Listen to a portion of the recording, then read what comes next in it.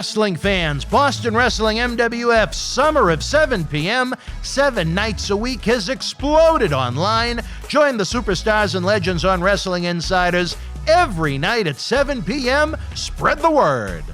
As first reported to our Boston Wrestling MWF family on Patreon, big things are happening as we wrap up our biggest spring ever and kick off our Summer of 7 p.m. beginning Memorial Day night, when brand new Wrestling Insider episodes premiere at 7 p.m., 7 days per week. We also kick off our Make-A-Wish Drive in high gear to help grant wishes to awesome kids that have been waiting over a year in many cases. After an Extreme Saturday with New Jack and a Demolition doubleheader with Axe, put the women and children to bed. As fresh from the Shawn Michaels A&E biography, Marty Jannetty returns for a Party with Marty tripleheader, Friday, June 18th, Saturday, June 19th, and then joining us again for the WWE Hell in a Cell pay-per-view, Sunday, June the 20th, taping episodes of Wrestling Insiders, watch-alongs, and cyber autograph signings. It's going to be a huge weekend that demands fan involvement. Head on over to BostonWrestling.com for complete information and pre-ordering option. Let's help keep wrestling legends working and great wrestling talk show content being produced. We can't do it without you. Help us explode into summer. 7 nights a week at 7 p.m. Wrestling fans around the corner, around the world, I'm Dan Marty. And I'm Mr. USA WWE Hall of Famer Tony Atlas. The road to WrestleMania has begun. Wrestling fans are looking to add to their man caves. You got to see what we have in the eBay store. Check it out. At Night of Champions 2020, Tribal Chief Roman Reigns successfully defended the WWE Universal Championship against his cousin, Jey Uso, in a must-see battle. Here is your chance to own a piece of Roman Reigns moments before battle on this beautiful limited edition autographed 11x14 poster, direct from friends at WWE. It's number 19 of only 50 made, includes WWE authentication hologram on the poster itself, suitable for framing and matting. You'll also receive a bonus Legends autographed 8x10 photo and an on-air shout-out on Wrestling Insiders as our thanks for helping keep wrestling legends working. Get this ultra-rare Roman Reigns autograph poster now. Boston Wrestling Sports and the MWF explodes into a new year of unknown with professional wrestling content galore, and we need you to join our family. Every Tuesday night at 10 p.m. after we review the previous night's Monday Night Raw, it's Wrestling Insiders at your house with the unpredictable WWE Hall of Famer, Mr. USA Tony Atlas. Wednesday nights after WWE, NXT, and AEW at 10 p.m., you never know who's going to show up on Wrestling Insiders Special Edition. Every Thursday night at 10 p.m. after our NXT and Dynamite review, it's Marty Jannetty's No Holds Barred Sex, Drugs, and Rock and Roll journey through the 80s and 90s on Wrestling Insiders Party with Marty. Friday nights after the lights go down at the Thunderdome on SmackDown, it's John Cena Sr.'s Wrestling Insiders Fabulous Fridays. Plus, look for classic clips, bonus live episodes, pay-per-view watch-alongs, and more. If you want early, ad-free access to all of our Wrestling Insider talk shows, our acclaimed studio shoot interview DVD library, and to help keep wrestling legends working during the worst of times, for less than a cup of coffee at Starbucks, join our growing family at patreon.com/Boston Wrestling. Expect the unexpected in 2021. This is Mick Foley. This is Harley Race. This is Shelton Benjamin. This is Mr. Wonderful Paul Orndorff. This is the Monster Abyss. And this is Daniel Bryan. This is JBL, and you're watching the MWF. Be there live.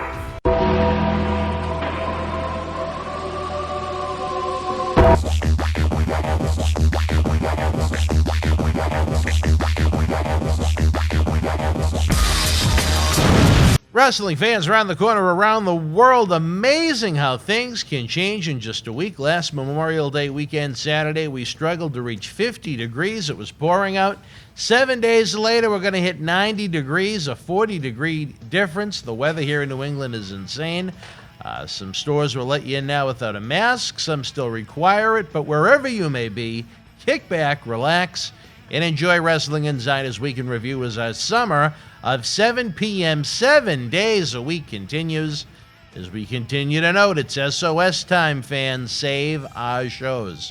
If you're unfamiliar with Wrestling Insiders Week in Review, what we do is get together on Saturday night and present you in your busy life with one-stop shopping that features all of our great Wrestling Insider Shoot interviews from the past week and one supersized program making for hours of great wrestling talk with a variety of superstars and legends. Our Wrestling Insiders Shoot interviews premiere every night, 7 days a week at 7 p.m. Eastern.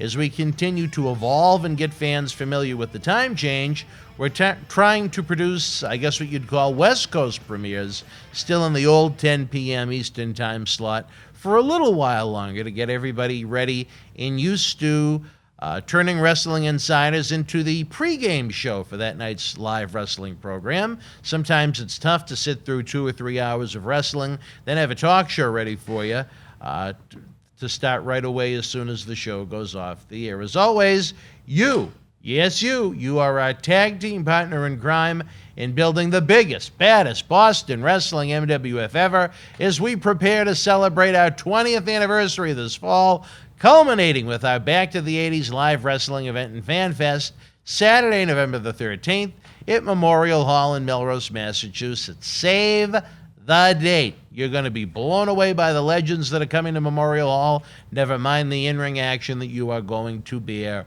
witness to. There are so many ways you can help us folks without even spending a penny. If you simply enjoy the content, give the video a big Jim Duggan size thumbs up and subscribe to the YouTube channel. Both are free, and it lets YouTube know that you're enjoying the content. They'll share the videos with them, as The Rock would say, with the millions and millions of fans that have no idea we exist. That's very important, because if we don't keep growing, we're going to stay stagnant, or we're going to start to shrink, and that's no good. Or we lose content. That's really no good.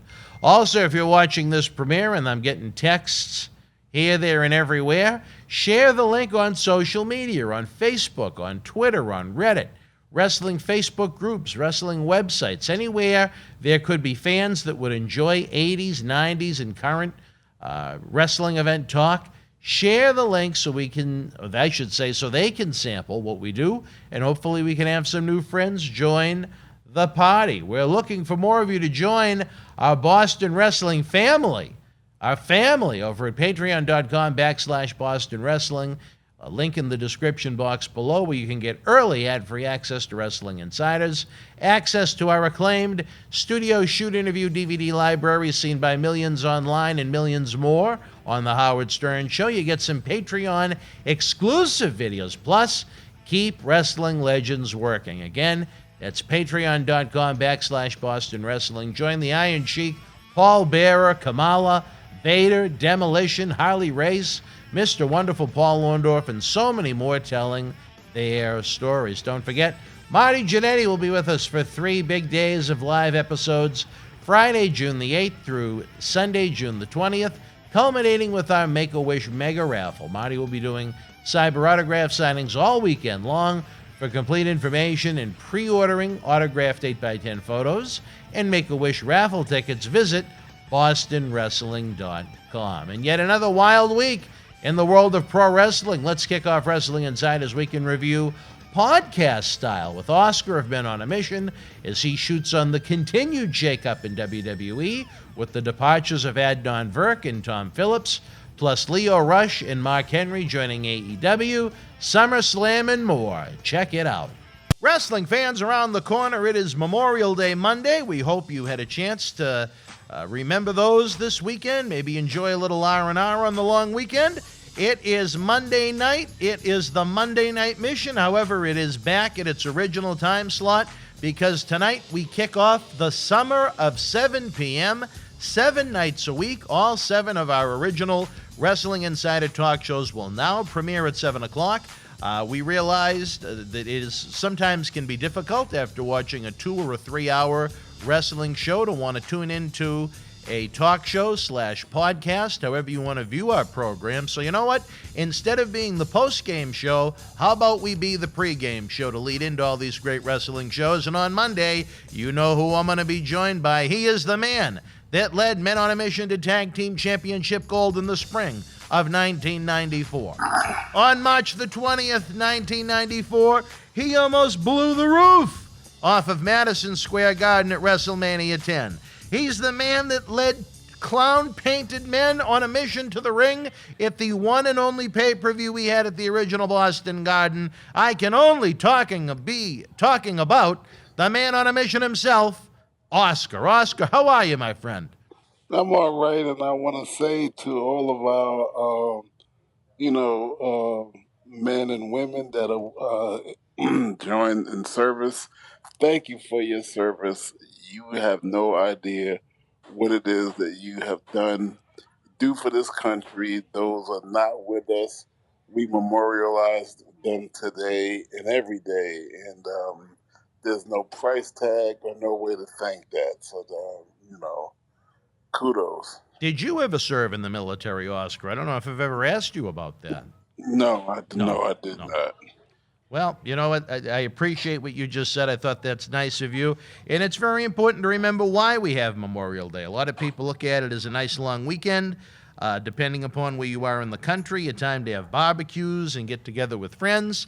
Certainly not here in Boston as we struggle to hit 50 degrees again today with the rain, but that's a different story for a different time. But you know what? Certainly, we got to remember these great folks, as we saw with the graphic to open the show. I know WWE usually goes above and beyond when it comes to the patriotic holidays, which is something nice that I like about WWE. AEW did the same thing last night.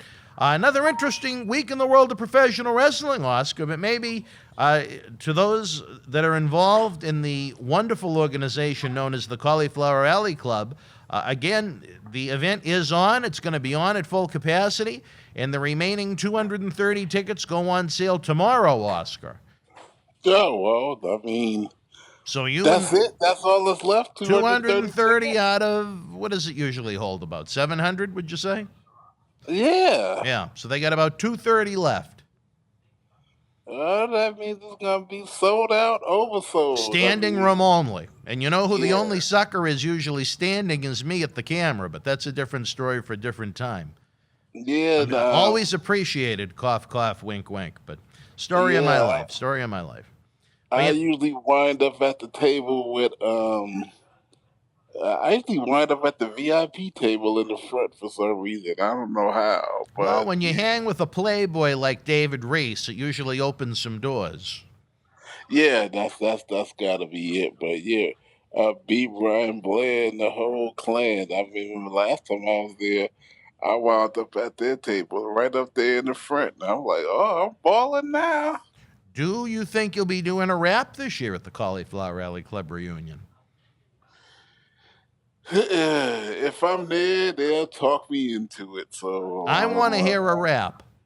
I'm sure it'll happen. All right, well, we'll have to wait and see. So again, fans, if you're a member of the CAC, about 230 banquet reunion tickets remain. It's an awful lot of fun. The week before my birthday, I am truly looking forward to it. And there we go with that. CAC in Las Vegas, Nevada. There's no better place to be. Oscar, I don't know if you saw the listing that was released by WWE, but 24 of the 25 live events that they're going to have between now and Labor Day have been announced. The SummerSlam location is a not so well guarded secret. What I find strange, though, is that this year's SummerSlam appears to be, as opposed to it's on a traditional pay-per-view night on Sunday, it's going to be on a Saturday, Oscar, from Sin City. Oh, on a Saturday? On a Saturday night. The reason why that is because there is a huge fight on Sunday. No, the fight's on Saturday, too. The fights? Which is why I find it really bizarre. I mean, would you want to be competing with the Pacquiao fight head-to-head in the same city, a few blocks away? Who do you think is going to get more media attention that week? Oh. Well, I'm going to tell you, I don't think that they would have been arrogant enough if it was Pacquiao in his prime. All right, fair enough. So I think it'll pretty much be, if it's not a push, WWE might come slightly ahead. Well, I'm going to be interested to see if they open up the full stadium for this event, not over the worry of coronavirus, but just the fact that traditionally Las Vegas has never been a huge market for professional wrestling, and it's not one of the biggest markets. When you take a look at other places where they have WrestleManias and so on, such as Dallas next year and Los Angeles in 2023, are there going to be that many fans willing to travel for SummerSlam in that kind of heat in the middle of August? I don't know. I think they might have a hard time filling the entire stadium, that's for sure. Well, I don't know if that's true because when WrestleMania was out in the Bay Area a few years back, they had a pretty packed crowd. You're talking about the one that was at the San Francisco 49ers home stadium? In San Francisco. Oh, right. San Francisco is one of the biggest markets in the country. Las Vegas is not. So I'm interested to see if there are going to be that many fans willing to travel for SummerSlam. They certainly weren't for WrestleMania, where they had about 18,000 paid each night this year in Tampa. So I don't know. I don't know what to expect. Well, I mean, what the timing of Tampa is a different story than what the timing of that's going to be. In Tampa, we were still skittish about going outside. We were still skittish and fearful about going to live events. So now that we just in a different vibe right now. We in a vibe where the CDC is telling us, take your mask off, and we didn't have a vaccine, then. The vaccine is on full scale rollout. People are not afraid to go outside and go to live events like they were before. Mm-hmm. So, in that reason, you would see a different picture. So, you think because of the vaccinations, you think we're going to see people that are more open to attending a big event? Most definitely, yeah. And then wrestling fans. Those are the craziest, hard-nosed people out there. They love their wrestling. So if anybody in the sports world is going to take a chance and go do some stuff and go to some events, it's going to be your wrestling fans. So I think they'll do quite well no matter where it's going to be. They're starving for it. They're hungry. They miss it. And so they're going to roll out the bucks to buy tickets, and they're going to roll out the time for the travel. Well, I hope so. I hope it draws a really good crowd. I have been told by friends within the wrestling world that the tickets to the live events that they have put on sale are really no difference from where they would normally be pre-corona. I don't know if that's necessarily a good thing, but it's not a bad thing. I mean, we know they weren't knocking him dead at the box office as business was down, but at least from attendance-wise, from the tickets that they've sold thus far, it's not down compared to pre-coronavirus. So that, to me, is a positive. Well, it may not be down, but it should be. Yeah, I don't necessarily agree with, ticket sales being the same or higher or whatever. I think they should give the fans a break when it come down. What do you mean, give them a break? Give them a break as far as the price of ticket sales. Oh, the prices. Oh, I see what you mean. Okay. Well, that's definitely an argument that could be made. But, I'm a little surprised, Oscar. I thought where there were just so many people so anxious to get out of the house, I thought maybe we'd see a little boost in live attendance. And you never know. It could change. But at least in the markets that they already opened up tickets for live events for, it was really not much of a difference at all, good or bad. It was just pretty much the same as where they were before the virus began. And I have to say I was a little surprised by that. Well, to your point, the psychology can work both ways. Because people are starving and itching to get out the house and everything like that, they probably could get the same money, maybe even more. So I see the point on both sides. Well, you want to talk about out, and we talked about this during the week. What about the former lead voice, I guess, the last two former lead voices of Monday Night Raw, both Adnan Virk and Tom Phillips are out at WWE. Tom Phillips with the company 10 years, Adnan didn't even make it 10 weeks. But interesting shakeups continue in WWE. Oh, well, you got me good with the Adnan Virk. I had generously gave him some time, and 7 shows in, he is out of there.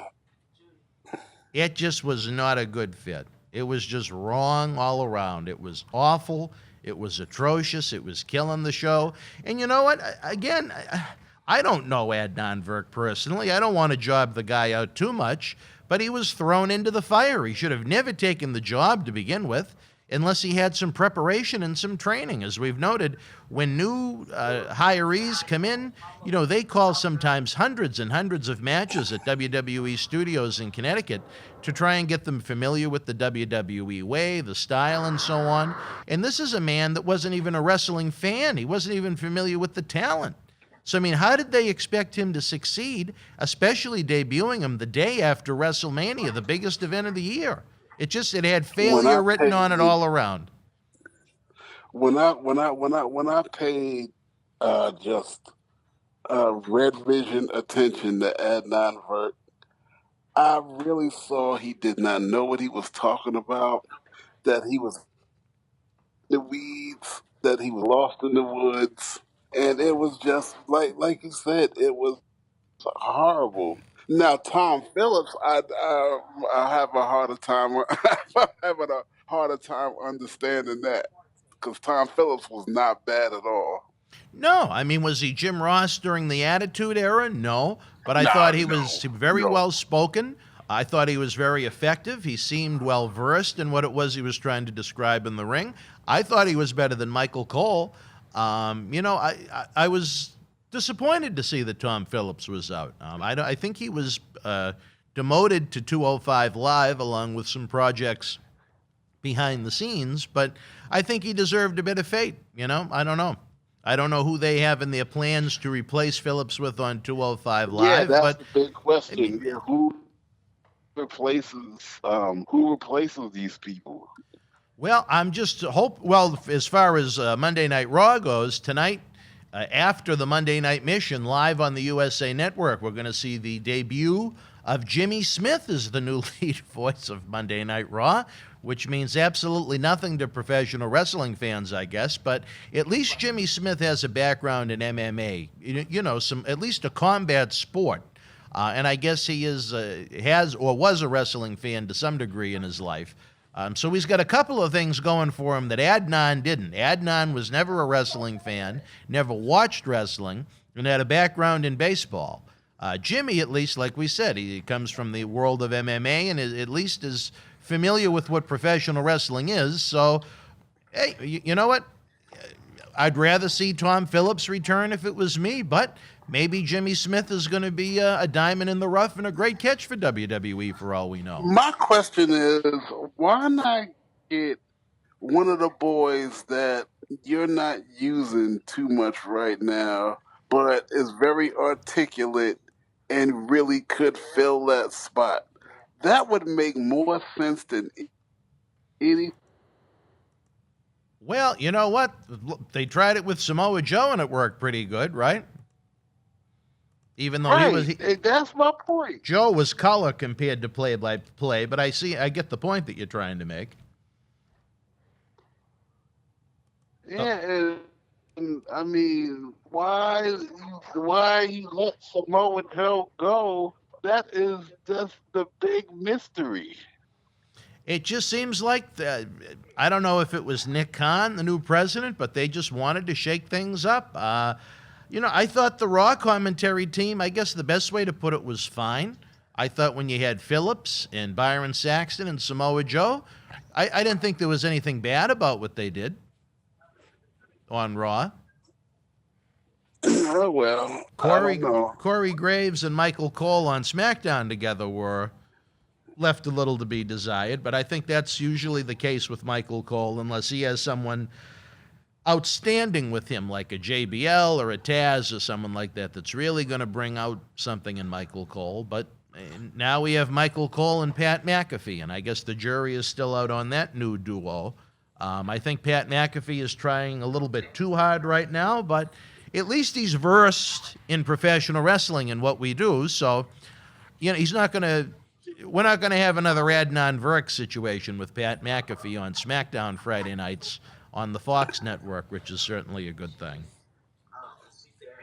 No, you're right. When you had JBL, that's my point. You had a JBL, one of the boys, but somebody who could talk, somebody who could actually, call an action, call an action and make sense, and then he's entertaining. That's what you need to get instead of these unknown cats that, and I put it like this. When JBL came, I knew that JBL was going to do a good job. I didn't have no question. I didn't have no question about Samoa Joe. So why getting these people who, first of all, names that a lot of us, most of us, if not all of us, don't know, and then we got to play the guessing game for 2 months on how they going to do. Well, right now, if you were out in Vegas, what would you put down money-wise on the length of stay for Jimmy Smith on Monday Night Raw? Would you have one? I put it like this. I would have to see Jim. I have to see. I didn't make an informed decision when it came to Ad. So I'm not gonna get sucked into that game again. I would have to. I would have to see him 2 or 3 weeks. Nah, 2 weeks. I'm more percent. I would have to see him a couple of weeks, and then I could place my bet. Because Adnan Burke, I got sucked into that. Well, you're going to give Jimmy a Smith. You're going to give Jimmy a Smith. You're going to give Jimmy a chance. I think that's awfully fair. You said it right. I'm going to give Jimmy a Smith. Exactly. Oh, my gosh. I am tongue-tied after last night's long endeavor that John Cena Sr. and I had with the AEW show. We'll talk about that in just a little bit. But also, beyond the announcing, Oscar, we had about another 60 employees released from WWE. What's going on over in Titan Towers over there? A lot of consolidating going on, I guess maybe you could call it.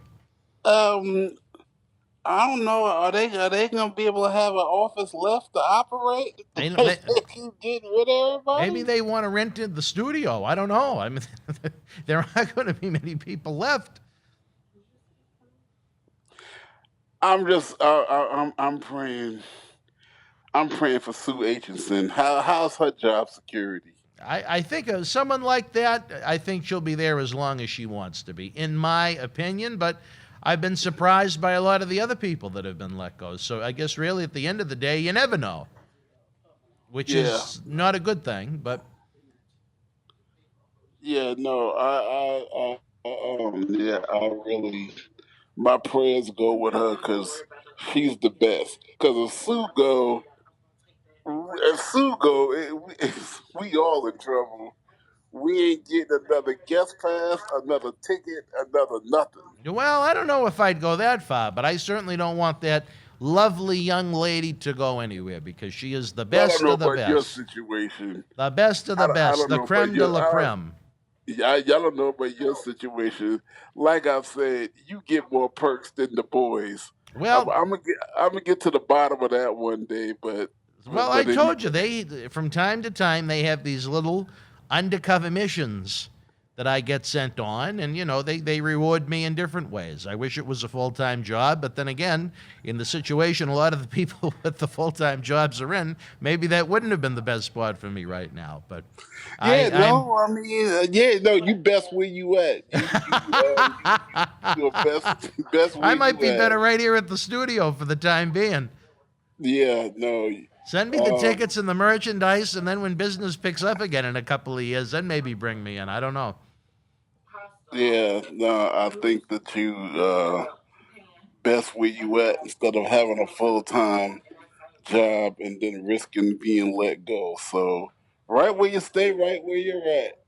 Let me ask you this, Oscar. What have you thought of the rumors that have been going around that WWE and New Japan Pro Wrestling have been having at least some preliminary conversations about perhaps partnering up in some way, shape, or form.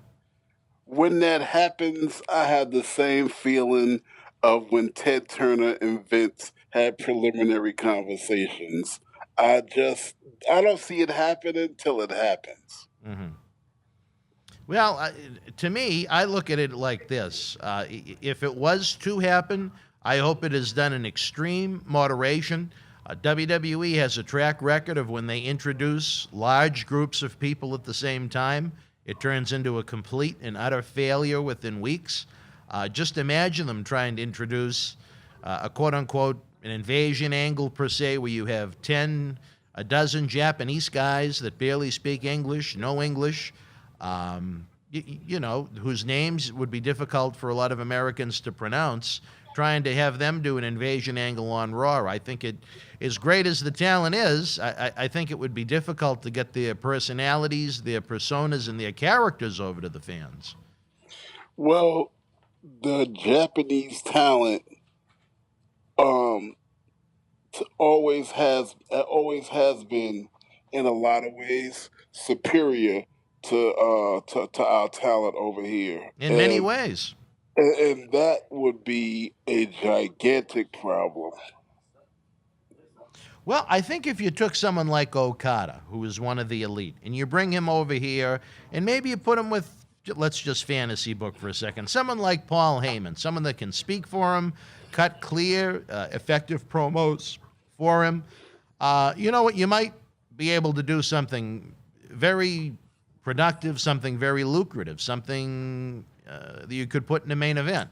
But again, if you go the route of bringing in a dozen of them at the same time, I'm going to tell you, it has disaster written all over it, because I'd like someone to point to a direction where you can show me where they have successfully pulled that type of an angle off. Because whether it was WCW, ECW, Nexus, anytime they try and do these large-scale invasions, it's just horrible. It's why even when they try and do it each year with Survivor Series now, with the Raw brand and the SmackDown brand going head-to-head in brand-to-brand competition, they just do a draft a month or two before Survivor Series. How are the fans supposed to become attached to these rosters that change every single year? Yeah, well, how about this? How about a scenario where Paul Lee could actually be the spokesperson for all of them? For all of the Japanese?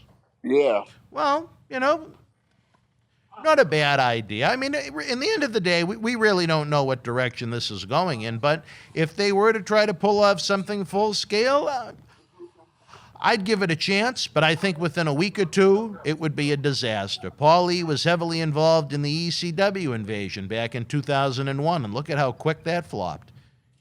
Within a matter of 6 months, WWE had complete control of WWE, WCW, and ECW, and by November, less than 6 months later, it was completely over, done, finito, sayonara. It was horrible. Yeah. It was horrible. Well, we just have to keep our eyes open and see what happens. Now, switching gears. Oh, all right. I don't believe everything I read. All right. But I did read something that made my eyes blossom, and that was that Mark Henry is going over to AEW. Well, I wanted to save that for the AEW portion of the show after the commercial break. Maybe that's a good teaser, Oscar. Why don't we do that? Right now, fans, we'll take a brief time out. Don't forget, our summer of 7 o'clock, 7 nights a week, kicks off tonight.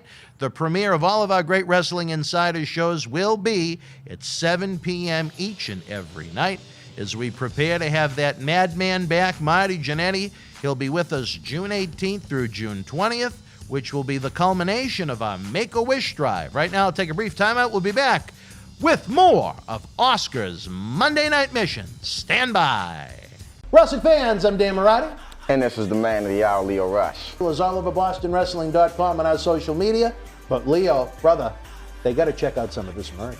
They got to. Check it out, fans, right now, available on eBay. As the Demon, he became the first WWE Universal Champion at SummerSlam 2016. Here's your chance to own this limited edition collector's autographed art print, personally signed by Finn Balor, one of only 50 made, direct from our friends at WWE. Also signed by original artist Rob Schamberger. Help keep wrestling legends working. Get this awesome collectible for your wrestling collection now. Cheer! Why, hello! I would ask what was on your mind, but I already know. You want to know what has got my beard looking oh so majestic. And I'll tell you, it's sexy as hell beard care. Coconut oil, vitamin E oil, almond oil, both sweet and bitter, shea butter, it's all natural. Yes, JTG has actually come out with a high quality product. So support your boy by going to sahbeardcare.com and take one step closer to becoming sexy as wrestling fans, especially here in the Boston area, we want to thank our great friends at Red Rose for their support for all of our charitable endeavors and programming efforts.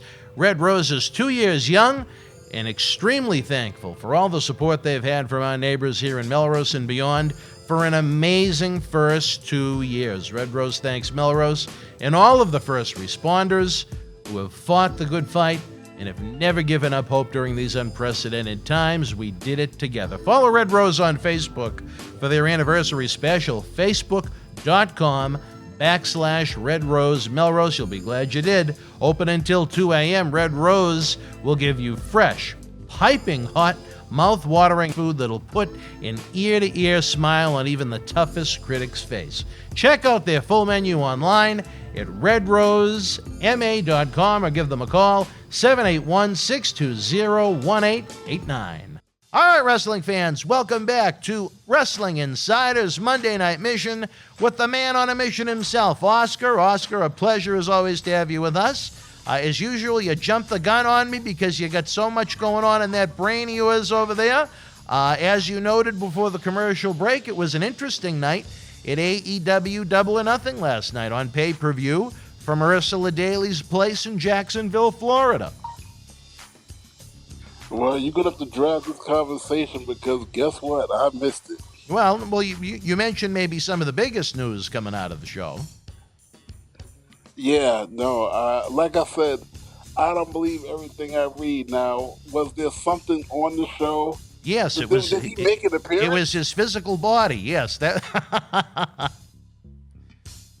Yep, they brought him out and introduced him to the sold-out. I don't know if it was sold out, but at least the large crowd they had in Jacksonville. So Mark Henry is indeed all elite. Oh, my goodness. Another jumping of the ship, so to speak. You know, we was talking about you was talking about New Japan and the WWF merger, and this is where I would have lost money to you again. I did not give AEW 6 months, but from what I understand, Tony Khan and his brother, these people got more money than Vince. From what I understand, that is true. So, but I still did not give this organization 6 months. But they are making unlimited moves to solidify this company. I don't know how much Mark Henry is really going to mean to AEW. No, it's not going to mean nothing. I don't see it meaning nothing significant. But what I'm trying to say is, they are just unlimited.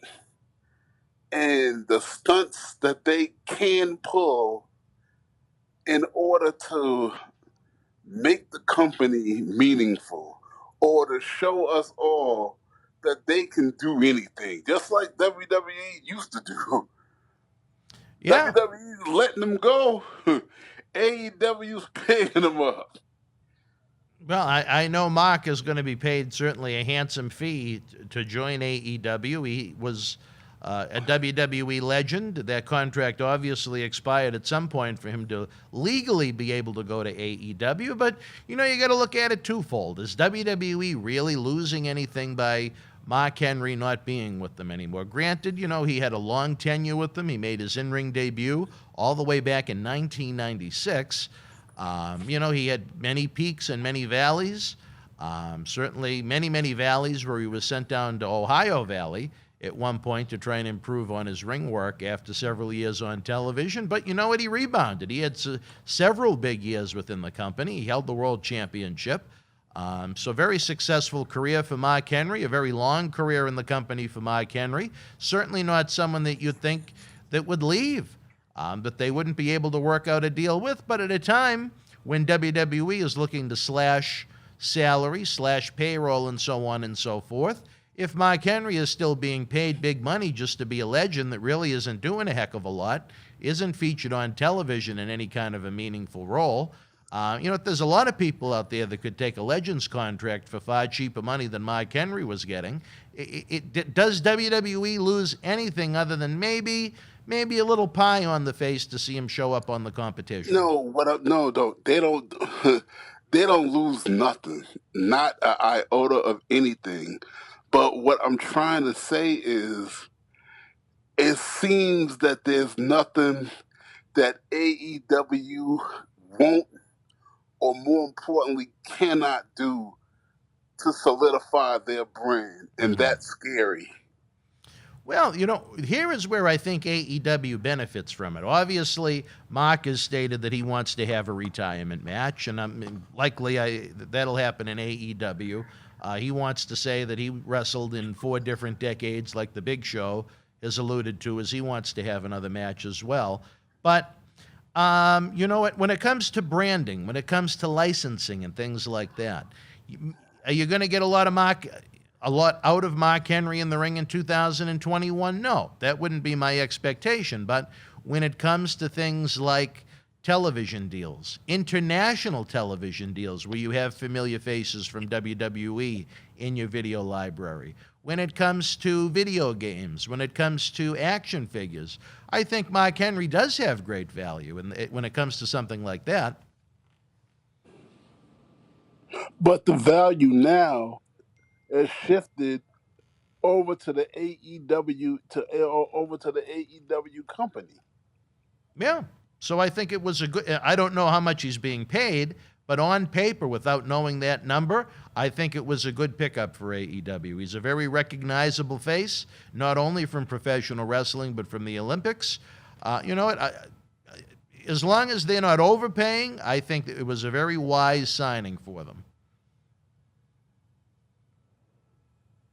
No, it was. No, the acquisition was very smart. It just shocks me that they were able to do it. It's like I said, it's not that it means a whole lot. It's not a blockbuster in the wrestling world, but at the same time, it does make a statement, and the statement that it makes is kind of shocking to me. It reminded me a lot of when they announced Big Show was coming in. You know, who expected that relationship to end with WWE that was over 20 years? It was a huge for them to get Sting. And Sting, to be fair, I think they're going to get more mileage out of and more value out of, where he is, you know, a regular character on television as opposed to someone that's doing commentary like Big Show. Mark Henry's role is largely going to be a commentator on the new Friday night show AEW is going to premiere on August 13th, I believe, called Rampage. And he's going to be kind of a coach behind the scenes, which I think he'd be good at. But like you said, at some point, I think we'll see a Mark Henry match or two, just not on a regular basis. But Sting, he's been an active character in the ring since he debuted with them back in December of last year. No, I mean, the whole thing, to me, the point is, they are proving to be quite formidable, in the wrestling world per se. I mean, it's reminiscent of the Monday Night Wars, Yeah. where WCW was a force to be reckoned with. They were on the same skills, on the same level, financially, talent wise, and everything else is WWE, and it was a real competition. And I don't think Vince is loving it. And again, fans didn't have a choice before, but they have a true choice now. It's not like Ring of Honor, it's not like Impact, it's not like all those lower brands where they on TV but they don't matter. This show is get multiple nights, pay-per-views that are real pay-per-views. That people are buying, yeah. A very, very, very, very, very solid talent roster, and the ability and the money to acquire even more. So Yeah. I mean, it's a real it's a real situation. Well, you know what I found both funny and ironic at the same time, Oscar? I don't know if when you were checking up on what happened at the pay-per-view, if you noticed the debut of another friend of ours here in the MWF, former MWF superstar. He was with us in studio just a couple of months ago helping with the Paul Bearer toy drive. A man that became an enemy of Mark Henry last year across social media and on the radio, Lio Rush made his AEW debut in the Casino Battle Royale. Oh, now see, he's a talent. Yes. Lio Rush has some real ring chops. Absolutely. And I'm happy for him. I'm really, really, really happy for him. I was sad to see him go because they didn't have valid utilization for him over there, when he was over there, Mark Henry's homeboy. I mean, that wasn't no spot for a kid that really had in-ring talent. So, but see, here's one of the things that I fear for Lio Rush over at AEW. What do you got, brother? AEW has talent, but they have too much talent of the same caliber. Mm-hmm. So what do you do with everybody? That's going to be that. I think that's going to wind up being a problem. What do you do with everybody? Everybody can't be on top. If everybody's in the same kinds of matches, the people are going to start to notice that. That's going to come to be a problem. Ratings are going to go down. Attendance at your pay-per-views and your live events are going to go down. So I think that there's just too much talent for to make storylines and scripts that are meaningful. Well, I think the addition of the 1 hour show on TNT beginning August 13th is a good idea. It showcases the talent in a meaningful way as opposed to they have two very long internet shows on Monday and Tuesday night, AEW Dark Elevation and AEW Dark, that sometimes have 14 or 15 matches on them to try and get all of these independent talents on the show. But my point is, that's obscene to me. Okay. My point is, that's too much. Yes. I think we agree on that one 110%. That is too. I've never watched either one of those shows for the point that when I saw how many matches they had listed, it's when you have so many other first-run wrestling shows on television, it's too much. If you're a diehard AEW fan, maybe you like the fact that there's that much AEW content available each week. I don't know. I like a mix of everything, I guess, is the best way to put it. And I don't have time to sit through another 4 or 5 hours of wrestling each week. Maybe I'd find some talent that I like. Maybe we'd find some talent that we'd like to have here in Boston Wrestling MWF. I think it's funny, though, Oscar, if you go back to our last in-ring live event before coronavirus squashed us, look at all the talent from that event that AEW has brought on board. I mean, you have Right. Mark Henry now, Vicky Guerrero is there, Brian Pillman Jr. is there, Matt Seidel is there, the former Evan Bourne. Leo Rush, who I mentioned, was in studio with us not too long ago. There's a lot of familiar faces that have worked with us within the past year or so that are all popping up on AEW. I mean, who's next? Tony Atlas? You? David Reese? Who's next? If you talk to Tony Khan. And that's the point. My point that I'm making is, you got all these programs because you got too much. Just because you can do something, don't necessarily follow that you should do it. Good point. You don't want to make it an overkill. And I think they're getting... And it's already there. That's what I'm trying to tell you. I'm going to ask your opinion on this one, Oscar. And as I noted, I think them adding that Friday night show at 10 p.m. right after SmackDown on TNT, I think that's a good idea because there's a lot of eyeballs already watching wrestling on Friday nights. So you're going to have almost the potential to have a built-in audience.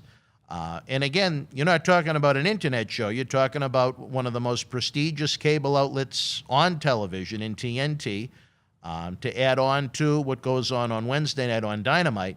Do you think it might be for the best to axe one of the two very long internet shows that they have, an AEW Dark and AEW Dark Elevation? Positively. Yeah. I agree with you. I wanted to see your thoughts, though, before I inserted my opinion on it, though. Yeah, positively. But this whole segment has been about too much. I think if you look at it, if you combine what's on television and you combine what's on the internet, you're probably looking at each week 8 to 9 hours of original AEW wrestling. Yeah, and is there anyone that wants to see that? That's almost as much as Vince. Yeah, that's way too much. That's way too much. You're gonna kill yourself if you don't get a grip and trim the fat. Yeah. Well, I mean, you know what? I don't know if you need to trim the fat. My thing is, why not come up with long-term ideas, long-term storylines, so you're not flying in all these needless bodies each week that you don't need. I mean, the one thing I liked about the Monday Night Wars is that with WCW, at one point they had over almost 150 talents under contract. The money being wasted was that they were flying them in each week. I can't imagine what the travel budget must have been for those shows. But let me tell you what I would do. What would you do? If you got all this talent, what you want to do is, instead of just running consistent storylines, you run some with one pack, then you let the fans just marinate and stew on that situation for a couple of weeks, and then you go ahead with the second pack. Maybe that will work out. Well, let me ask you this one, Oscar. Maybe, let's say AEW goes with the format they have now, but what if they take even just one of the internet shows and go the direction that I have been almost pleading for a wrestling company to go with now for such a long time, an all-women show? No. Now, why is that? No, because the women don't have enough chops in order to keep fans interested, in order for it to be all in. They certainly don't have it in WWE, and they certainly, if they did it, it would only last for a little bit, but they couldn't keep it in AEW or nowhere else. But everyone keeps saying on the internet that everybody loves women's wrestling. How could it fail? And I'm being very sarcastic right now. Yeah, no, you can't do that. You gotta, if you're gonna have them, you gotta mix it up. I don't know if we discussed it on this show or if it was, when you do 7 talk shows a week, it's hard to remember who you talk about what with. But Mickie James noted in her release, she had the same idea I did. She tried to push upon WWE officials long before she was released. Why don't we try and have an all-women show? Blah, blah. And, she gave some ideas why.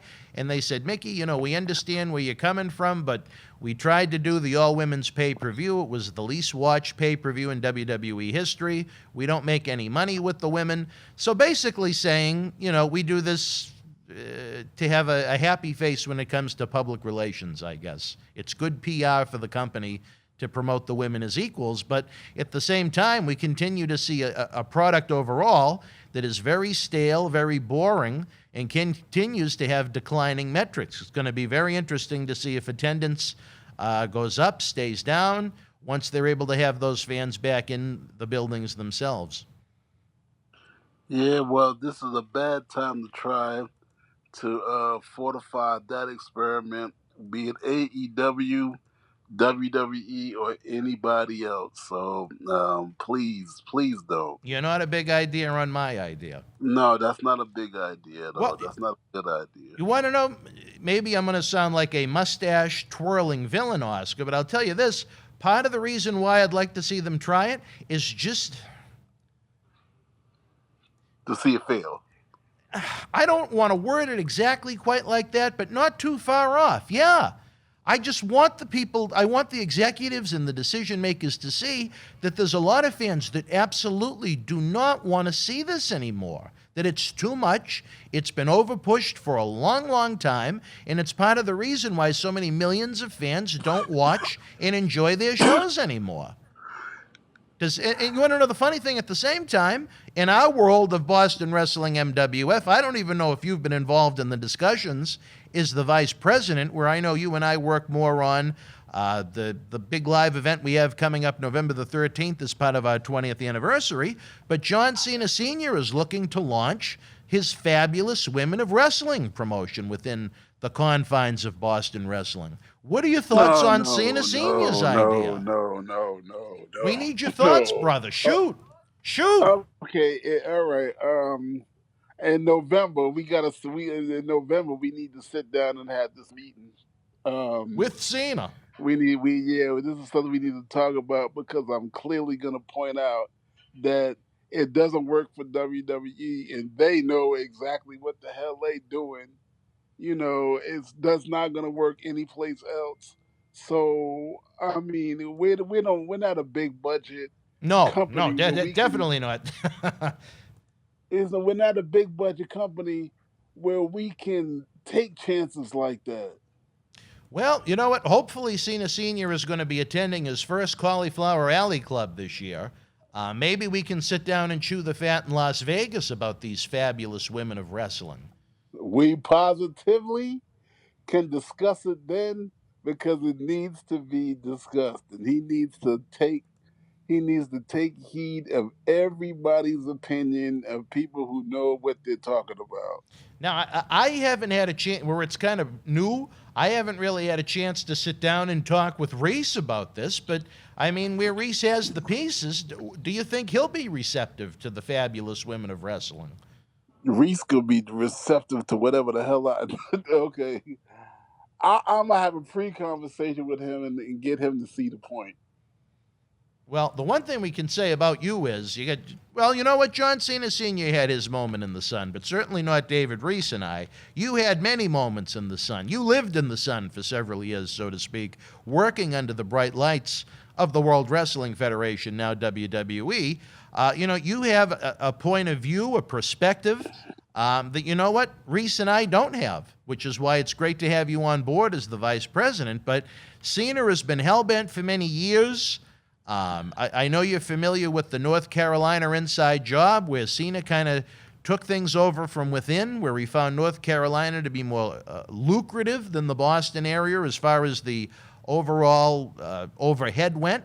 He brought it to North Carolina, where it was far cheaper to run, and granted, he did have some great success down there in the North Carolinas. But to show what the man he was at the time with his friend Pocahontas, Dylan Cage, that low-life scumbag, as soon as those awful storms hit the area, and I'll say this, I might not like the people I'm talking about, but the people of North Carolina are great people. Once those storms hit and those floods hit, and that area was decimated, I mean, literally for years in some ways, John Cena Sr. got on his plane and flew home and said, "C'est la vie, North Carolina." So I don't know. I don't know. The way I see it playing out, and this is just me predicting the future. Yes. You're going to have to probably let Cena run one show. Then when he sees how terrible it is, then he'll abandon this idea forever. You think it'll be one and done, almost like Reese with the peas? Because you're not going to be able to sit down and get him to see reason because he thinks he knows more than all of us. Well, the wrestling world is a crazy place right now. On a more regional, independent level, might an all-women's promotion work? I think it would have a better shot than on a national level. But is it still something that I want to have to sit through and be a part of? You know me. I'm busy enough with everything that we do already. I don't want to have an all-women's platform dumped in my lap on top of it. Well, then, brother, you're gonna have to really make your point because I don't see it happening no other way than it being shown how bad of an idea it is. You can tell him all day long. He needs to live it. He's got to live it. All right, fair enough. Well, Oscar, I tell you, geez, the clock is still a-ticking, my gosh, and it seems like we're just getting warmed up.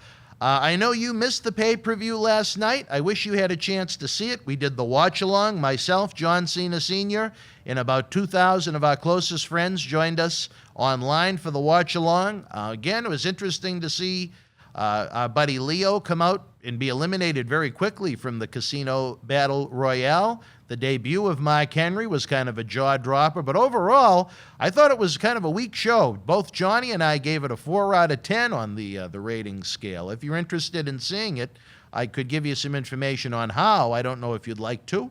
But you know me, I'm very generous with those types of things when it doesn't cost me any money. We're also kind of overhauling an idea that you and I spoke of off the air, as opposed to trying to do these little mini online endeavors. What we're going to do is set up one big, massive, giant Make-A-Wish raffle that is going to culminate at the end of our Make-A-Wish drive on Sunday night, June the 20th, during WWE Hell in a Cell. Marty Jannetty is going to be live in the studio for it. And one winner is going to win an entire jackpot of prizes, Oscar, all to help the great kids at Make-A-Wish, some of whom have been waiting over a year to have their wish granted. And you know what? That's one thing that pulls on the string of my hearts, like I have multiple. It pulls on the string of my heart. I know when you were involved and worked with WWF, WWE, you were very happy to help the Make-A-Wish kids when you had a chance to. Tell us a little about what does Make-A-Wish mean to you, Oscar? It makes me happy and sad, all rolled up in one, because, you know, these kids' fate is really, really bleak. And just thinking about that just, tears your heart apart. But at the same time, it brings you joy that one of their last living moments is something that's on their bucket list, and you're a part of making that happen. If I could do that every day, I would devote my life to doing it, because it gives you a wonderful feeling to know that you have done something wonderful, for another human being in that capacity. And to everybody who participates in that, God is smiling down on you, and just keep doing it. And I just love it, and I cherish it with all my heart. For as little as a $5 raffle ticket, Oscar, you can win a jackpot, which will probably have well over $1,000 worth of prizes in it. We've dug into the MWF warehouse to get some great items. I know Demolition Axe has a ring-worn mask, superstar mask he's going to be including. I've spoken to friends at the WWE Performance Center in NXT about assisting. I've spoken to some friends in Stamford, Connecticut about helping out. So, maybe even some of the other groups, AEW and Impact Wrestling, they might want to get involved. It's a great thing for some great kids. It pulls on the strings of my heart, as I noted. It makes me very grateful that the two kids in my life have never taken ill or been in that situation. And when we have our live MWF events, I love to invite the kids from Make-A-Wish, because the great thing is, how it goes is, unless the child actually requests the wish, they don't lose it. So when we offer something to Make-A-Wish, it doesn't count towards that wish for them. So they can come 100 times to a Boston Wrestling MWF event. It won't stop that child from wishing to meet a WWE superstar or to go to Disney World or whatever their interesting wish may be. So anything we can do to help those kids, it means a lot. Again, we're going to be having a giant Make-A-Wish mega raffle now through Sunday night, June the 20th, right before the main event. Maybe we'll have Marty Jannetty draw the winning raffle ticket. Again, for as little as $5, you're going to win dozens and dozens of prizes. It's a really cool thing. I'm very proud to be able to do it. It makes me proud to be part of Boston Wrestling and the MWF when we do things like this, Oscar. Well, I'm proud of you for orchestrating something like this. I'm one of many. I'm one of many. You're a really good guy. Using your connections and they're not self-serving. I'm proud of you and thankful for you for doing it. Well, thank you. And I want, funny enough, on Memorial Day, I want to thank a lot of the great fans that are involved, especially on Patreon at patreon.com/Boston Wrestling, where they get, we note they get the early ad-free access to the talk shows and the DVD library and some exclusive content. But because of a little work we did over on Patreon, this weekend, as a matter of fact, we were able to make a very nice donation to the Wounded Warrior Project. And what a better weekend to do that. We had someone within the organization lost a close relative that was served this great country, and we were able to make a nice donation to Wounded Warrior Project. I know The Undertaker is heavily involved in that, so to be able to help Wounded Warrior Project was a great thing. It literally took me until just now to realize that it was Memorial Day weekend we made the donation, so I was really happy to see that happen too. Well, it's good to have a giving heart, and it's good to be a part of charities. The Wounded Warrior Project is a fantastic one, to help people who have sacrificed. They've sacrificed for us. Given of their lives. And be able to give back, is just amazing. And I, hope that their families getting all the prayers and support that they need aside from that. And just God bless everybody who's involved. All right, wrestling fans, what a great way to end this show. Again, we hope you had a nice Memorial Day weekend. To those that have served, we tip our caps to you and thank you so much for allowing us the protection that we need here in this country to be able to do a talk show like this and all the other things that we enjoy and sometimes take for granted. Absolutely. Absolutely. We would not be able to do this if it wasn't for the shield of protection that those men and women risk their lives and give their lives to provide. Thank you, thank you, thank you. And I think that's a great way to end the show, Oscar. Again, don't forget, folks, our summer of 7 p.m., 7 days a week is kicking off now. Every night at 7 p.m., except on a pay-per-view Sunday, a brand new Wrestling Insiders is going to kick off. We're going to be the kickoff show to that night's wrestling show instead of being the post-game show as we were. Hopefully that'll get more eyeballs on what we're doing. If you could, give us a big thumbs up. Subscribe to our YouTube channel. It's free. You get access to over 2,000 free videos, and it lets YouTube know that you like what you're watching. If that's the case, YouTube will showcase our video to the millions and millions of fans that have no idea we exist yet. Once those fans find us, especially if they love 80s wrestling, 90s wrestling, if they're into the current events, I have a feeling they're going to love our content. So we need you to be our tag team championship partner and help the cause. Just simply give us a thumbs up, subscribe to the channel. If you use social media, share some links, and I guarantee you we're going to continue to grow and do bigger and better things as time goes on. For my partner in crime, the man on a mission himself, Oscar, I'm Dan Marati. Coming up next on USA Network, it's Monday Night Raw, the debut of Jimmy Smith for the next 3 hours. Let's see how that goes. Until next Monday night, you and yours be well, stay healthy. Good night from Boston. The World Wrestling Federation was live at Kemper Arena in Kansas City, Missouri, Friday, May the 31st, 1985. In the opening contest, Bret Hart beat S.D. Jones. George Wells with the win over Jim Neidhart via disqualification. Polish Power Ivan Putski defeated Barry O. Don Morocco victorious over Swede Hansen. Superfly Jimmy Snuka battled Cowboy Bob Orton to a draw. Mr. Wonderful Paul Orndorff beat Bobby the Brain Heenan. Tony Gurria with the win over Steve Lombardi. And in the main event, WWF World Champion Hulk Hogan retained the title over Brutus Beefcake. If you were in Kansas City live, share your memories in the comments section below. Use the links in the description box to keep Wrestling Legends working in our eBay store and on our world-renowned Patreon streaming service so we can bring you more interactive superstar shoot interviews to relive the good old days of professional wrestling. Check it out.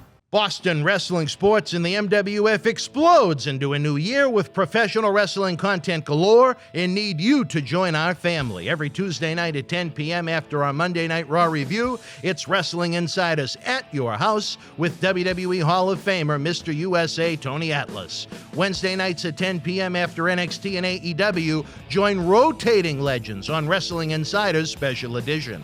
Every Thursday night at 10 p.m. after our NXT and Dynamite review, it's Marty Jannetty's No Holds Barred Sex, Drugs, and Rock and Roll Journey on Wrestling Insiders Party with Marty. Friday night after SmackDown, don't miss John Cena Sr.'s Wrestling Insiders Fabulous Fridays. Plus, look for classic clips, history videos, bonus live episodes, pay-per-view watch-alongs, and more. For less than a cup of coffee at Starbucks, get early ad-free access to our Wrestling Insider talk shows, our acclaimed studio shoot interview DVD library, and help keep wrestling legends working during the worst of times. Join our growing family at patreon.com/Boston Wrestling. Expect the unexpected in 2021. Wrestling fans around the corner, around the world, I'm Dan Marati. And I'm Mr. USA WWE Hall of Famer Tony Atlas. The road to WrestleMania has begun. Wrestling fans are looking to add to their man caves. You got to see what we have in the eBay store. Check it out. Support Wrestling Insiders and keep wrestling legends working on eBay. Get this WWE NXT TakeOver War Games 2020 11x14 limited edition autograph poster signed by everyone on the event, number 23 of only 100 made. Includes signatures from the Undisputed Era, Johnny Gargano, Damian Priest, Tommaso Ciampa, Timothy Thatcher, Io Shirai, Tony Storm, Rhea Ripley, Dexter, Loomis, and more. Comes with authentication hologram on the back of the poster. Also comes with mystery autographed 8x10 and an on-air shout-out from WWE Hall of Famer Mr. USA Tony Atlas on Wrestling Insiders at your house. Get it now. Wrestling fans, especially here in the Boston area, we want to thank our great friends at Red Rose for their support for all of our charitable endeavors and programming efforts.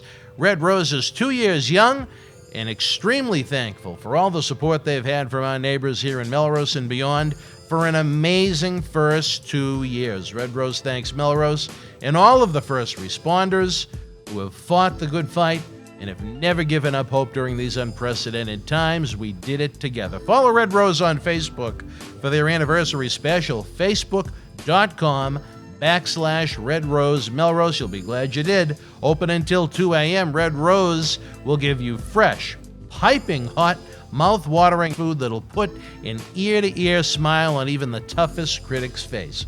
Check out their full menu online at redrosema.com or give them a call, 781-620-1889. Don't forget, on Monday, Oscar and all of our Wrestling Insider programs are moving. New Wrestling Insider Monday Night Mission episodes are every Monday at 7 p.m. before Raw, which will hopefully be your new pregame wrestling destination and make it easier for you to join us for the time being.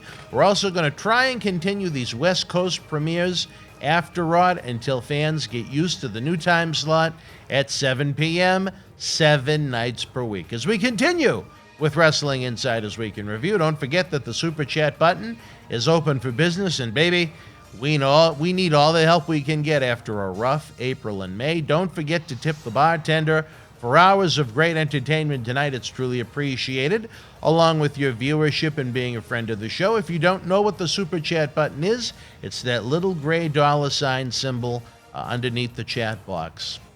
Anything you can do to help, highly appreciated. Up next is a very thought-provoking episode. A Boston Wrestling MWF president, Dr. David Reese, is an acclaimed psychiatrist outside of his work in pro wrestling. In this episode of Tony Atlas's Wrestling Insiders at Your House, the good doctor tries to explain why Tony has the love of shoes and abuse.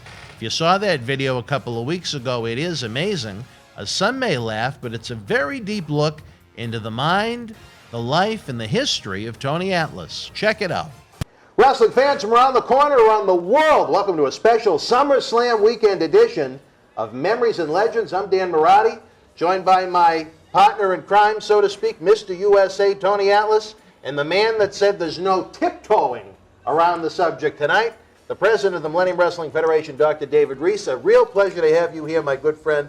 I can't put this man over enough as what a quality human being he is, and that's sincere and from the heart, Dr. Reese. Everyone's been talking about it, the Tony Atlas Vices video. There's more footage that's been included in this program. Before we begin to try and have a great in-depth discussion, respectable discussion, maybe just give a little of your background to the fans outside of your work here in professional wrestling. Well, I am a psychiatrist, and that's my real-life job for way too many years, 3 decades. And I've worked with a lot of different people from every walk in life, and a lot of athletes. That's just been a niche that I've worked with, both in terms of treating people, but also just sort of advising, life coach, and studying what goes on in different sports, wrestling, football, baseball. So right now I do a bit of everything. I do consulting, I still do frontline work, do a fair amount of work with the media. Keep busier than I want to. A trustworthy individual.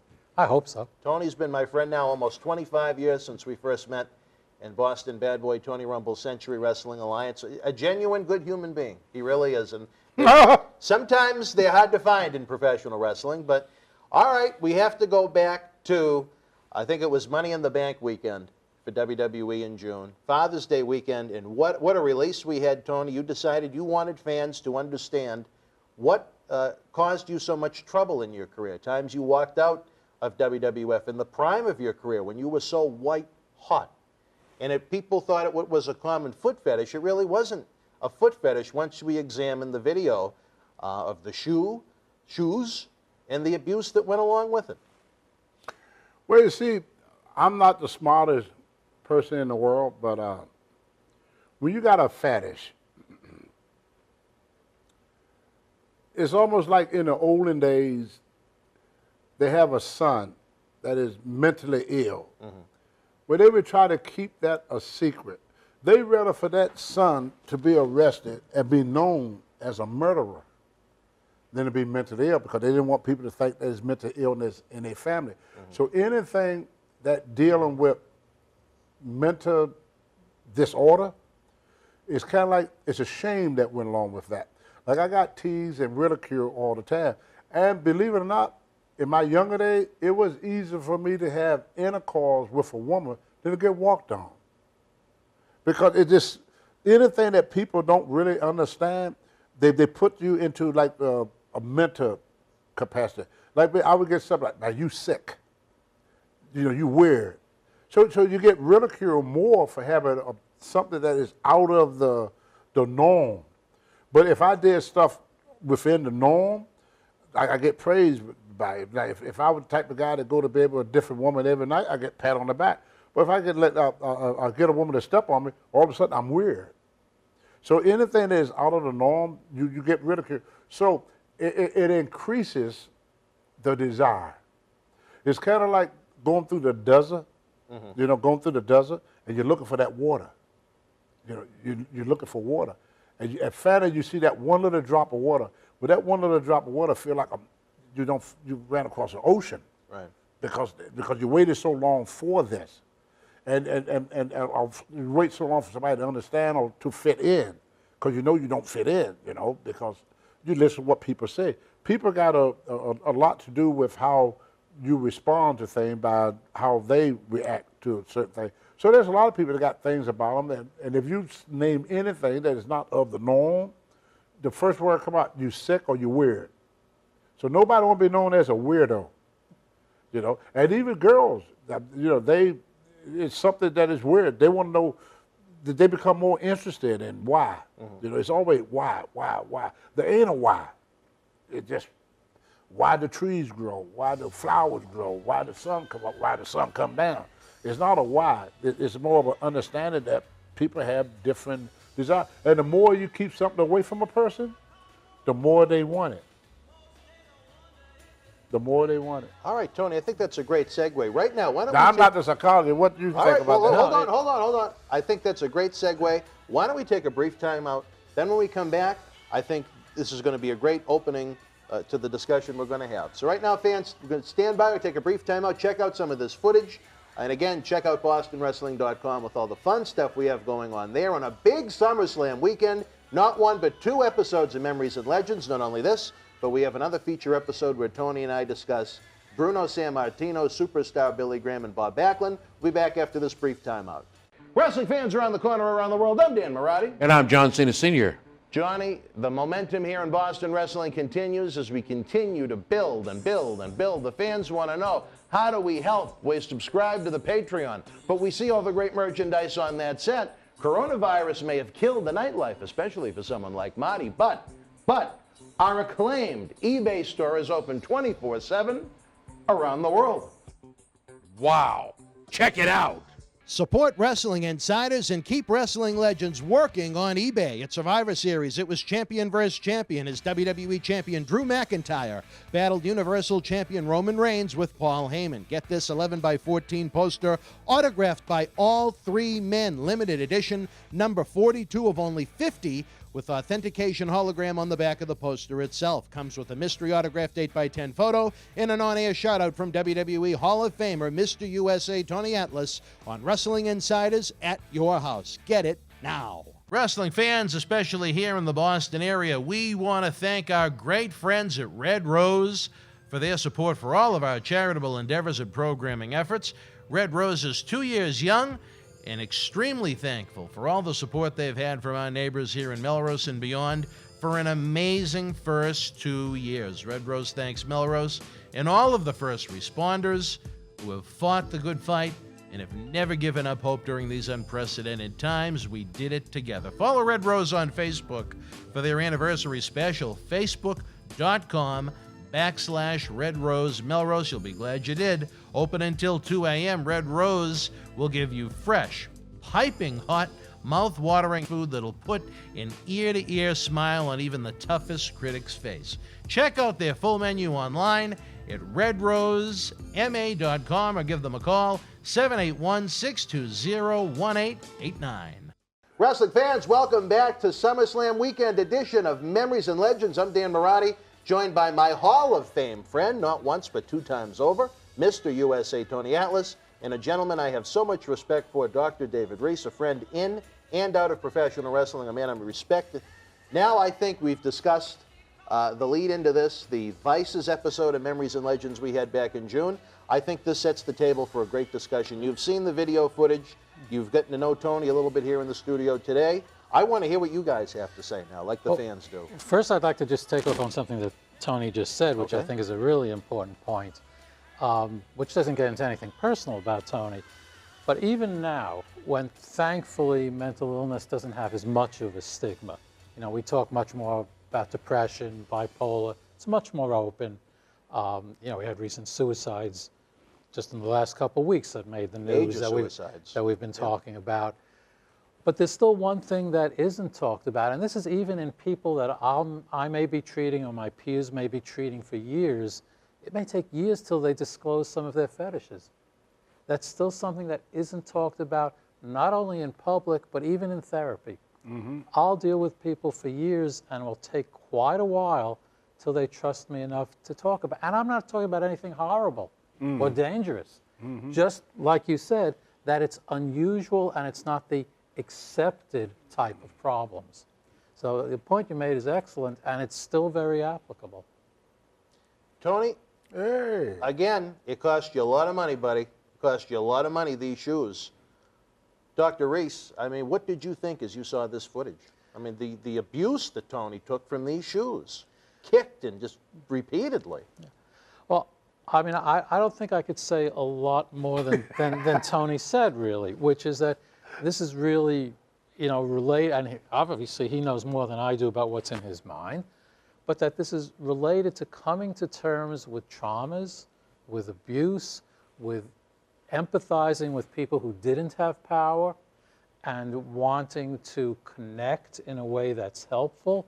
Now, we can say, no, it may not be the healthiest way to do it, but what's behind it is for Tony, is a true effort to connect with people, a true effort to connect with a part of himself that would be hard to talk about otherwise, that would be hard to deal with. And while it may not be a perfect way to do it, it worked for him without hurting anybody. Maybe it hurt your career in some ways because of some mistakes. Yeah, because Vince was going to make me champion, and I passed that up to get walked on. Yeah. So being walked on meant more to me than being champion. Yeah. But now, the act itself never hurt anybody. The act. I wanted to do the act. I wanted to do it. Yeah. And it eats away at you. It tells you have to have it. And here's a thing that is strange too, Doc, that I've used to notice. I felt when it's over with, I felt like Superman. And the women, when they get through, I look at them and they feel this burst of energy. It's like they release the PMS. You see, everything I ever did, I dominate. In bodybuilding, I dominated. Amateur wrestling, dominate. Pro wrestling, dominate. Powerlifting, dominate. Everything. That is the only time in my life that I could become submissive. So if I get stronger, I become submissive for a few minutes with these women, very submissive to them. But then when I come out of the submissiveness, my dominancy is strong. I was at a contest one time, Doc, and I tried to lift 600 pounds on the bench press. I couldn't do it. And this girl said, I know how to make him do it. I laid on the floor. She walked on me until my turn came up again. I did 650. Now, how is that possible? Let me suggest. It increased my energy and strength. Yeah. But it's non-sexual. I don't get a sexual rise. It's more like my whole body become a penis.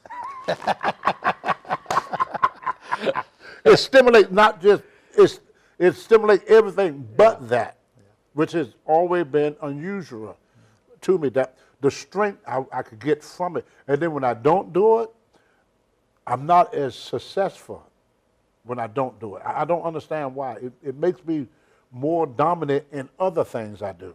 Once I lay down and become submissive for, a couple of minutes of submissive, give me a week of dominancy. Can I suggest something? Oh, whatever you would, Doc. And I can't get inside your head, so you have to tell me. Oh, you don't want to get in here, Doc. You get lost somewhere in that maze up there. You need to tell me whether this fits or not.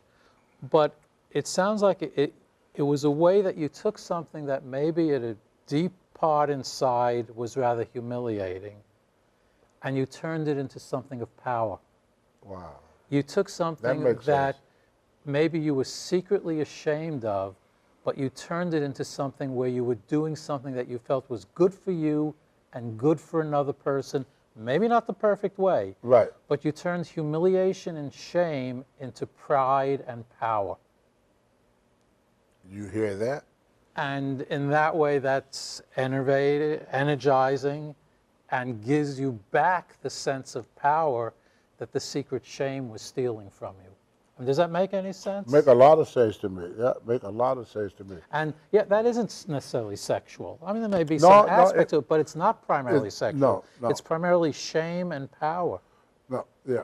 Because, Doc, you don't know my life, like you said, but I remember I had a buddy of mine, and he used to get girls to come to the room to walk on me, and he would have sex with them.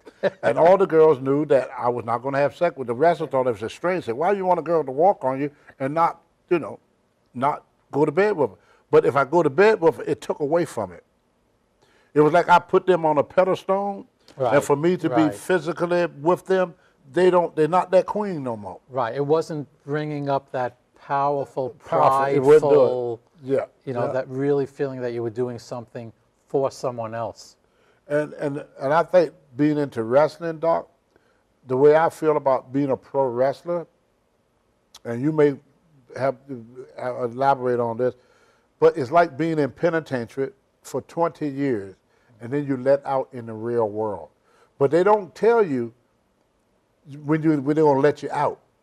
One day you're incarcerated, the next day they tell you, oh, you're going free today. So you don't have time to prepare for the real world. And if you ever notice, of all the deaths, it was after their career. Because as a wrestler, Doc, I tell people this all the time. They build you up, and people build you up bigger than life. Bigger than life. All you hear is good things. How great you are, how wonderful you are. You fantastic. I grew up watching you. I think you're the greatest, you're the greatest, you're the greatest, you're the greatest. And so you started believing your own publicity.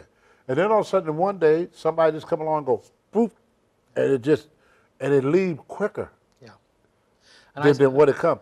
And I think this leads to a lot of guys having suicide. See, I tried suicide too, Doc. See that cut? Yeah. But the only problem is I didn't know I should have went this way, but I ain't suicide now. But if I had known then, I wouldn't be here talking to you. But I had a very, very hard time adjusting to the real world. When you're a wrestler, you get away with bloody murder, and everywhere you went, you get treated. One of the hardest jobs I had, Doc, when I was making big money, I make $8,000 to $10,000 a week. You know what the hardest thing for me to do? Take a day off? No, to get somebody to take my money. Everything was free. I'm making $8,000 a week, and they wouldn't even let me pay for an ice cream cone. No, Tony, it's on us.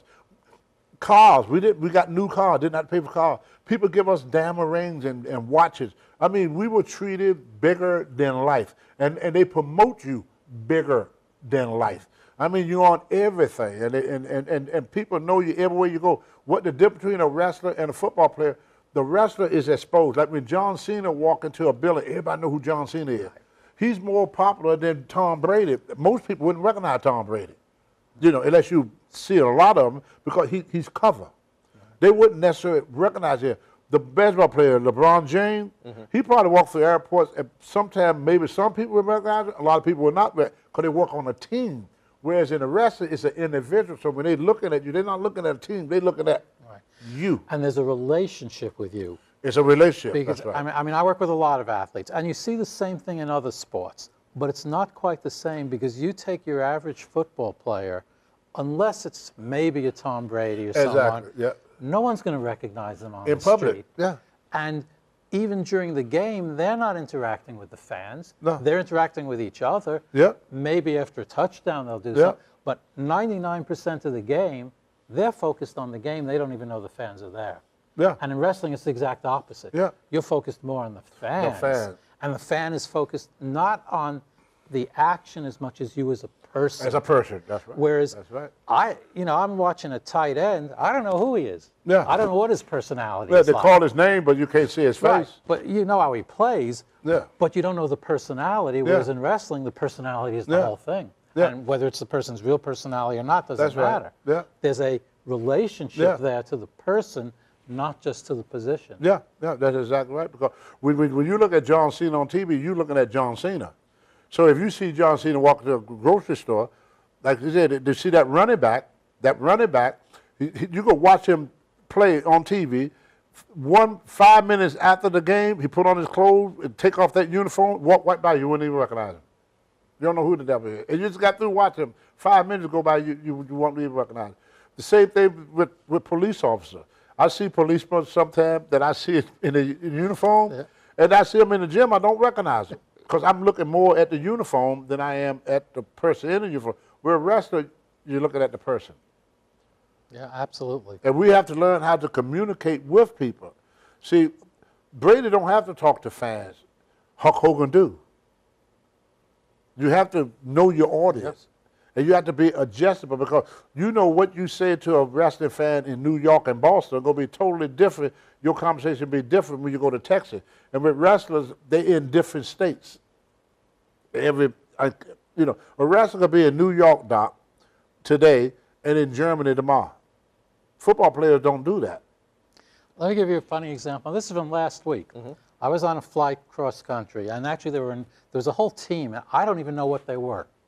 but it was a team because you could tell by their bags. Right. And people are, yeah, these are athletes. There was one person on the plane that people were saying, is that Sheamus? Ain't that something?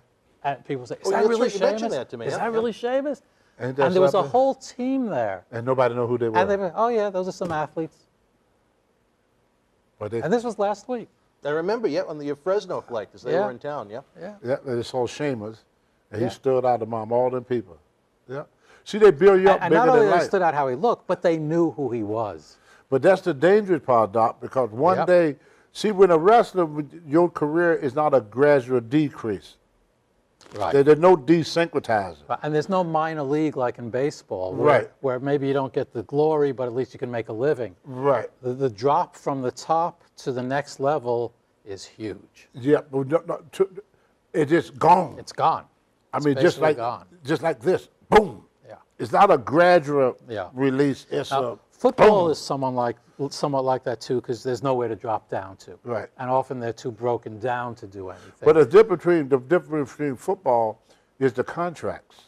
You see, the contract is set up where the player is taken care of afterward. Yeah, at Now, least with now, wrestlers, yeah, what a lot yeah. of people don't know, we all what call self-employed. Right, in independent wrestling. contractors. So if you don't save your money, if you don't know about investing, Yep. just like when I made my first $100,000, what was a shock to me, taxes on $100,000 for a person with no deduction is $48,000. A lot of people don't know that. Yeah. Because you got to pay 15% state, 15% federal, and 20% your Social Security and stuff like that. And nothing comes out of your check. Yeah. So you may get a $1,000 check, right away. That's only $600. Yeah. And a lot of guys don't know that, and then come tax time, they owe the government all this big money.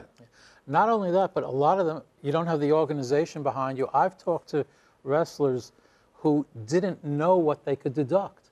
Like I've talked to big problem. Female wrestlers Sure. who didn't know that the makeup they used in the ring is a business expense.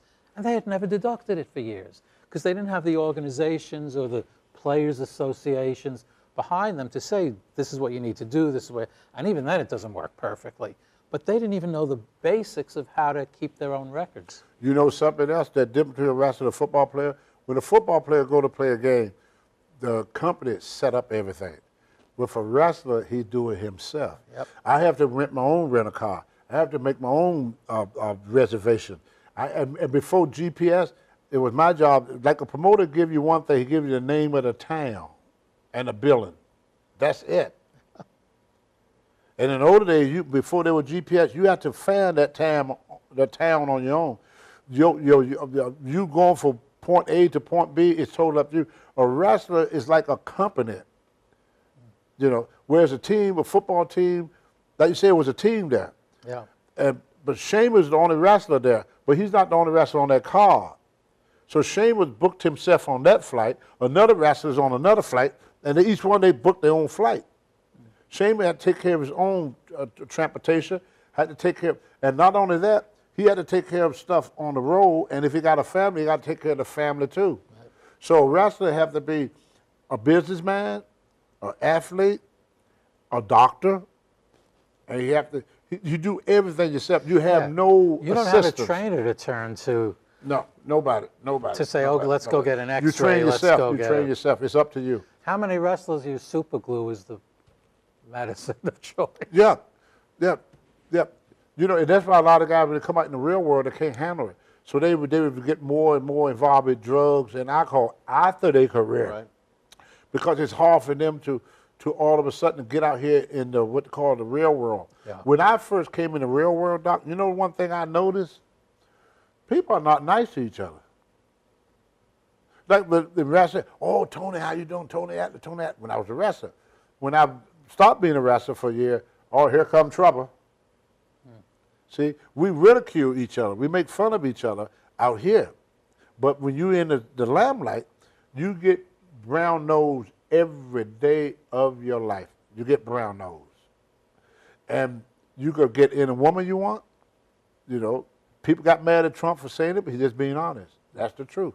And then all of a sudden, that is all gone. And they build you up so big, it's hard to live a regular life. I go to independent shows, kids ask me, where your limousine? I got a 12-room house up in Maine. Kid came out of the house, they said, you told me that, why you living at that old house?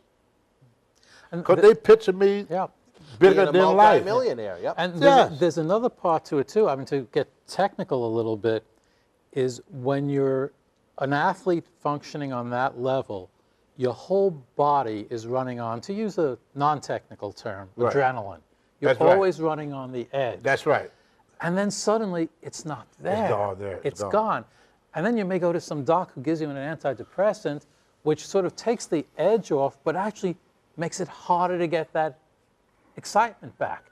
Yeah. And without that excitement, I see athletes, wrestlers, and football players to some extent who so much miss the rush that they start doing really stupid shit and excuse my language, That's all right. and dangerous things to get the rush back. And so it's everything you say, but it's even the brain starts being wired to, where's my rush? I'm not alive if I'm not feeling that excitement.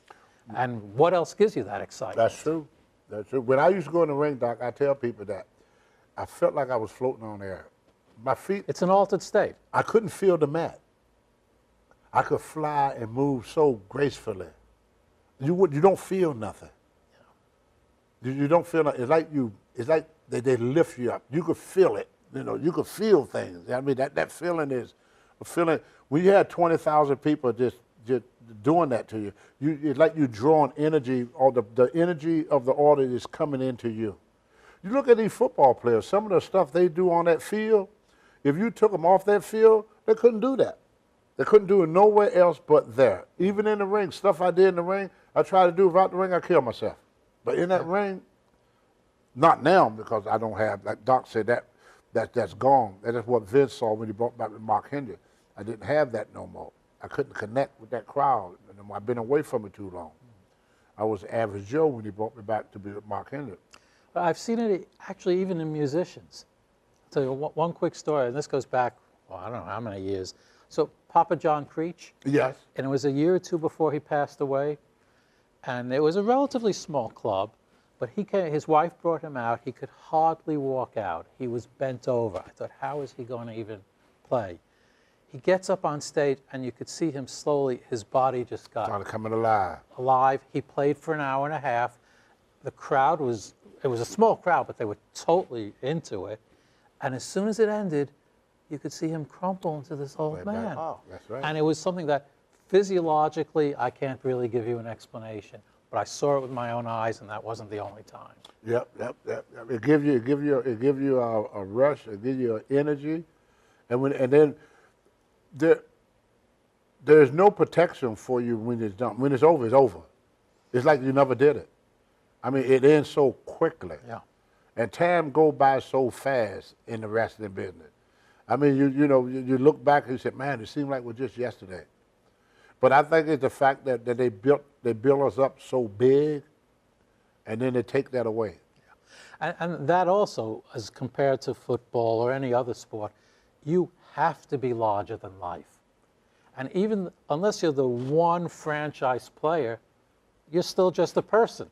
Maybe a great football player, but you're not this larger than life persona and character that people look up to that has to be superhuman. I mean, you are basically a superstar, a superhuman character, and that becomes who you are. Well, I got hurt about 3 months ago. I hurt my back and put pressure on my sciatic nerve. And you know what I was getting ready to try to do, Doc? I wanted to squat 500 pounds 10 times. I forgot. I'm not that man no more. But in my head, that ain't no weight. Yeah. I still feel right now today that I could do what I did when I was 20. It never leaves you. No. You can't wait to go back and do it, no matter how old you get or what. I'm a senior citizen. But I still can't let nobody in my gym outdo me. I don't care who you are. I just can't, because I feel that weightlifting is all I got left. So if I lose that, then what I got? People ask me, say, Tony, why you still work out so hard? Why you do that? I have to have something to keep me connected to that old Tony Atlas. You see a lot of guys when they lift, that they're not in shape no more. Why I go to the gym 4 days a week? I don't have to. I just do it because that keeps me connected to what I used to be. And deep down inside, I feel I'm still that person. Yeah. Especially when I go to the gym and I see the kids they're raising now. Not to get off the subject, Doc, but I'm a little politics, Doc. See if go for it. Because I told a guy this in the gym, and the guy told me that I was crazy, which I am crazy. I was wrestling a guy one time, and a fan was saying, "Oh, you fake wrestler, you bunch of phonies, you nothing but a bunch of phonies, you fake." So I get mad at the guy, so I said, "Look, you come on in the ring, I'll show you what fake is." So he get in the ring, I take him down, rub his nose in the mat and everything, just humiliate the hell out of him in the ring. An old-time wrestler came running down to the ring named Johnny Heidemann from Quebec, Canada. And he said, "You stupid piece of shit, you just fucked it up for all of us." I go, what? I admitted the guy. He said, "Oh, you just mess it up. You shouldn't do things you don't know how to do." He said, "Where that guy at?" So I said, "It's right there." He was sitting like in the third row. He said, "Hey, you, big guy, let me see what you can do against an old man." So the guy got in the ring, he broke his wrist. So the promoter come running down. They said, "Promoter, we got to clean up your mess."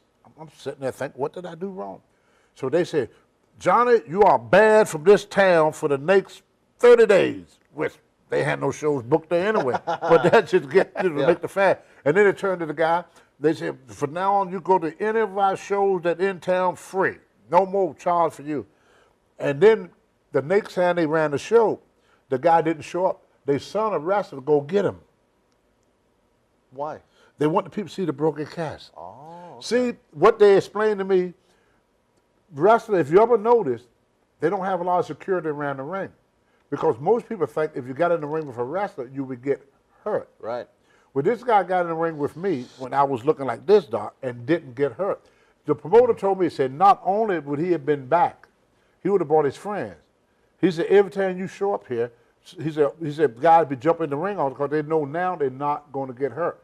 Well, at 9/11, people figure if you mess with America, you're going to get hurt.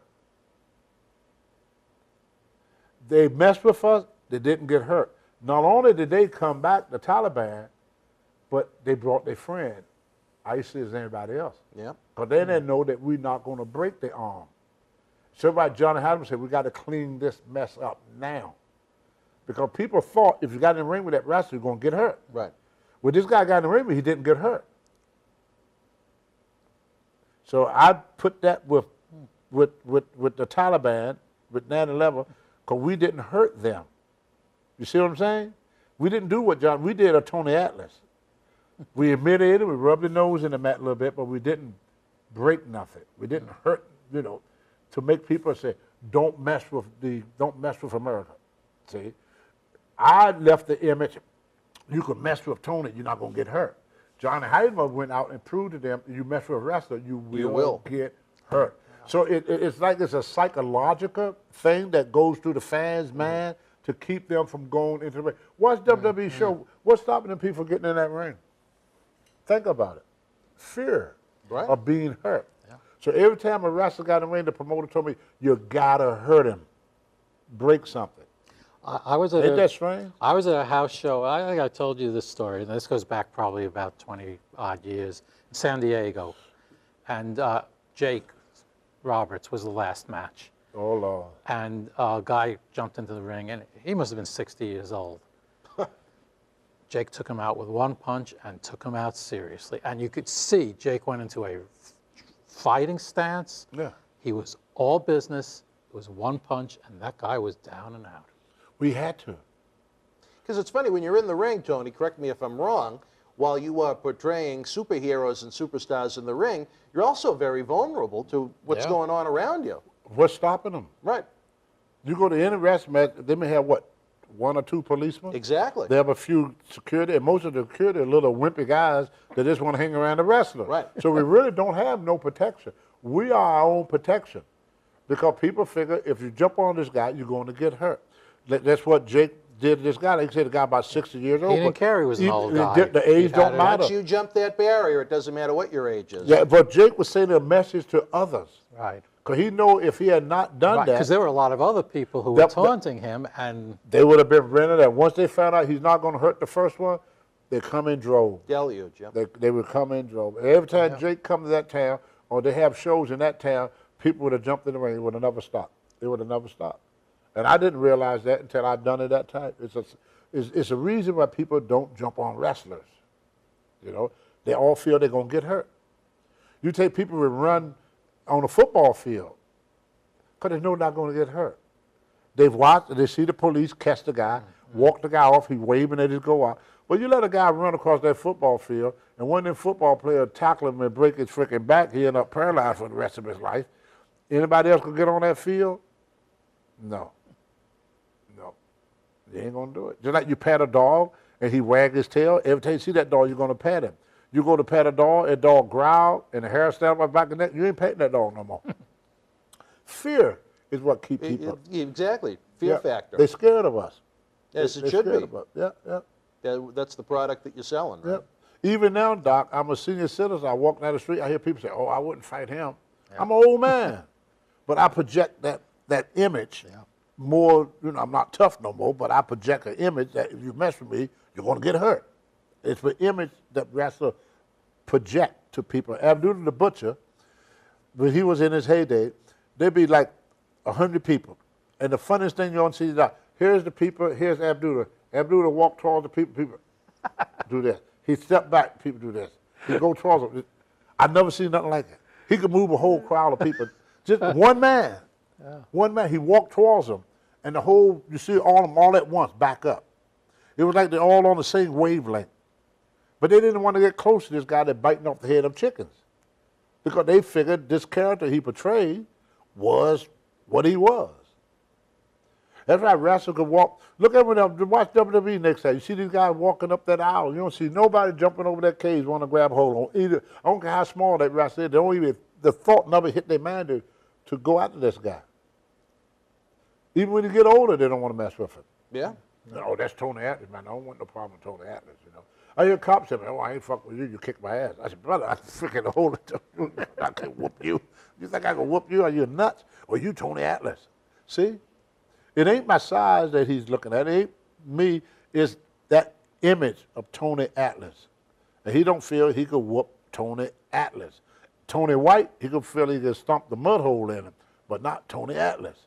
So you're right, Doc. We project a certain image. That's our protection. That's our protection. So I use a lot of it towards politics, and I think that's a whole lot of the reason why we stayed in this conflict, because when we first started it, in Japan, they got an old saying, first impression, last impression. First impression, last impression. Tony, I don't want to take a missed opportunity here because we unfortunately don't have Dr. Reese with us every time you're in studio. But, before or during the episode of what we'd call the Vice episode back in June, you had mentioned at one point that it was kind of put into your head that part of this, the shoe love that you had and the abuse stemmed from a situation that went on with your mom when you were a kid. My mother was abused a lot by my dad. My dad was a very abusive guy. He used to beat the crap out of my mom. And Doc, not exaggerating, but between age 6, far back I could remember, until age 20, when I got into pro wrestling, I got in a fist fight about every other day. I must have been in over 100 fist fights. It was normalcy in my neighborhood. You have ways of making reputation in the black neighborhood, and one of the reputation, you have to have a reputation of being great with sex, or have a lot of money, or great in sports, but mainly the guy that was most respected in the black neighborhood was the guy that could fight. If you could fight. How I got into fighting, one time I got into this fight with this boy that was much older than me. And my mother used to always tell us we had to be both father, she had to be both father and mother. So every time we did something, she would say to herself, what was it, because my father wasn't around, say, because 74% of the black kids grew up without a father. So very few kids had a father in the neighborhood, even now. Nothing changed. And the boy beat the crap out of me, and I ran away. My mother said, "Where is he?" So she walked me to the playground, and she said, "Where is he?" I said, "That's him right there." So I told my mom, because I thought my mother would get out there and, really put it to him or chew him out or do something. She said, "Get him." I said, "Mommy, get him." So I went and jumped him. He beat me up again. And my mother said, "Now, every day you see him, I want you to jump him." About the third time I went to fight him, he saw me. He said, "Tony, you win." And I fight that away now. If you fight me today, you got to see me again tomorrow. Every time I see you, I jump you. I won't stop until I beat you. What that did in the neighborhood, nobody wanted to fight me no more. She done that. She figured this one fight would keep me out of many fights. So even my mom used a little psychology. I mean, she didn't like seeing her son getting beaten up, but she knew if I didn't make a stand, I had no alternative. And that's why they tell people your best way to fight a bully is to stand up to that bully. And I said he was the guy, everybody was scared of this guy. And here's a guy that everybody was scared of. I was picking a fight with him. So they thought I was nuts. I mean, I get beat. I never whooped him. He beat me up every time we fought him. But every time I see him, I would start the next fight. I went after him. After a while, I didn't have to worry about fighting no more in that town. I go to another town, and what got me out of fighting when I started lifting weights. Then nobody wanted to fight me no more. But I was always a tall, lanky kid, and I was always quiet. And so people would always pick on me, so I used to fight them. I would fight anybody. My dad, when I was 13, took me to a place called Scrapper Corner. And we wait for the people work for the North and Western Railroad. And they didn't have clubs and stuff for blacks to go to back in the 50s, in the 60s. So they would be shooting dice and just hanging out in the corner, drinking whiskey and drinking wine and hollering at every girl that walked by. So my dad said, "We're gonna make some money tonight, boy." So I said, "Okay." So he worked with me all week and showed me where to hit a man at to knock him out. Catch him right on this chin right here. And I always thought you hit him in the head. He said, "No, you catch him right here on that chin." And he kept telling me to practice that one shot. And he said, if I always hit a man there, he don't go down, I'm going to walk around behind him and see what's holding up. So he waited until one guy was pretty much plastered. He was probably about 30 years old. I was about 12 or 13. He said, he said, "I got a money bet on you." He said, "You're going to fight that guy over there." Now, he's a full-grown man. I'm a kid. And he said, "If you lose this fight, you're going to get a worse whooping at home." So when I was 12, I was fighting men. But that was, in the day, Doc, that was not considered a bad thing to do with a boy. Yeah. My first girlfriend, I moved in with her when I was 15. She was 38. Today, they would have put her in jail. In jail for statutory rape. But back then, what we don't realize back then, if a woman, once she sprout breasts, she was married age. There was a lot of women in my day that was 14, 15, and 16 years old married. It was not uncommon. They used to get women. Was that legal?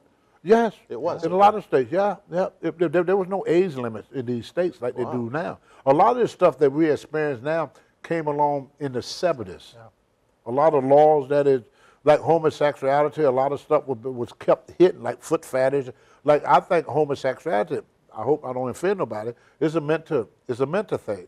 It's the brain telling him to like a male instead of liking a woman. It's my brain telling me to like shoes instead of liking the woman. So everything, the brain controls everything. I do a lot of study on brain because of lifting.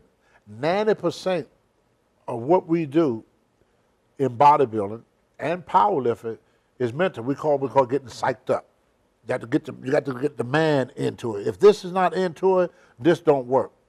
I tell a lot of women that I train, and see what you think of this, Doc. I say, if me and you should get in a fist fight right now, 9 times out of 10, I would beat you right now. That's why I said 9 times out of 10, because you know people are very defensive. I'm not saying I kick your butt, then she go get defensive. So I try to put it in a way where I don't be offensive. So I said, I may be able to beat you right now. I said, but if you came on and saw me attacking your baby or your mom, somebody real close, at that particular time, I would not be able to beat you. And I said, what have changed? Physically, you're the same. Everybody always say adrenaline. But anybody that'll be in a fight, no, you get beat up in adrenaline, but you don't get that superhuman strength. what had happened at that one time in this person mind, in this person's life, they used probably 30% of their brain. The average person never used more than 20% of the power of the brain. We seem to forget that the man created the machine didn't create the man. We lost what we call believability, and this is what I learned through bodybuilding. I asked Arnold Schwarzenegger one time, I said, how come you win all these contests? He said, I visualize it. He said, I see myself winning it. He said, I never see myself losing. I told him one day, see, a waitress walk 8 hours, don't lose 1 pound. Another woman walk 1 hour and lose weight. How can you walk 8 hours and lose no weight and walk 1 hour and lose weight? Here's the difference. The woman, the waitress, is not concentrating on losing weight. She is concentrating on her customers. The woman in the gym is concentrating on losing weight. Right. So it's more the mental power of the brain is more responsible for losing weight than the physical activity. That's why we were just talking about the Vader and all these guys that were so agile at the size they are. The average human life expectancy, believe it or not, is 120 years of age. Only the European changed that. Y'all put time limits on everything. I was in Africa, and we were in South Africa, and they wanted me there because they just got rid of apartheid, and it was 1991. I was there at the same time Ronald Reagan was over there. He was president. Yeah. This guy would take this cart and had 2 handles. He picks it up just like this, had these big wheels, like big wagon wheels like in the cowboy days, and he'd run all over town with you for hours. Drop you off, take more people, and run. He'd do this all day. So I asked him, I said, how old are you? Because his body was very, very muscular, very muscular. But his hair was, like the docs, kind of gray. And you could see the age in his face, but not in the body. So he walked away from me. Now, I thought he didn't want to talk to me because I'm American. Guy would say, oh, well, the Africans don't like the Americans, blah, blah, blah, blah, blah. About 2 or 3 days later, he saw me. He came up to me, he said, 73. Wow. He never thought about his age. And the rest started teaching me. They said, now you know that he's old, he ain't going to be able to do that no more. The brain is the most powerful tool on earth. We don't use it. We don't exercise the brain. If the average person could use about 30% of their brain, you could do phenomenal things. We have no idea how strong the brain is. We don't talk about it. We don't discuss it. We use other things as excuse. Even in the Bible, they even talk about, so as a man thinketh, so shall it be. You could draw things to you. I wish. No, I you can can't. think of a few things, Dr. Reed. No, but you have to do it with a belief system. This is how I test people in the gym to see if they believe in themselves. You got a pretty decent car? Decent enough. When you stick your key in the ignition this moment and you turn the ignition, was there any doubt in your mind that car would not start? Zero. Because you believe in it. Anything you believe in, you don't have no doubt. See, we believe in our car, but what if you have to do something? That little doubt sets in. Right. That little doubt set in. So to accomplish anything, you have to have 100% believability in your ability. When this country was built, before technology and everything else, they had that belief system was in man. Man believed more in what man could do 100 years ago, more so than today. When you look back at the days and what they did, I see these prairies, man. I mean, my goodness, can you imagine crossing that thing with horse and buggy when you go? You ever been to Arizona? Yeah. Can you imagine them guys crossing that? It's unfathomable. Unbelievable. You would not look at the pyramids. I went to see the Great Pyramid. Believe it or not, one block, brother, is about 10 feet high, wow. about 8 to 10 feet high. Doc been there. I'm not landing. It's in height, and probably about a double that in width. It's the biggest blocks you don't want to see in your life, brother. I mean, the blocks are huge, and just to think, how did they get that up there? We don't have a machine today that can move one of them.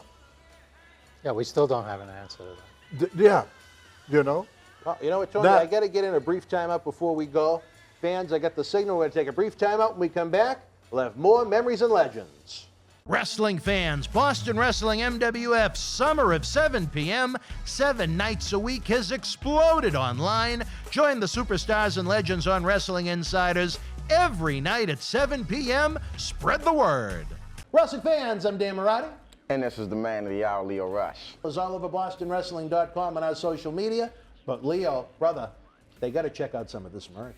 They got to. Check it out, fans, right now available on eBay. You can add this to your collection. Support Wrestling Insiders and keep Wrestling Legends working on eBay. Get this WWE NXT TakeOver War Games 2020 11x14 limited edition autograph poster signed by everyone on the event, number 23 of only 100 made.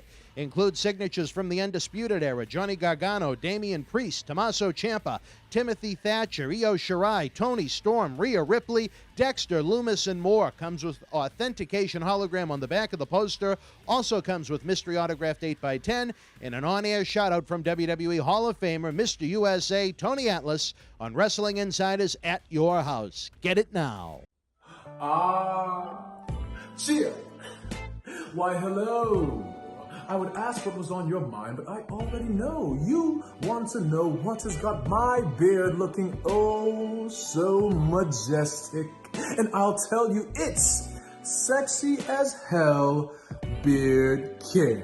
Coconut oil, vitamin E oil, almond oil, both sweet and bitter, shea butter, it's all natural. Yes, JTG has actually come out with a high quality product. So support your boy by going to sahbeardcare.com and take one step closer to becoming sexy as... Wrestling fans, welcome back to a special SummerSlam weekend edition of Memories and Legends, one of two big episodes. Again, we have one where we cover Bruno Sammartino, superstar Billy Graham, and Bob Backlund this weekend, as well as this great episode with a little insight from our dear friend Dr. David Reese into the mind of Tony Atlas. Doc, we've discussed a lot of what's going on with Tony, his past with his family. The euphoria and the energy he has received from at times, this walking and the shoes and the abuse. What do you make of it? I mean, where do you think it stems from, in your opinion? Well, you know, no, we all have different levels of trauma in our background. Trauma. Yeah, some of it's minor. Some of us are lucky enough to have had minor. Some of us it's not so minor. But the thing is, what we experience in our earliest years, first, even before we learn how to talk, and then especially as youngsters, sticks with us.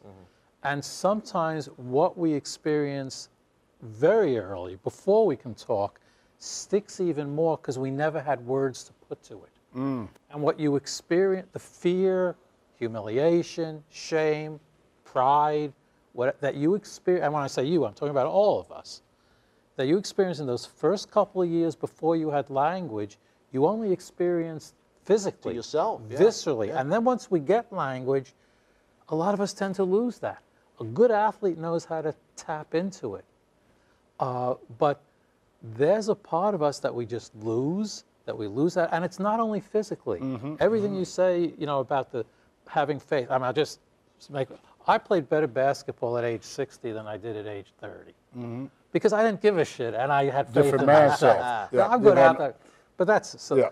But even what we call the idiot savants, people who have various what we call illnesses, but they can do mathematical tasks. They can do memorization that you can't train someone to do. They are tapping into a part of the brain that we all have, but we've lost contact. And even if you look back to other cultures who were able to spiritually tap into it, we don't understand it. And I'm not saying there's one religion or one spirituality, but there was a way to tap into human potential that a lot of which we've lost. I mean, yeah, we can tweet great now, and we can use technology wonderfully, but there's been a cost at that. Most people will see these videos and they'll say, Dr. Reese, how could any human being enjoy any of this? Because it looks extremely painful. Does it make sense to you, with what Tony's explained, that he finds a certain euphoria with all of this? I'm not going to say that's the best way to be it. I think Tony would agree with You me. know what that was it's- another release for me, Doc, Yeah. other than the shoes? Look at I that. never went to school a day in my life. Look at that beautiful picture. Wow. And I can't really see I well never without my went to glasses. school a day in my life, Doc. Wow. I just always was able to do this. Yeah. Never had a lesson in my life. Jeez. Now, getting back to what you were saying, Doc, I came from a disruptive family. My father was abusive. He was he screwed around on Mom. He treated my mom like crap. There were 4 brothers that I know of. I came up to accept abuse. My youngest brother grew up to be abusive. My brother, another brother, refused to be involved in any type of relationship. As closer a woman get to him, the more he would find some reason to break up with her. He's in his 60s now, never been married, never had kids. He's scared of relationship. I got another brother that went to the military, and he's a neat freak. He would iron his underwears. He would iron his socks. Everything got to be in place. He would sit at this table. You see them pictures there? But they're not order. We drive him nuts. Yeah. Everything got to be in order because he has such a disordered life. So 4 kids went through the same trauma. Yeah. Grown up, all of us came out affected differently. And we really don't know how much of that is because of how we're each wired a bit differently, but it could be just subtle little experiences that were different even in the same family. Right, right. Or the fact that, I mean, you had an older brother, he had a younger brother, or the other way around. That even in the same environment, there may be one incident which pushes someone in one direction. That's right. And pushes someone else who's been in the same environment in a different direction, and then it just escalates and escalates. All 4 of us went through the same thing, the exact same thing, and all 4 of us came out with a different abnormalcy. It's abnormal to me for a person to want to receive abuse. It's abnormal to me the person want to give it. It's abnormal to me that a person is scared of relationship, scared of being loved, of being hurt. And it's abnormal to me that a person everything got to be perfect. I wore a pair of his pants one time. Cause my mother said, well, where are your brother's pants? Cause, she was going to do laundry, so I had no clean pants to wear at this event. When he came home, my brother saw me with his pants on. I took them off. He took the broom handle and picked them up off the bed and took them and threw them in the trash. He would not touch them again. Wow. Because I wore them. All right, well. But that's why he joined the military, because as a military, it's very is the order. And regimen. ordered. Yeah. He had no regimen, no guidance in his life. So what you said made a lot of sense, Doc. But this was always been one of my one of your vices. Yeah, one of my vices. Sure is. Yeah. And you do a great job. But I only draw people and Really, animals. Really. Now, I can't draw nothing scary. Like, you ask me to draw a dragon, I can't draw it. You ask me to draw a wolf, I won't draw it. You ask me to draw a pit bull, I won't draw it. You ask me to draw a collar, anything, I would draw anything that is non-threatened to life. You know, the tattoo artist would draw the skeletons and all that. Yeah, I can't do that. Yeah. It's not in here. Yeah. All right. It has to be.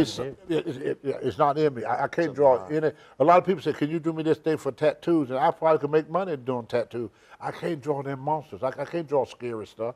I think because I truly, Doc. Now I'm gonna say this. Now y'all can believe me if you want.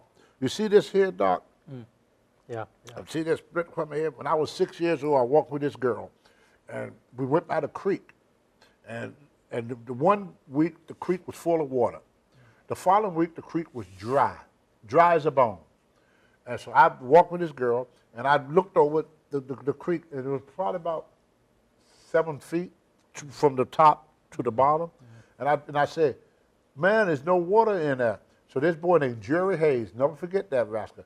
He said, I'm going to push you. I said, you but not. Boom. I fell head first. Yeah. You see that dent? Yeah. So I went to, you could take my scar and move it back and forth just like this. Wow. Now, I'm going to tell you something that people never think about. My grandmother was a Christian, stone Christian. she wouldn't let me badmouth the KKK. She said, God children too. When I tried to talk bad about the KKK, she said, hush your mouth, boy, they God children too. So she couldn't hate nobody. Kind of like them Christian ladies that got shot in that church, and they told this guy that did the shooting, I forgive you. But they can't hate. A real Christian can't hate. They can't. It ain't in them. There's nothing but love in them. My grandma was like that. But anyway, my grandma said, if you pray to God, whatever you want will come true to you, become true. I told God I want to be strong like Samson, built like Hercules. The reason is because we read the Bible, Hercules had the build of a normal man. Hercules was built like a god. But Samson, what was amazing about him was his strength. He was very deceiving. He didn't look strong, but he was strong. So I wanted his strength. I wanted to have the body of Hercules, and I said I want to have a lot of friends and a lot of money. United States bodybuilding champion. World weightlifting champion. Pro wrestler. Everything I asked for in that prayer came true. Wow. That's why I won't lose my faith in God. It all came true. But as soon as I started going against my values, everything disappeared. Well, but at that 6 years old, I was sincere about my prayer. So I do believe that there's a God, is a higher being. A lot of people don't want to believe that. It's always been a fight between God and science. I think the two are the same. I got another weird prayer from Mr. Doc. You really gonna think I'm crazy now? Not yet. I think this is all our suck and go round. I think that the Noah Ark was not a boat, but a spaceship. And I think because they find things on Mars now that is amazing now. I mean, if you travel like I have seen stuff that just amazed me. How in the world to have a landing strip in some of these places? What was landing there? How in the world them cavemen drawn spaceship and the Bible talk about flying chariots? All this stuff is ancient. When you read all this science stuff and you go to Egypt, you find stuff that is boggling man, and all these pyramids and all these the monuments, if you're in space, it line up perfectly. There's a connection between the pyramids in Egypt and what they call the stones in Ireland. What's holding them up?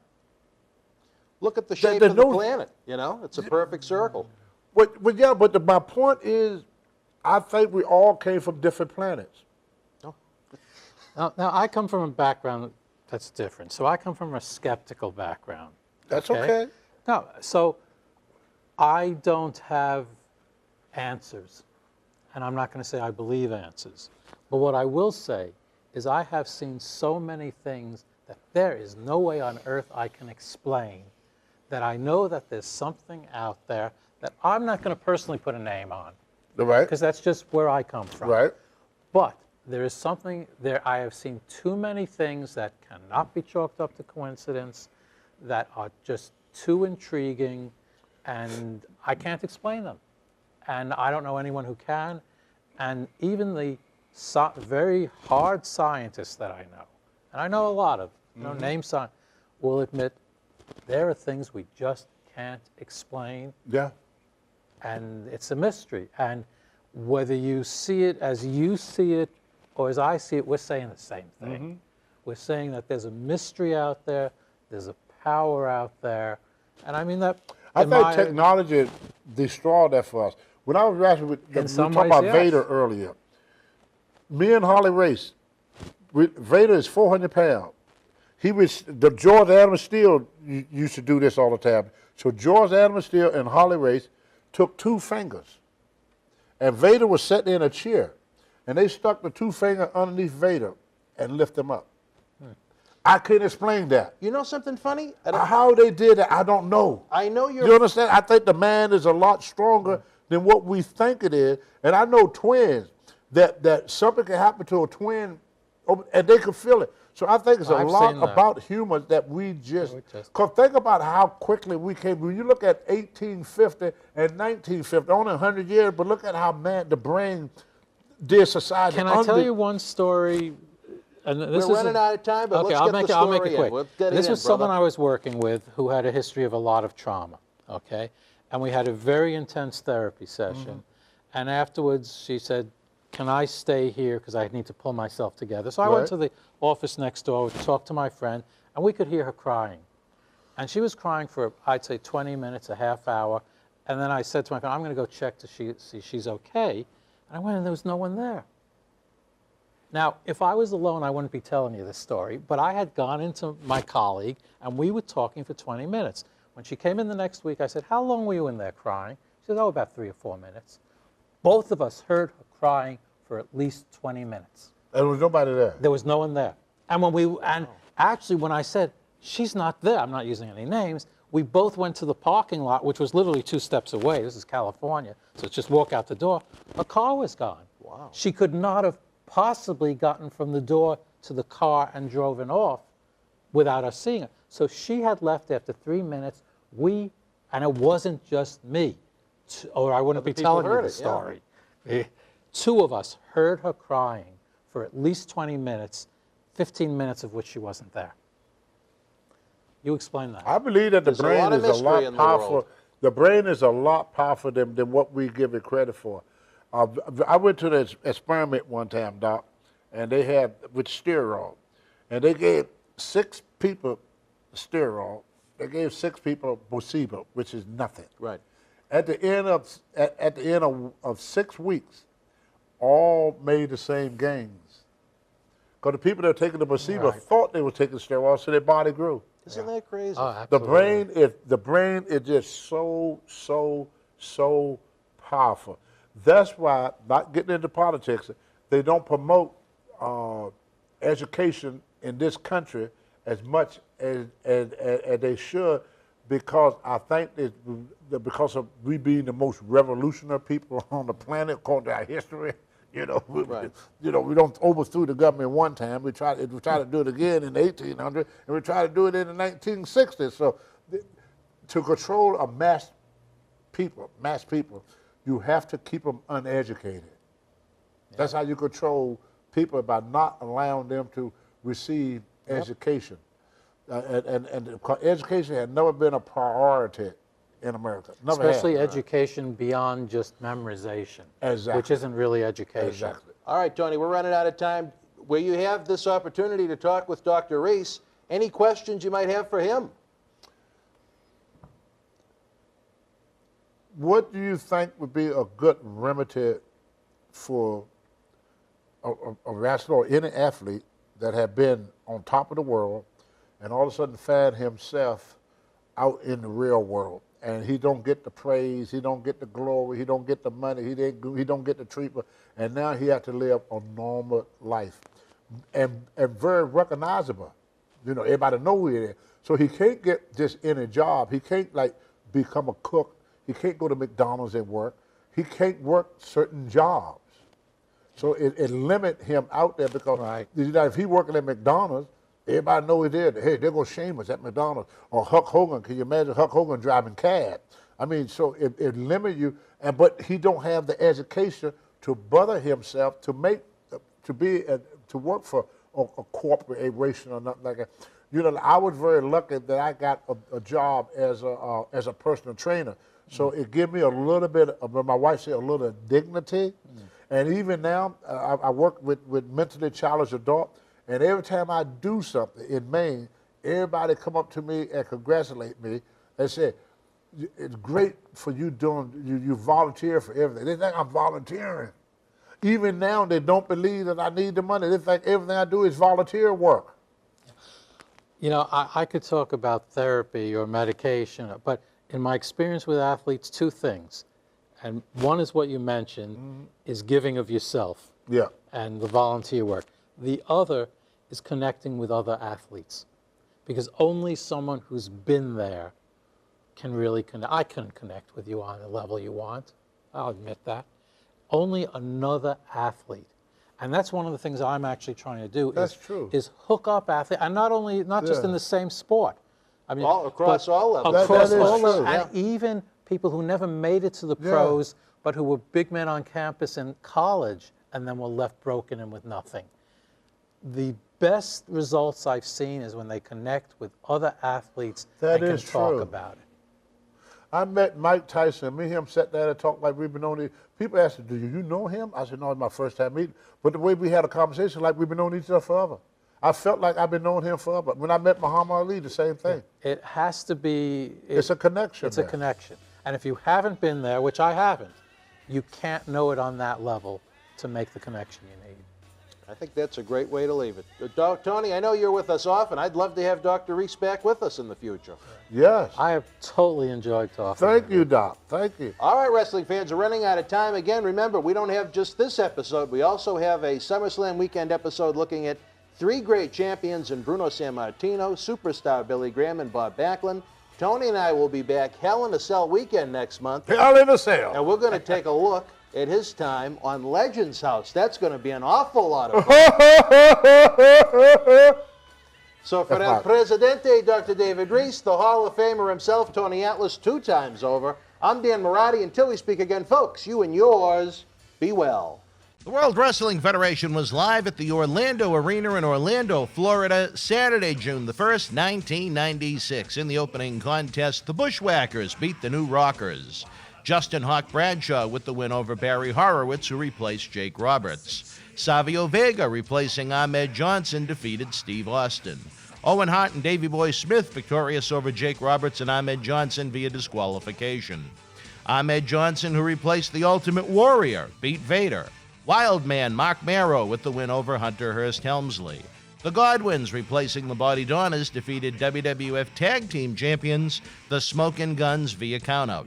The Undertaker, victorious over Mankind. And in the main event, WWF Heavyweight Champion Shawn Michaels retained the title over WWF Intercontinental Champion Goldust. If you were in Orlando live, share your memories in the comment section below. Use the links in the description box to keep Wrestling Legends working in our eBay store and on our world-renowned Patreon streaming service so we can bring you more interactive superstar shoot interviews to relive the good old days of professional wrestling. Check it out. Boston Wrestling Sports in the MWF explodes into a new year with professional wrestling content galore and need you to join our family. Every Tuesday night at 10 p.m. after our Monday Night Raw review, it's Wrestling Insiders at your house with WWE Hall of Famer Mr. USA Tony Atlas. Wednesday nights at 10 p.m. after NXT and AEW, join rotating legends on Wrestling Insiders Special Edition. Every Thursday night at 10 p.m. after our NXT and Dynamite review, it's Marty Jannetty's no-holds-barred sex, drugs, and rock and roll journey on Wrestling Insiders Party with Marty. Friday night after SmackDown, don't miss John Cena Sr.'s Wrestling Insiders Fabulous Fridays. Plus, look for classic clips, history videos, bonus live episodes, pay-per-view watch-alongs, and more. For less than a cup of coffee at Starbucks, get early ad-free access to our Wrestling Insider talk shows, our acclaimed studio shoot interview DVD library, and help keep wrestling legends working during the worst of times. Join our growing family at patreon.com/Boston Wrestling. Expect the unexpected in 2021. Wrestling fans, Boston Wrestling MWF Summer of 7 p.m., 7 nights a week has exploded online. Join the superstars and legends on Wrestling Insiders every night at 7 p.m. Spread the word. Wrestling fans around the corner, around the world, I'm Dan Marotti. MJ in the house. Future WWE Hall of Famer, mind you. Let me tell you this. I'm not in there yet? No, not yet. Okay. But you will be. I will. You know Sean wants to be the first three-timer. Three-timer, yeah. yes. There you go. Let me tell you, you enjoy the in-studio shoot interviews 4 times a week. It isn't cheap to put these productions together, folks. We need your help. No, because they got to pay me. Okay. Coronavirus has killed the nightlife in a lot of ways. We are night owls, Marty and I, but that's a different story for a different time. One way you can help is to check out the great merchandise we have in the Boston Wrestling eBay store. It is perfect for any wrestling man cave or any collection. That's right. Check it out. Support Wrestling Insiders and keep Wrestling Legends working on eBay. At Survivor Series, it was champion versus champion as WWE Champion Drew McIntyre battled Universal Champion Roman Reigns with Paul Heyman. Get this 11x14 poster autographed by all 3 men. Limited edition, number 42 of only 50, with authentication hologram on the back of the poster itself. Comes with a mystery autographed 8x10 photo and an on-air shout-out from WWE Hall of Famer Mr. USA Tony Atlas on Wrestling Insiders at your house. Get it now. Every Tuesday night at 7 p.m. Eastern, join Tony Atlas as we relive some of his greatest hits on Wrestling Insiders at your house. Again, 7 p.m., 7 nights a week. Along with giving tonight's supersized Wrestling Insiders Week in Review a thumbs up, subscribe to the YouTube channel. It's absolutely free with access to over 2,000 videos. It's the best way to show YouTube that you guys are interacting and enjoying what we do. Leave your thoughts in the premiere chat and then in the comments section below. As always, that super chat button is open for business, that gray $ symbol. Every dollar raised helps us keep the lights on and brings you more great talent to share their stories with you. Coming up, it's our Wednesday night Wrestling Insider Special Edition, which premieres Wednesday nights at, drum roll, 7 p.m., like all of our programs do. 7 nights per week. We're trying to get that embedded in your head. In this episode, it's the debut of JTG from Crime Time, and one of the better interviews I think we've ever done. I look forward to more of JTG from Wrestle House and in studio later this summer. Here, JTG discusses the tragic passing of his tag team partner and best friend, Chad Gaspard, a wrestling during coronavirus times, all of his great endeavors outside of wrestling, his friend Kofi Kingston's big night at WrestleMania 35, attending the first night of WrestleMania 37 this year in Tampa, Bobby Lashley, and more. Enjoy. Wrestling fans, welcome to another Wrestling Insiders. Very, very happy to be joined by this man, JTG. He is just too, I don't know if he's just too good, maybe just too great at this point. I'm wearing the shirt right now. Jay the God. Why be a king when you can be a god? Now, is that how you go about reality day to day? That's how I do it. Unbelievable. The day we are recording this, as you know, as part of our Wrestle House endeavor, we had a plethora of guests from every era of wrestling here in this home, our WrestleMania weekend. And it is, if it wasn't for coronavirus, it might have been the third straight WrestleMania Sunday we spent together. Yeah, that corona put a damper in a lot of messed up a lot of plans, but we are here. We are here. 2019, we were at one of those fan reunions the morning of WrestleMania 35, and that turned into a pretty memorable day for you. I remember seeing some kind of emotional footage of you guys at, I don't know if I'd call it a WrestleMania party or a gathering, but when your great friend, but a guy that worked with us way back when he was a younger guy, Kofi before Kingston. the dreads. Before the dreads, right. Kofi Kingston went on that same night at MetLife Stadium in East Rutherford, New Jersey, and what a night. You were a little choked up. Yeah, it was an amazing night. It was, I was actually at the arena. I was sitting front row with my buddy to watch. I wanted to make sure I was there. I was sitting ringside, and Shad and MVP were at a. Well, maybe that's what I'm thinking. Yeah, it was Shad and MVP was at a WrestleMania event in I remember Manhattan. MVP. Yep. Yeah, Yep. And they shared those tears together, and I was in excitement, just feeling the energy there at the arena, at the stadium. Yeah. Do you still love the business that much that you go out to attend it like that for a big one, for something like that for the guys?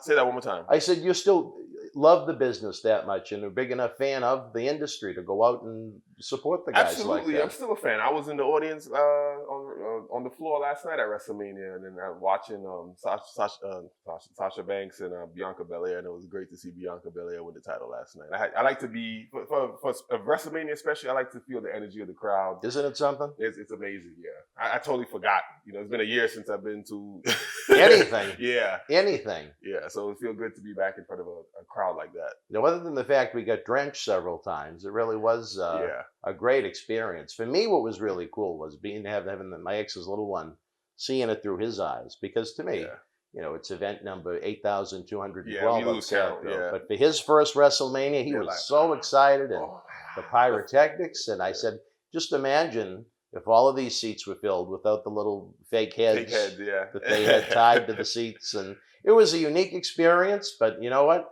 It made getting out of there a little easier traffic-wise. You know what I mean? Oh, yeah. With 25,000 You guys instead don't of want 80. to get caught after WrestleMania, and especially waiting for an Uber. Oh, my gosh. Oh, you were waiting for an Uber? We walked like a mile or two to get away from the hot spot. Oh, we would have given you a ride. Oh, I You should didn't have told know. me you were there, brother. Man.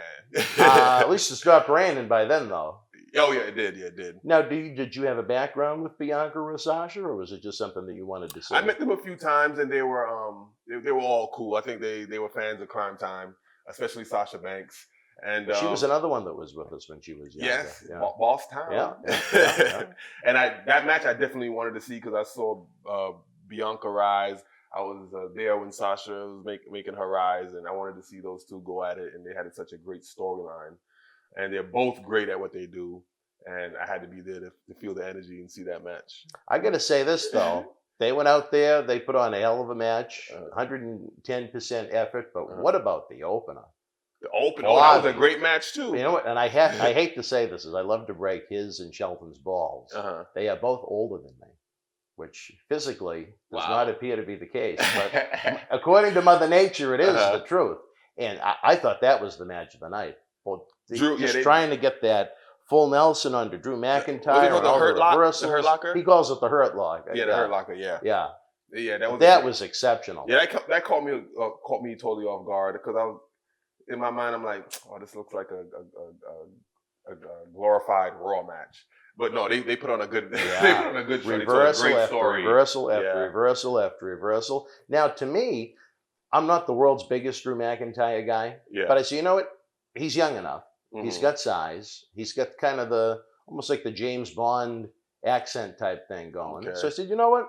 They did such an exceptional job with him going over at Royal Rumble last year when he eliminated Lesnar, and Lesnar just laid there on the floor for several minutes. I mean, for a guy he really sold to make McIntyre look good, and then we wound up with the coronavirus WrestleMania in a warehouse. So to me, if I had the magic pencil, I would have never had that man lose until there were live fans around. I would rather gauge how over or unover he was by the actual fan response. It's one thing to go by Twitter and different metrics you might see on a computer, but there's nothing like that live crowd to tell you, this is the guy we can go with as a top guy. This is a guy we can make one of the faces of our company for the years to come, or this is a guy that it may not work out with.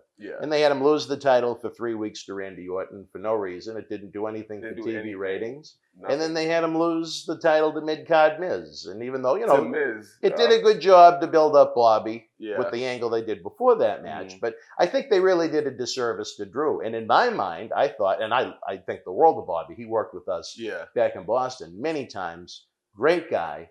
Does so much great work in the community out in Denver for the kids out there. And I just said, you know what? They're going to put the fucking title on him for 2 weeks. And they're going to... That would have pissed me off. And there's a guy...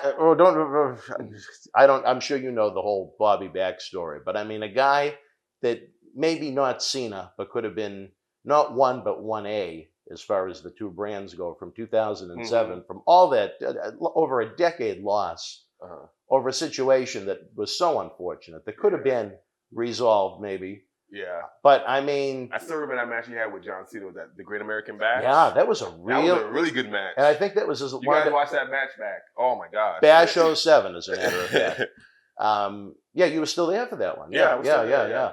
I mean, just a legit athlete. He has credibility. He's not one of, you hate to say I hate to be, like, we have so many friends in WWE, but I think Kevin Nash puts it, a lot of the times you put on the TV and it looks like you have Abercrombie and Fitch models flying and flipping around. Doing Cirque du Soleil. Now you got some heavy hitters on the screen. Like, makes you stop. If you're not a wrestling fan, when you see these guys on the screen, it makes you stop like, okay, let me see what they're doing. Okay. Bobby might not have the best verbal game, but everything else he does to me is pretty much perfection. And that's why we got MVP there. And he's the great mouthpiece for him. So but to me, I said, you know what? They're going to, almost like a sequel to a movie, they're going to go retro. They're going to beat Claymore kick 1, 2, 3, and this time McIntyre, instead of the Performance Center, is going to win the title in front of the 25,000 and Raymond James. And I was actually very, very often do I react to the wrestling show with all I've seen, but I was actually genuinely happy that Bobby retained the title. And after waiting so many years, I hope they really go with him. I really hope. I like this era. This era. That's us, baby, right there. That era. Those men held the titles for like a year or two. Didn't he held the belt for like a year before he wrestled? 4 to 5, he held the world title. Oh, there you go. And now it just switches hands. And it makes the title mean nothing. It doesn't do anything for the talent. I want to go back to when titles were held for a year or two, meant something. Now, hopefully. You'll probably enjoy this. When Barry Dasso was here, we kind of did I like to do, to me, WWE can do what they want to do. They Yeah. bought every library they wanted to buy. They have their own network. They can create, sometimes recreate history however they want to do it. Have you seen that meme? It's Vince McMahon with the Thor glove, and he has all the companies as rings on his finger. It's I've amazing. never seen that. Oh, that sounds kind of funny. Yeah, it's amazing. He just there standing with like looking like Thor, like Crockett and all the WCW, ECW, all the. And they want AEW next. I'm sure there'll be many more to come as time goes on. But I mean, my point is they can do whatever they want with it. Yeah, it's pretty their much. content, but that doesn't mean there isn't room for programs like what we do. There are guys there'll probably never be a JTG 3-disc DVD release. There'll probably never be a Demolition, who were my favorite as a kid. But anyway, I think I mentioned to you that we had Smash here on Friday night. Yeah. And our time that we were looking at was when he first came in as part of Demolition in 1987. And as these are, you remember, I'm sure you remember, as a guy just a couple of years younger than me, these were the carts that they used, the big one, WrestleMania. Yeah, to push 3. him to the ring, yeah. And to try and show how much respect he had for the big event, Barry Darso Smash left his Diet Coke can in front of the two guys. So I had to break his balls about that. I said, Barry, we're trying to put this era over. And you're using your Diet Coke as the cord to block Andre and Randy. What are you going to do? Okay. What are you going to do? Now, you were a big fan as a kid. Oh, yeah. Both my parents were wrestling fans. And I grew up at the age of 2 being my mom taking me to Madison Square Garden and taking me down to ringside. Those were in our seats, and then having security be like, "Hey, can I see your tickets?" And she's like, "Oh, I'll just come in and then making our way back up." I remember watching Saturday Night Main Event. I remember watching that was the show. Macho Man, you got eyes for Elizabeth. I remember that and lust in your eyes. Yeah, that was an amazing time. And then dropping elbows on my sister's Cabbage Patch doll. Oh, I thought you were going to say your sister. Okay. Oh, no. The Cabbage Patch doll was probably a little safer. Doll. Yeah, and just being a wrestling fan ever since a kid, and then being ashamed to say I wanted to be a wrestler, so I said I wanted to be an actor. And then you were ashamed to want to be a wrestler? Because I grew up in Brooklyn, New York. Everybody was into basketball, football, and if you said, I watch wrestling, I want to be a wrestler, they're like, I'm like, what? Okay. Well, by the time you kind of broke in, it was an industry that was on the decline when it came to mainstream popularity. So that makes sense, yeah. So you and I, even though you were a couple of years younger than me, we probably became fans right around the same time. Because 86 was when I started to watch it. I couldn't tell you what happened on Raw a couple of weeks ago, but those monthly Boston Garden events, I could probably give you the top 3 or 4 matches every month from the first time I went in August of 86 as a little 5-year-old me until it shut down in 95. Wow. Wasn't it amazing that they would come every month? You were Monday for MSG, right? I was a kid. I can't remember. I just remember going. I remember the day. I thought it was the weekend. I thought it was the weekend. No? Occasionally, but unless there was like a sporting conflict, it was usually every third Monday MSG got the house show. Yeah. Boston had, again, there were a few exceptions with the Celtics and Bruins, but it was generally one Saturday per month we got it. I mean, before the main event would begin, the ring announcer would, they'd do the tease about the next top 3 or 4 matches, who it was going to be, and is it going to be Hogan? Is it going to be Macho? Is it going to be Andre? Is it going to be the Warrior or Piper? And that to me, it was almost part of the event. To see what was going to happen on the next one. And then I turned to my father, who absolutely fucking hated bringing me. And he didn't like bringing you? He hated it. No, because back. But he liked wrestling. He just didn't like bringing you. No, he hated it. He hated it. Oh, the whole experience. He hated everything. Oh, that's a good dad then, because he still brought you. Well, my mother broke his balls. Okay. Who knows what she wasn't going to give him if he didn't take me and had to listen. It could have been another sibling loss. Who knows? But it was kind of a scary experience. I don't know about MSG, but I mean, I remember, as a 5-year-old kid, there'd be these animals getting there early, banging on the doors. Let us in. Let us in. Really? Let us in. It wasn't like that at MSG. And I'm holding on to, I loved it at the same. It was almost like a horror movie as a kid. I'm 5. I'm holding on to my father's shirt, and I'm looking around at all these animals. And then you probably, I'm sure, never went to the old garden, but when you went in, the guys where the parking lot was, they actually had to go through the concourse to get to the locker room. So they'd set up this barricade near where the merchandise was and the popcorn was, and when the heels came in, they were getting heat with people as close as, literally probably not too much of a further distance between me and you. Yeah. You know, like when Bobby Heenan was coming, and Weasel, fuck you, asshole, Weasel, and then Hogan would come in, and it would sound like the place was going to cave in. It would be so exciting, but the good old days we'll never have again. Yeah. When I was a fan, when I was going to the MSG when I was in high school, it was something similar. Like you had your fans, and then you had your smart marks. They would go they come like 2 or 3 hours before the show, and they would stand by the backstage entrance, and we would just stand there by the barricade and watch all the wrestlers come in. Even if we just got like a little, if they rolled down their window just a little bit, that would make our day. You know, I remember Billy Gunn, he was coming in in a limo to MSG. He rolled his window down, gave everybody middle finger. Everybody popped and took pictures, and that made our day. And that's a tough spot to park over at MSG for the guys. It's very hard. I don't even. I would never take a drive a car rental to MSG. The parking is like $100 for the day, and the traffic is ridiculous. I love performing at MSG. The crowd is great. But I remember it was me, Beth, and Shad. We were in the car trying to we thought we were going to be late, and if you're late, that's like a $500 or $1,500 fine, if I can remember. Wow. And I remember we were like literally 2 minutes away, and it took us a half an hour because of the traffic, one ways, and they didn't want us to go. It was ridiculous. And I love the New York atmosphere. I love the New York crowd, but I hope they never, and I know they will, but I hope they never do WrestleMania there again. That weekend 2 years ago when we were together was brutal because we did the 2 days of the WrestleCon. The third day we did, I don't even remember the name of what we did was, but we did it. And that was kind of lackluster, but that's a different story for a different time. But like I said, I like to take in the atmosphere, the ambiance. I like to listen. Even for the people that buy tickets, they still have opinions, thoughts, and so on and so forth about what they like, what they don't like.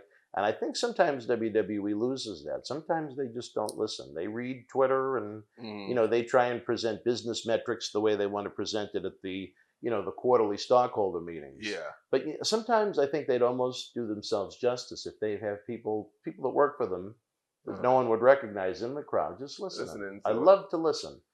So I tried to do not only all the conventions, but, you know, we had to do all the transportation for the guys that we had. You guys came in on your own and were at WrestleCon with someone else, but we had Zeb and Tony and who else? Oh, Jerry Briscoe.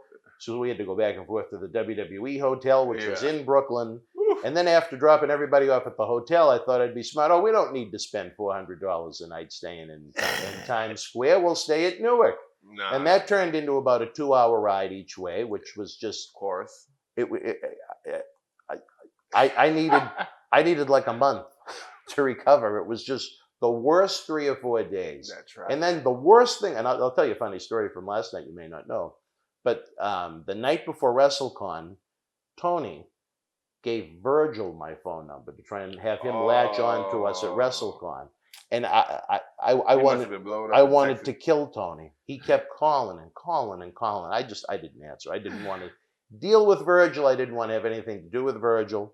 Then we show up at the hotel after we got Dutch. Was he waiting for you? Zeb, he was at the fucking hotel. So I said, there's got to be a side entrance. So we were circling the hotel. We found a side entrance. And poor fucking Dutch, I think you see, has his broken leg. It's almost, it looks like a candy cane almost, the way it's shaped, the way you... Is it still shaped like that? Yeah. He was here yesterday. Well, it's a little better, but he can't. He needs a lot of help to try and navigate life. But, so we just picture that. You know me, I'm not in the world's greatest physical condition either with my cane. But the two of us snuck in and we got away from Virgil until he was waiting for me the next morning at WrestleCon. And I was just so tired, so fed up with rides, so fed up with traffic, picking people up, dropping people off, airport runs. I just said, I have no room. And you know what? It worked.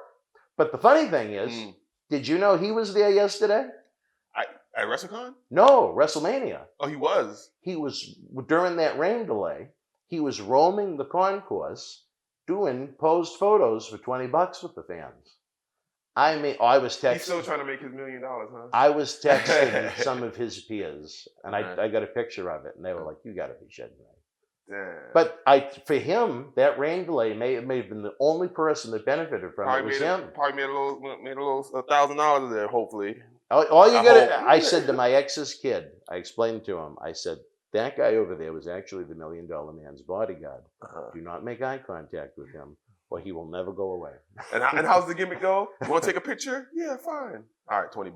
It's almost like when you go into Times Square. Hey, man, come here. Oh, yeah. Oh, I'm a musician, man. I got this new DVD. Yeah. CD. You got to check it out. Check out my mixtape. You got to check it out. You got to I'll check it out. Okay, cool. Yeah, it's all right. Sounds good. What? I don't even want the fucking thing. No, it's yours. No, come on, man. $5, $10, whatever it is. Support me, Cole. You gotta support me. Yeah, you're a New York guy, you know. Yeah, I know the deal. So tell me this, as I anxiously await Glantz to give me my time checks as they come along. The $1 million question that I'm sure you constantly get asked. You are not past your peak, your prime by any stretch of the imagination. You're in great physical condition. You're well-spoken. You're a good representation of our industry. Why aren't you in the mix? Only time could tell. I'm hearing a lot of rumors. I have people. What are the rumors? Some of the rumors like, this company's interested in you, and will you be? Am I interested? Who reached out to me? I have like talent from companies reaching out, not the main, to see if there's any interest. And I said, if it makes sense, I'm all on board. If it makes sense financially, if it makes I just don't want to rest. I want it to be something. I want to have fun. Yeah. When I came to WWE in 2006, it was paying me to have fun, travel the world and have fun. And then a few years later, it became work. But I want to go back to having fun. And literally, sadly, as over as you were with the reactions that you get when you'd come out, the last couple of years, you were doing virtually nothing. Yeah. Honestly, and it sucked. I'm sure as someone that wanted to go out there and actually work. You know? I love performing. I love getting in front of a crowd. I've been watching this since I was 2, so it's ingrained to me in how to get the fans' attention and how to tell a story in the ring, and that's been one of the things I've really been working on, is how to tell a story in the ring, how to be an author in that squared circle. And if we want to get another cheap plug in, you actually have written a couple of online books. Yeah, cheap plug. Let's do it. I wrote 2 books after my first release in 2014. You guys can check it out. Damn, why did I write this book? It became an Amazon bestseller, a cult classic. And the second one, I didn't want to write a second one, but the fans demanded it. And damn right, I write this book too. And you can check it out on Amazon. And not physically. There's no physical copy. No, there's a physical book. And there's an ebook. One to put on the and there's an audio book. I wasn't. You didn't bring a physical.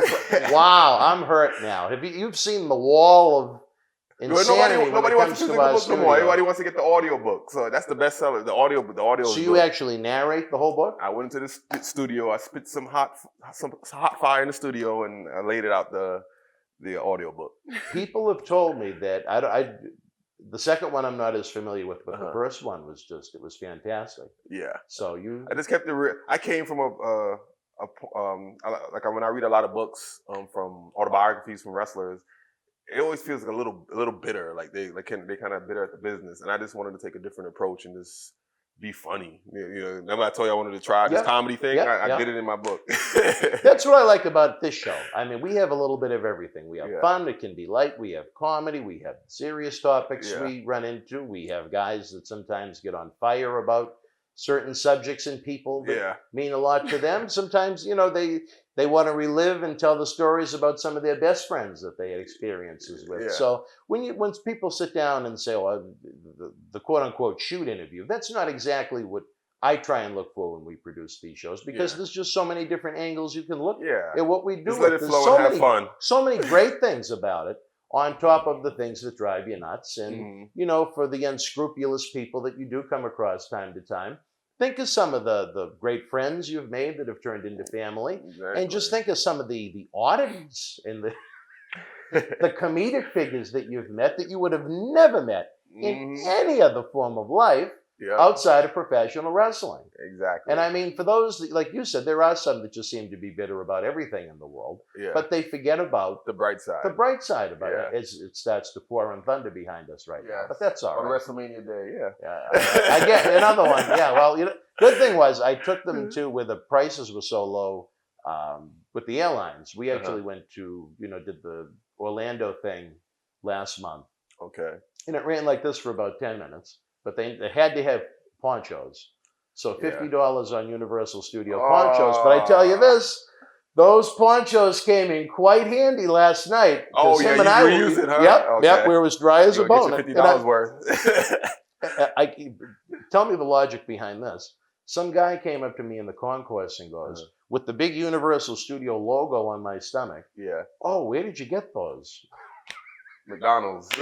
Raymond James Stadium has a hidden secret stash of Universal Studio ponchos. But again, fans, if you want to check out his great books, whether it be the physical, the online, or the audio version, you go to Amazon. Go to Amazon. Yeah, is it available on your own website or just Amazon?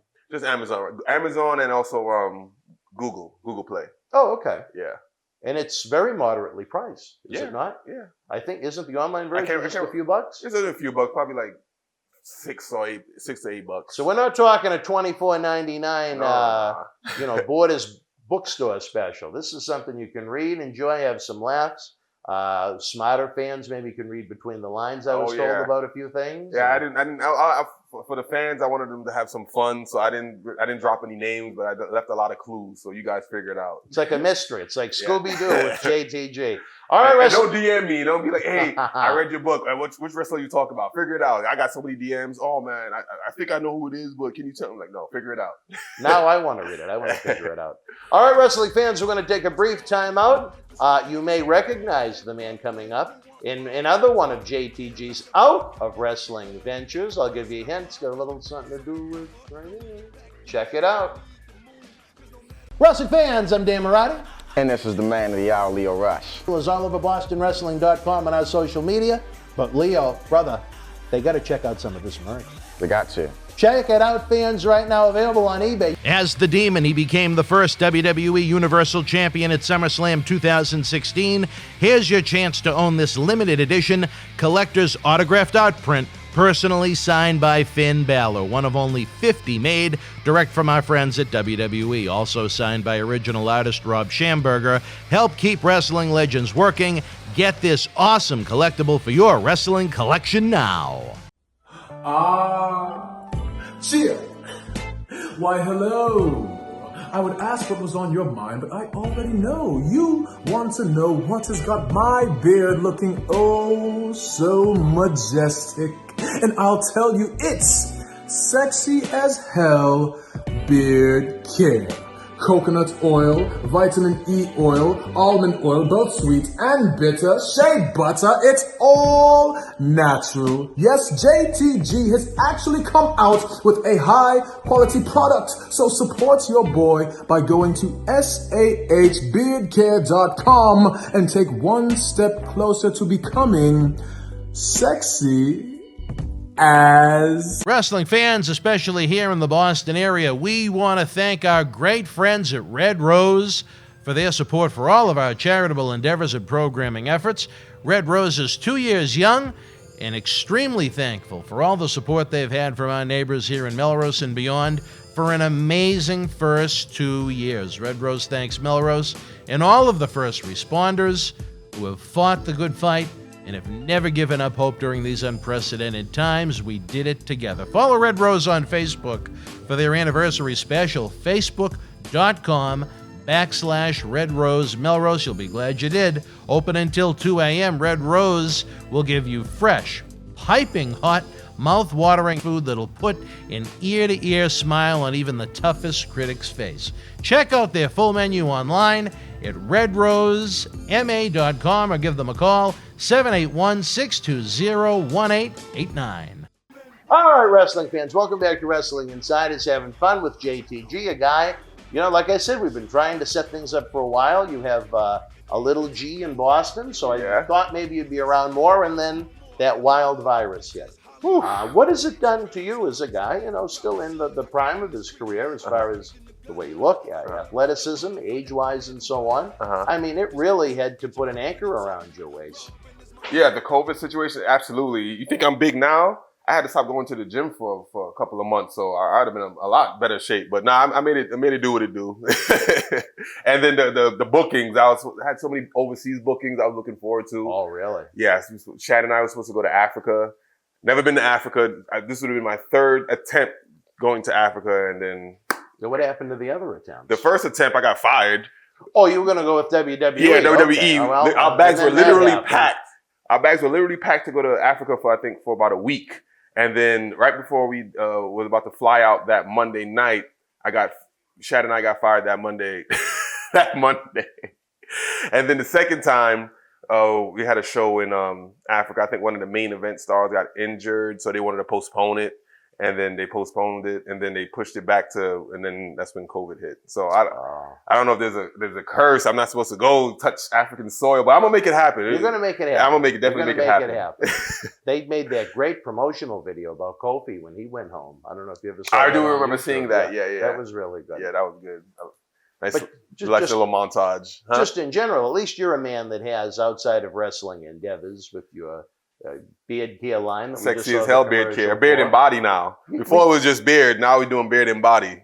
Well, this body needs a lot of work, brother. I don't think you get enough care for this body. But we just showed them the commercial with Kofi, so they know how to get their hands and then on you're the gonna good see. stuff. You got to show them the new one. Maybe we could insert it right about now. Well, you send it, we play it. That's There we how go. it goes. Let's do it. You're part of the family, brother. I lost my train of thought for a second, but that's normal for You're this talking show, about my but- business endeavors. Not only do Oh I yeah, have. so I mean, you're trying the acting gig, you're trying the comedy gig. You've been writing a little. I have. I don't know if you're familiar now. This has been my hottest item. T-Moss.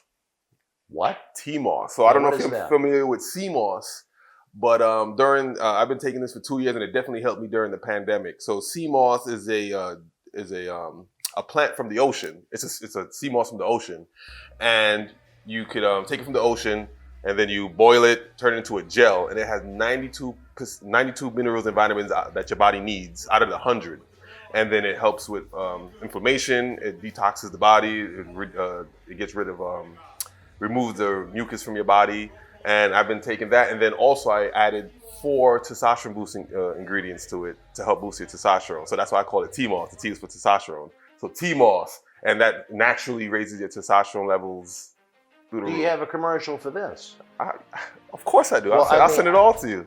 You're going to be in competition with Vince to see who can get the more plugs on our shows, but we're happy to run it. Like I said, samples are always appreciated. So I'll definitely send you a bottle. An honest review. Okay. No, well, it ain't the best tasting. You want the results, so don't worry about the taste. I'm just letting you know that right results. now. I need results. Exactly. Believe me, want when I results. talk about taste, you should have seen me dealing with Linda Marotti for 18 years. When I go to the gym, I'm like, so what are you taking? Like, I'm natural. Like, stop it. You're like, no, I'm natural. I'm really natural. And they're like, I tell them what I take. I take sea moss. I take Tongaralit. I take ashwagandha.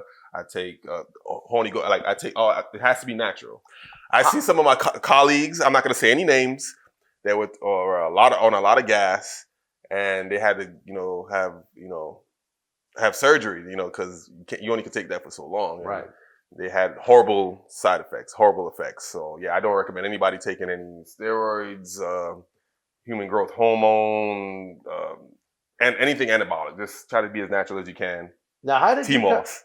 come across this? I mean, were you snorkeling one day and said, geez, oh, this no. looks like an interesting plant. Let me grab some and try and develop something with it. Two reasons. In the Caribbean, sea moss is used as a libido enhancer. Oh. Yeah, so well, men... Yeah, you did have the kids, so it's working really good for you. Yeah, there you go. So that's what it was known for. It made its popularity for being a libido enhancer. And then I came across a celebrity herbalist called Dr. Sebi. Mm-hmm. And he cured people of AIDS, cancer. He says that all diseases could be cured. So I started doing research on him and watching a lot of his documentaries, and I came across sea moss, and he talked about it. And this man, he said he takes sea moss every morning, and that his bone, it also helps with your bones. I need that for my joints and bones. Yeah, and in front of a live audience, an 80-year-old man dropped down in front of a live audience to his knees, and it echoed throughout the where he was doing the conference at, and everybody was like ooh and ah, and he was like, yeah, I drink sea moss every morning. It makes my bones hard. And I could definitely say that it definitely worked. I get bumped around all the time. I go to the gym. I put a lot of abuse in my body, but I take sea moss every morning and it helps. Wow. So you really have gone out of your way to come up with interests outside of the king of sports professional wrestling, and it's done you well. Doing me great, I mean, yes. look at how many guys have literally, not just been crushed due to coronavirus, due to the loss of the bookings, the autograph signings, the conventions, and you just keep plugging along because you have so many things going on. Exactly. T-Moss.com. You're going to keep plugging it. Like I said, the commercial is welcome. You can throw the cheap plugs in too. That's fine. We've had that Kofi one for a while, and I've had a lot of fun with it. The people sometimes, I don't even think they realize it's him for a second because he has a little accent, and he's in his bathroom at home with the towel around having his fun, head. And they're like, wait a minute, that is Kofi. Yep. And then, there's that little QVC picture of you that pops up in the corner of the screen. And so you've done very well. Yeah, it's a good life right Yeah, now. I'm enjoying, no complaints. Well, as we continue this episode, I think I'd almost be doing a disservice if we didn't bring up the what do they call it? The 200-pound elephant in the room, which was the passing. The passing of Shad, during the virus, as a matter of fact, last year, and I mean that must have been. I know how it felt for me, for someone that knew him. It hit me really hard. For you, he was a way of life. Yeah, that was not only my tag team partner, best friend. If I had any issues, when I was going through my divorce, he was there and helped me a lot. And Shad, let me tell you a little cool Shad story real quick. And only Shad could do this to me because we known each other. We're that close and we known each other for that long. I remember he was taking me to the gym. This was during I was like really depressed, and I was having like these little outbursts where I'll be quiet. He's like, "Yo, Jay, snap out of it." Like I was really like, I don't know if anybody's ever been divorced, but it hits a man really hard.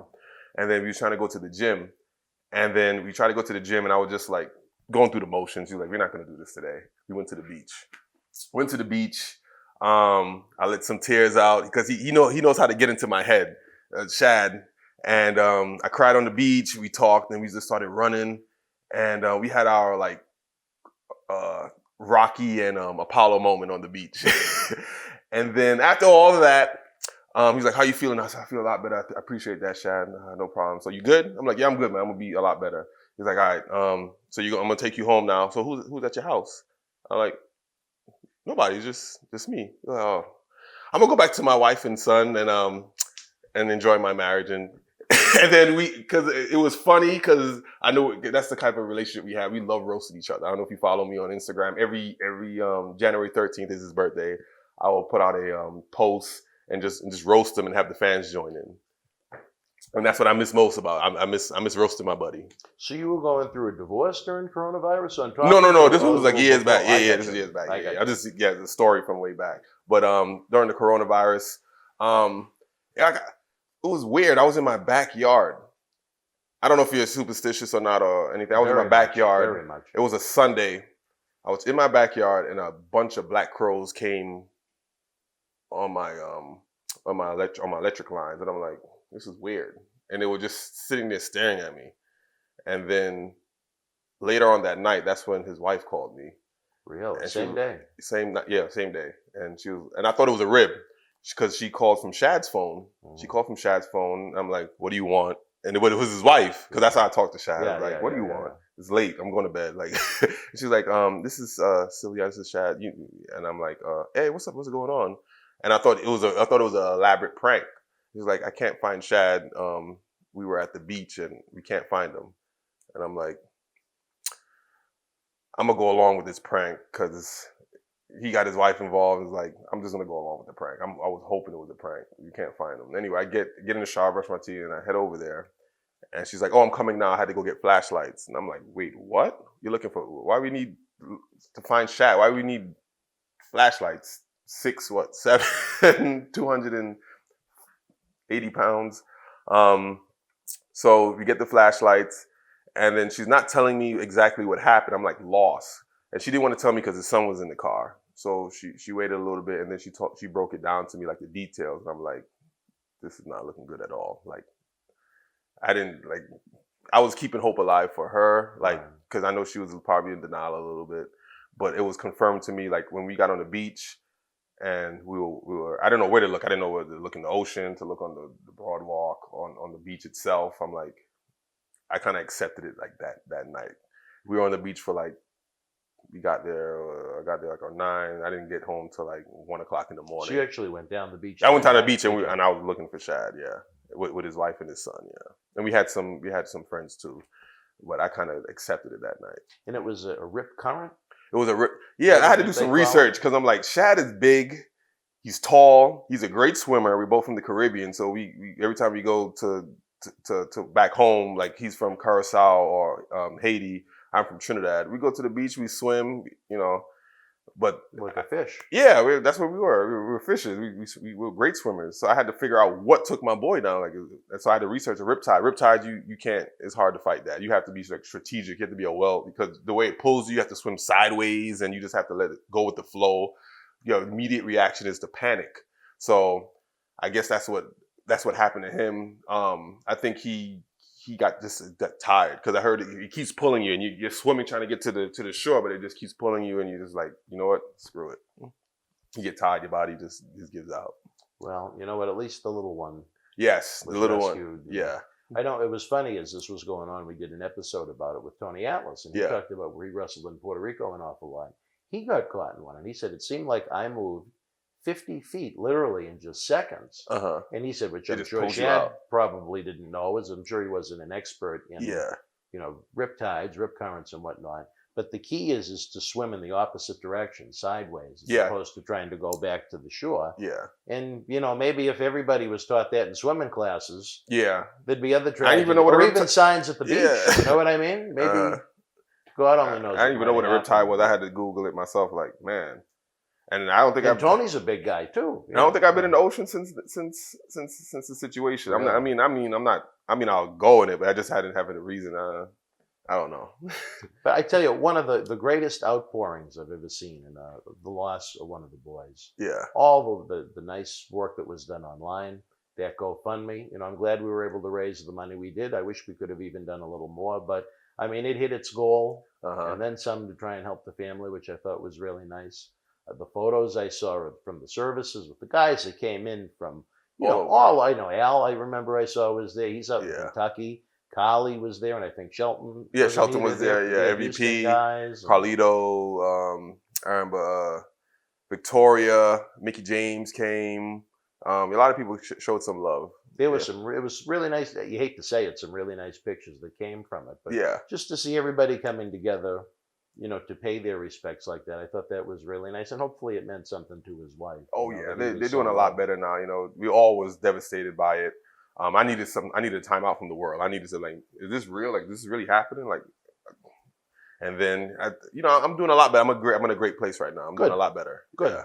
And sometimes you have to get to that point where, where the tears dry up and you have to honor them. I remember very different circumstances, but when Paul Bearer passed away, he was like that hit you hard. A second dad to me. Yeah. And I got a call from WWE at 12:30 after the SmackDown taping that night to tell me that it happened. And what the horrible thing about it was, to sleep after that. We had him booked for an event that Saturday, and that was when the services were. Man. So I couldn't even go. Yeah. And I remember X-Pac, he was on the show, and he was very tight with him too. He said, without a doubt, he would tell you to have your ass at this event. And we did a nice in-ring ceremony, and all the guys came out on the stage and so on. But, it took me, he passed in 13. I didn't get to go to his cemetery plot until the WrestleMania in New Orleans, which I think was 18. And even then, Mobile, Alabama, it was still 2 hours from New Orleans. But it felt really good to be able to go. You know what I mean? And to see it and say what I wanted to say silently and so on. And then drove back to New Orleans to end. It was the day after WrestleMania. Okay. Yeah, it was. But it's tough. But for someone that was just such a young man that didn't have, health problems and gastric bypass surgeries like Paul Bearer did and so on. I felt for you after we had just that experience the year before. We had fun that day. I think I have the picture of you guys with animals still in my phone. Oh yeah. That I took. Yeah. And you're the only one out of the three left. Because funny enough, Joe was going to be with us before Corona hit. We had this big back to the 80s type reunion.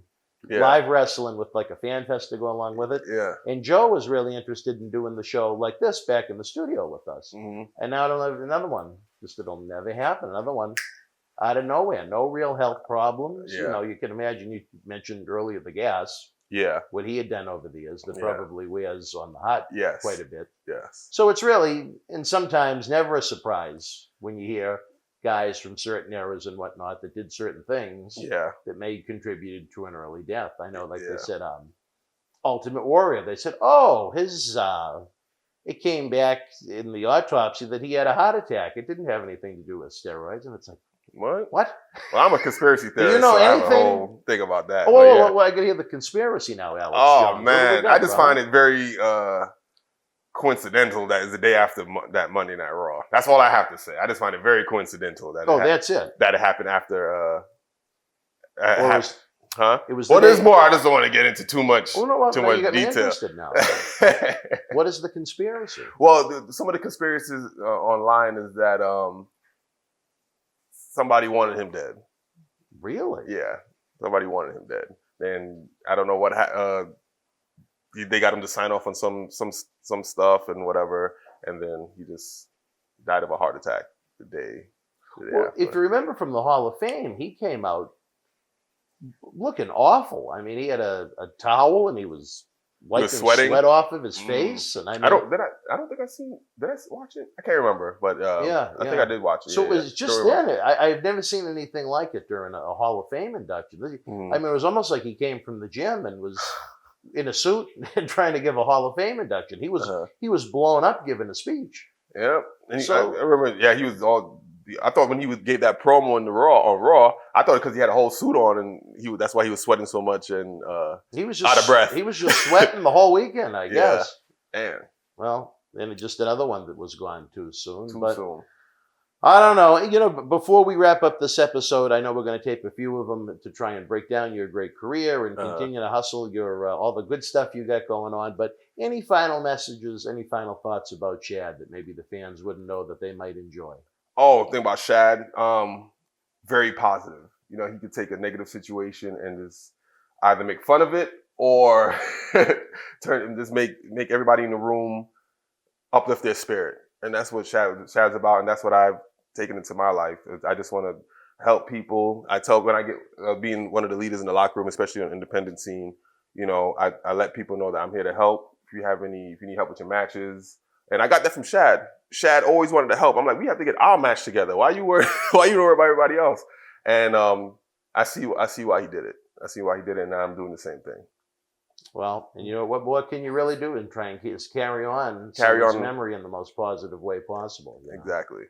All right. Well, you know what, folks? I really enjoyed this episode. I'm very interested in your thoughts. As always, if you're watching the premiere on Wednesday night at 10 o'clock, give us a note, your thoughts in the little premiere chat box. As always, if you've enjoyed the show, don't forget to tip the bartender. The Super Chat is open for business. If you come across this episode after the premiere, leave your thoughts in the comment section below. We love your feedback and know what you guys think so we can bring you the best episodes possible. Obviously, you can tell we're not in Boston at our studio. This is part of our WrestleMania Week in Tampa Wrestle House adventure where we've had a lot of fun with so many great guests, so many different stories and experiences with many more to come.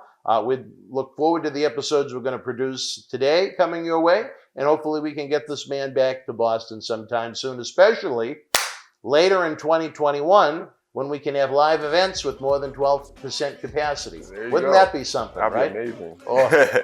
For my friend JTG, I'm Dan Marati. We will see you soon on Wrestling Insiders. Until we speak again, folks, you and yours be well, stay healthy. Good night. Sure. The World Wrestling Federation was live at the Cumberland County Civic Center in Portland, Maine, Tuesday, June the 2nd, 1981. In the opening contest, Johnny Rodz beat Fred Marzino. Duke of Dorchester, Pete Doherty battled Steve King to a time-limit draw. Rick Martel, Tony Gurria, and Rick McGraw with the win over WWF Tag Team Champions, the Moondogs, and Captain Lou Albano in a best 2 out of 3 falls match. Johnny Rodz defeated Angelo Gomez, and in the main event, the WWF Intercontinental Champion Pedro Morales retained the title over Angelo Mosca via disqualification. If you were in Portland live, share your memories in the comment section below. Use the links in the description box to keep wrestling legends in our eBay store and on our world-renowned Patreon streaming service so we can bring you more interactive superstar shoot interviews to relive the good old days of professional wrestling. Check it out. Boston wrestling sports in the MWF explodes into a new year with professional wrestling content galore and need you to join our family. Every Tuesday night at 10 p.m. after our Monday Night Raw review, it's Wrestling Insiders at your house with WWE Hall of Famer Mr. USA Tony Atlas. Wednesday nights at 10 p.m. after NXT and AEW, join rotating legends on Wrestling Insiders Special Edition.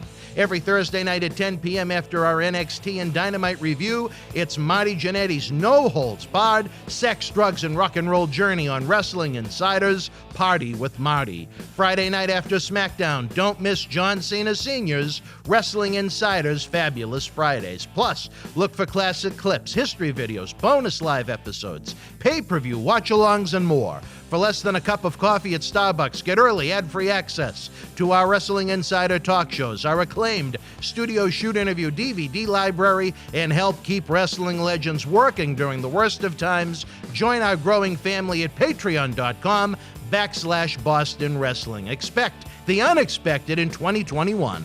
Wrestling fans around the corner, around the world, I'm Dan Marati. And I'm John Cena Sr. Johnny, the momentum here in Boston wrestling continues as we continue to build and build and build. The fans want to know, how do we help? We subscribe to the Patreon, but we see all the great merchandise on that set. Coronavirus may have killed the nightlife, especially for someone like Marty, but our acclaimed eBay store is open 24/7 around the world.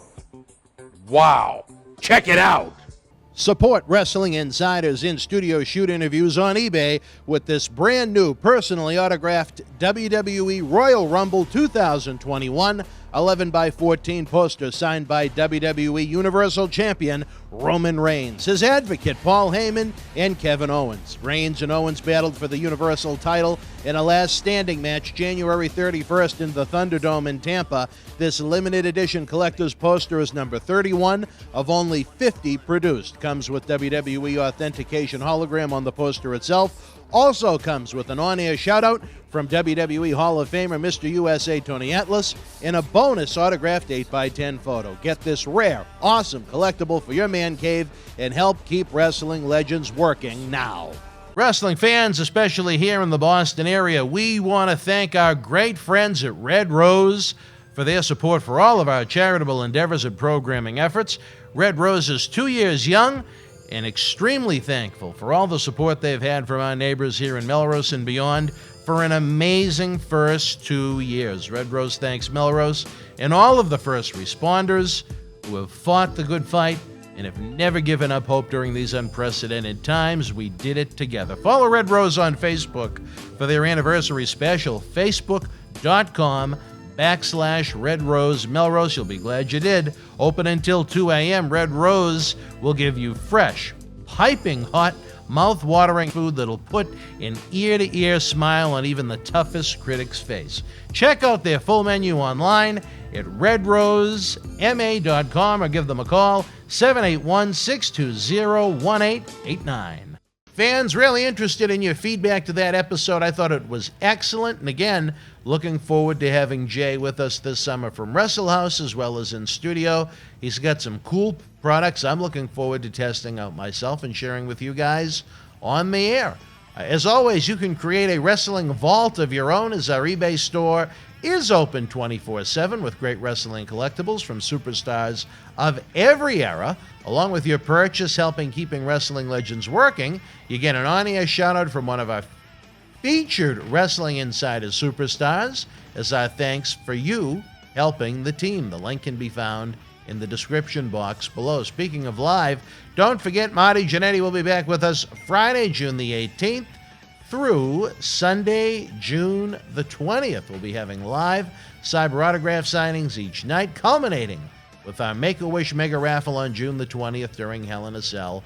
Win a jackpot of prizes and help some great kids at the same time. Visit bostonwrestling.com for more. Up next, it's time to put the women and children to bed, as it's time for Wrestling Insiders Party with Marty. Marty Jannetty's No Holds Barred Sex, Drugs, and Rock and Roll look at the 80s and 90s continues with a bang as we continue to run down WWF 1989. Marty talks about Survivor Series 1989 itself, Arn Anderson's farewell, Ultimate Warrior kissing Andre the Giant's ass, Roddy Piper's thoughts on doing jobs, Linda McMahon warning Pat Patterson about Dr. George Zahorian, working with the Bolsheviks, kicking off a feud with the Powers of Pain as WWF enters a new decade, and more. If you haven't already, please give the video a big thumbs up and subscribe to our YouTube channel. Get ready to party with Marty as part of our Summer of 7 p.m., 7 nights a week. All right, wrestling fans, welcome back to Wrestling Insider's Party with Marty. Marty trying to get some memories of the Bolsheviks, but you had a memory of Mrs. Volkov more than the series of matches. Are you sure you're not gay? Yes. Have you ever sucked a dick? No. Memories of your matches with the Bolsheviks. Well, one time we won. Every time you won. I think it was pretty close. No, they won some. They went over once in a blue moon? Yes. The Bolsheviks? Your wife is pretty. Marty, come on, seriously. Okay. The Bolsheviks? You did jobs to the Bolsheviks? Stop it. No, honestly. That's horrible. They were horrible. I mean, once Nikolai was done with the Russian national anthem, there wasn't much left. We on camera right now. I want to see if you tell the truth. All right, let's see. Will you have sex without your wife? Would I have sex without her? Yeah, I got you hooked. Yeah, will you? With what's going on in my real world right now, I don't think that would be for the best. And I'll leave it at that. So you really love her. Well, like I told you, by the you time know when what? we're That's taping so this, cool. He we're loves having it. our big. Is she your I have wife to get or out on ex? vacation for. Well, I have to get out for a little wrestling to do in Florida, and I'm bringing them with me, and we're going to go to the amusement park next, I think, Wednesday. So, there you go. I think it's pretty cool, man. He loves his ex. Are there any memories of your matches with the Bolsheviks? Were they easy? Yeah, were they one light? time were one time I was winning the match. Yeah. With his name's Jim Nelson. Yeah, Jim Nelson. Yeah. And I saw you. I looked out in the audience, and you was up there fucking your wife in the audience. Marty, seriously, do you any memories of your matches with the Bolsheviks? I just told. Yeah. Were they good? Were they bad? Were they light? Well, were for they me, it stiff? didn't bother me. But what's his name? He just died too. Nikolai. Yes. Yeah. A couple of years ago, but still recent enough. Would have loved to have had him in the studio here to share his memories and stories. Good yeah. brother. Good brother. Answer all some of the. He told respond Sheik. to some of the stories the Sheik has told about him Well, in the studio. Sheik, that's what I was going to say. Sheik one time, you might have drank a little bit, and he came back to the hotel. They roomed together. They were tag team partners, and we kind of do that. We tag with each other, and came to the room. Sheik came to the room, and Nikolai he was naked. He was sleeping naked. I never roomed with himself. No, I was just telling you what this night. And he didn't have his covers all the way over his ass. And Sheik walked in, and Sheik said, "Oh, Nikolai, I wanted to."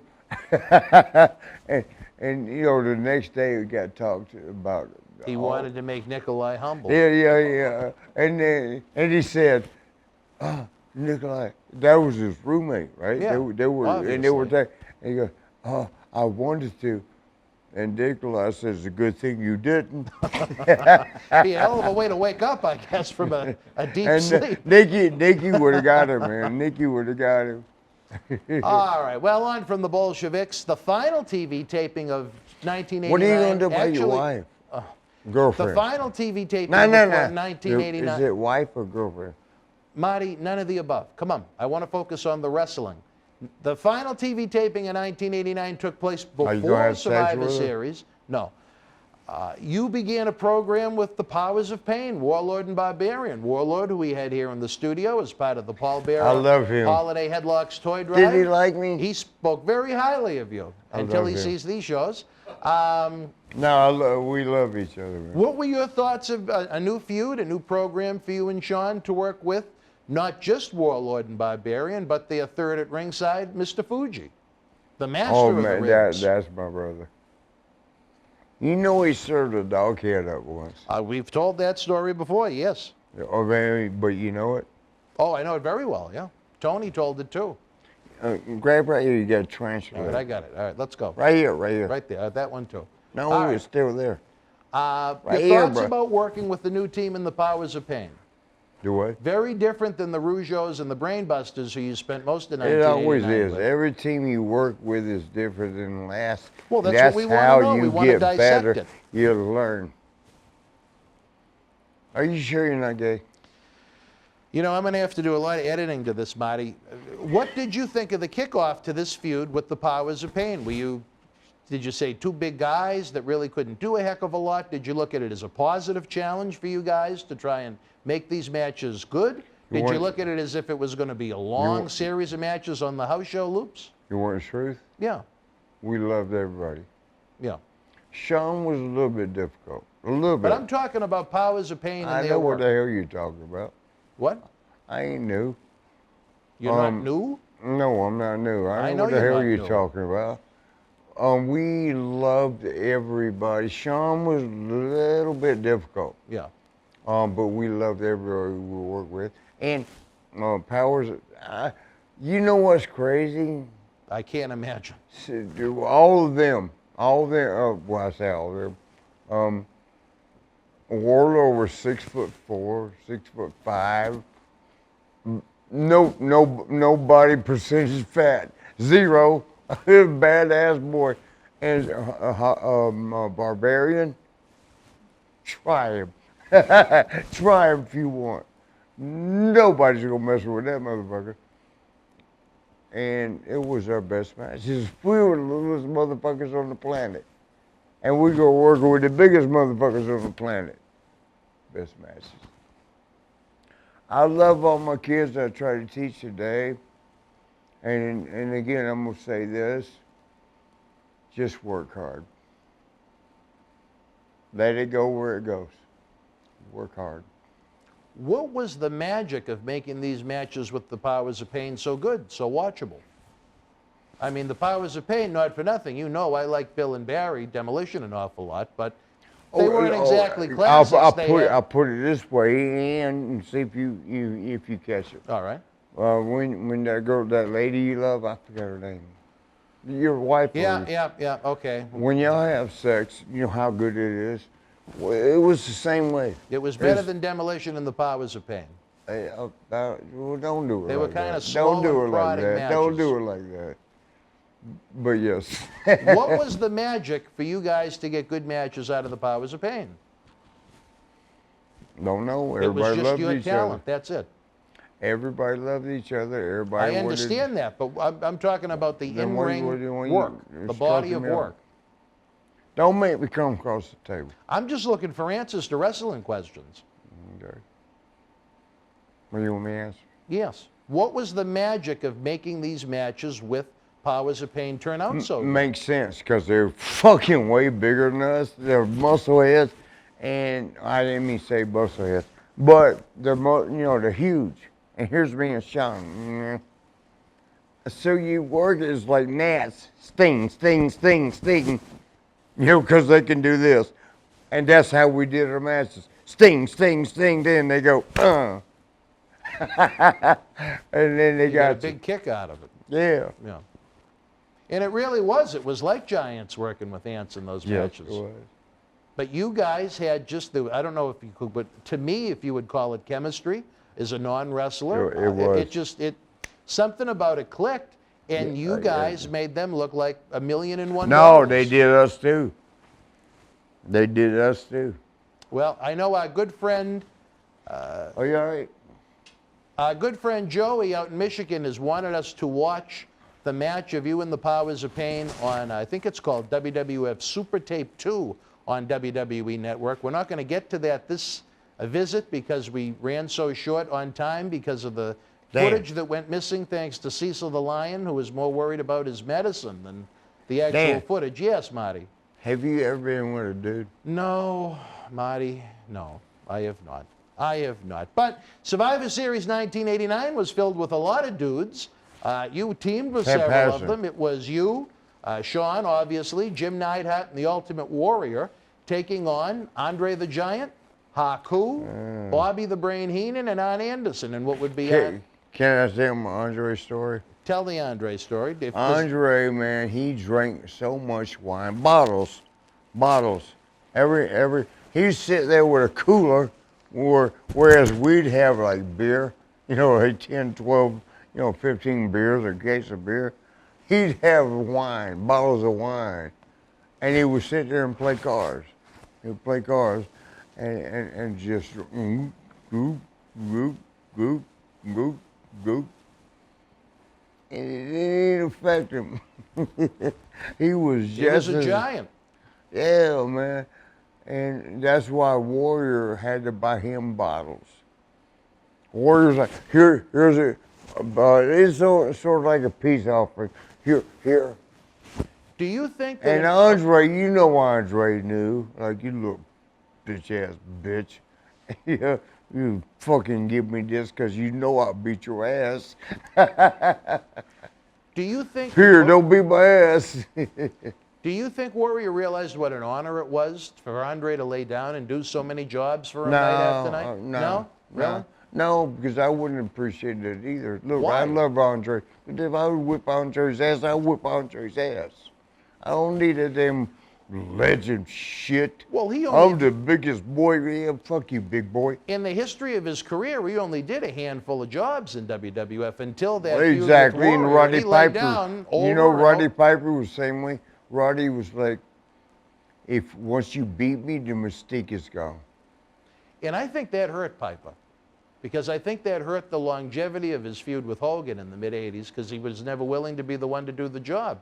And what's funny is... I don't think he ever did one. You look at the finish of WrestleMania 1, who took the pin? Mr. Wonderful Paul Orndorff. I think Hogan's most successful house show... I love you, brother.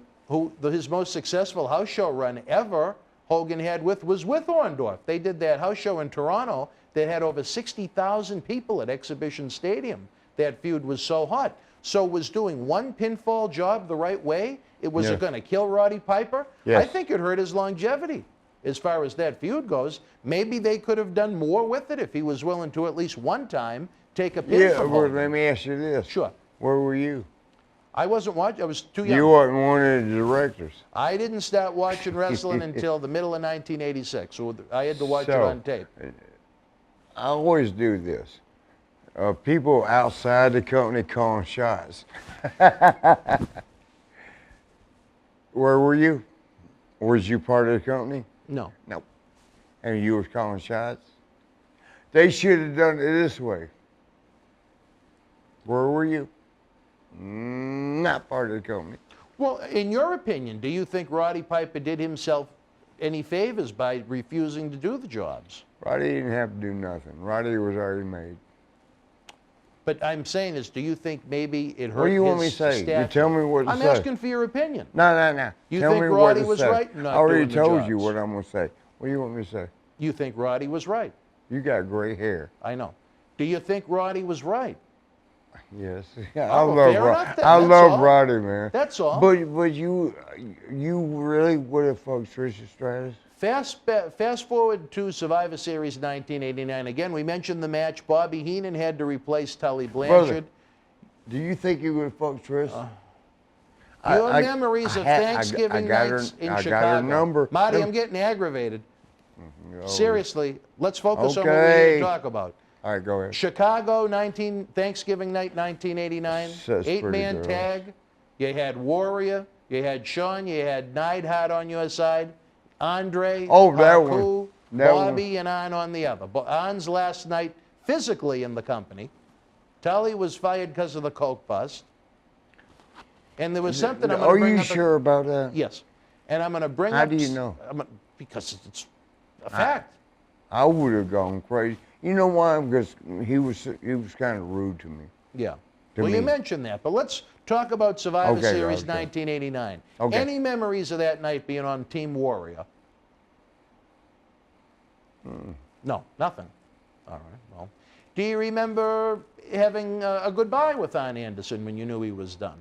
I love Arn. Well, I mean, did you guys go out maybe for a meal or a drink, say goodbye, or was it just I'll see you down the road. One time I was standing at the bar with like fucking 4 or 5 huge of the boys. Like they're all 6'6", huge as shit.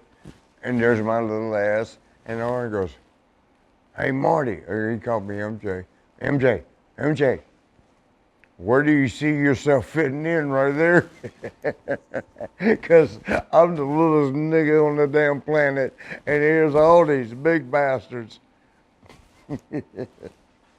All right. Again, as far as on goes, when he left, did you any memory of him leaving, or just it was who? you shook it on Anderson when he left on his last night that night? You worked with him. I don't even know why they let him go. He wanted to leave. They gave notice, and when they gave notice, he wanted to leave WWE because WCW was going to offer them a big guaranteed contract. No, they were gone already. No, they weren't. That's why they left. WCW started to give out He only got guaranteed released money. like 2 years ago.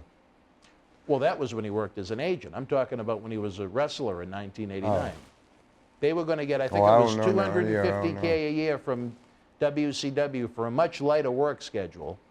But then WCW didn't hire Tully because, you know, he was just busted for a cocaine failure in WWF. Yeah. And then they felt On had less value, and they lowballed him. They cut him from $250 to $150. That's one of the best. You know what, man? I like to think I'm a good coach. Yeah. Look what I did. I put Shawn Michaels at the top, Bob Holly. Al Snow was already good, but, you know, was out there all the time. 1, 2, 3 Kid. All of them, like Bill, what's his name? Not Bill. Gunn. Billy Gunn, yeah. Billy Gunn. Gosh damn, Springboard, let me tag on to you because you make everybody go to the top.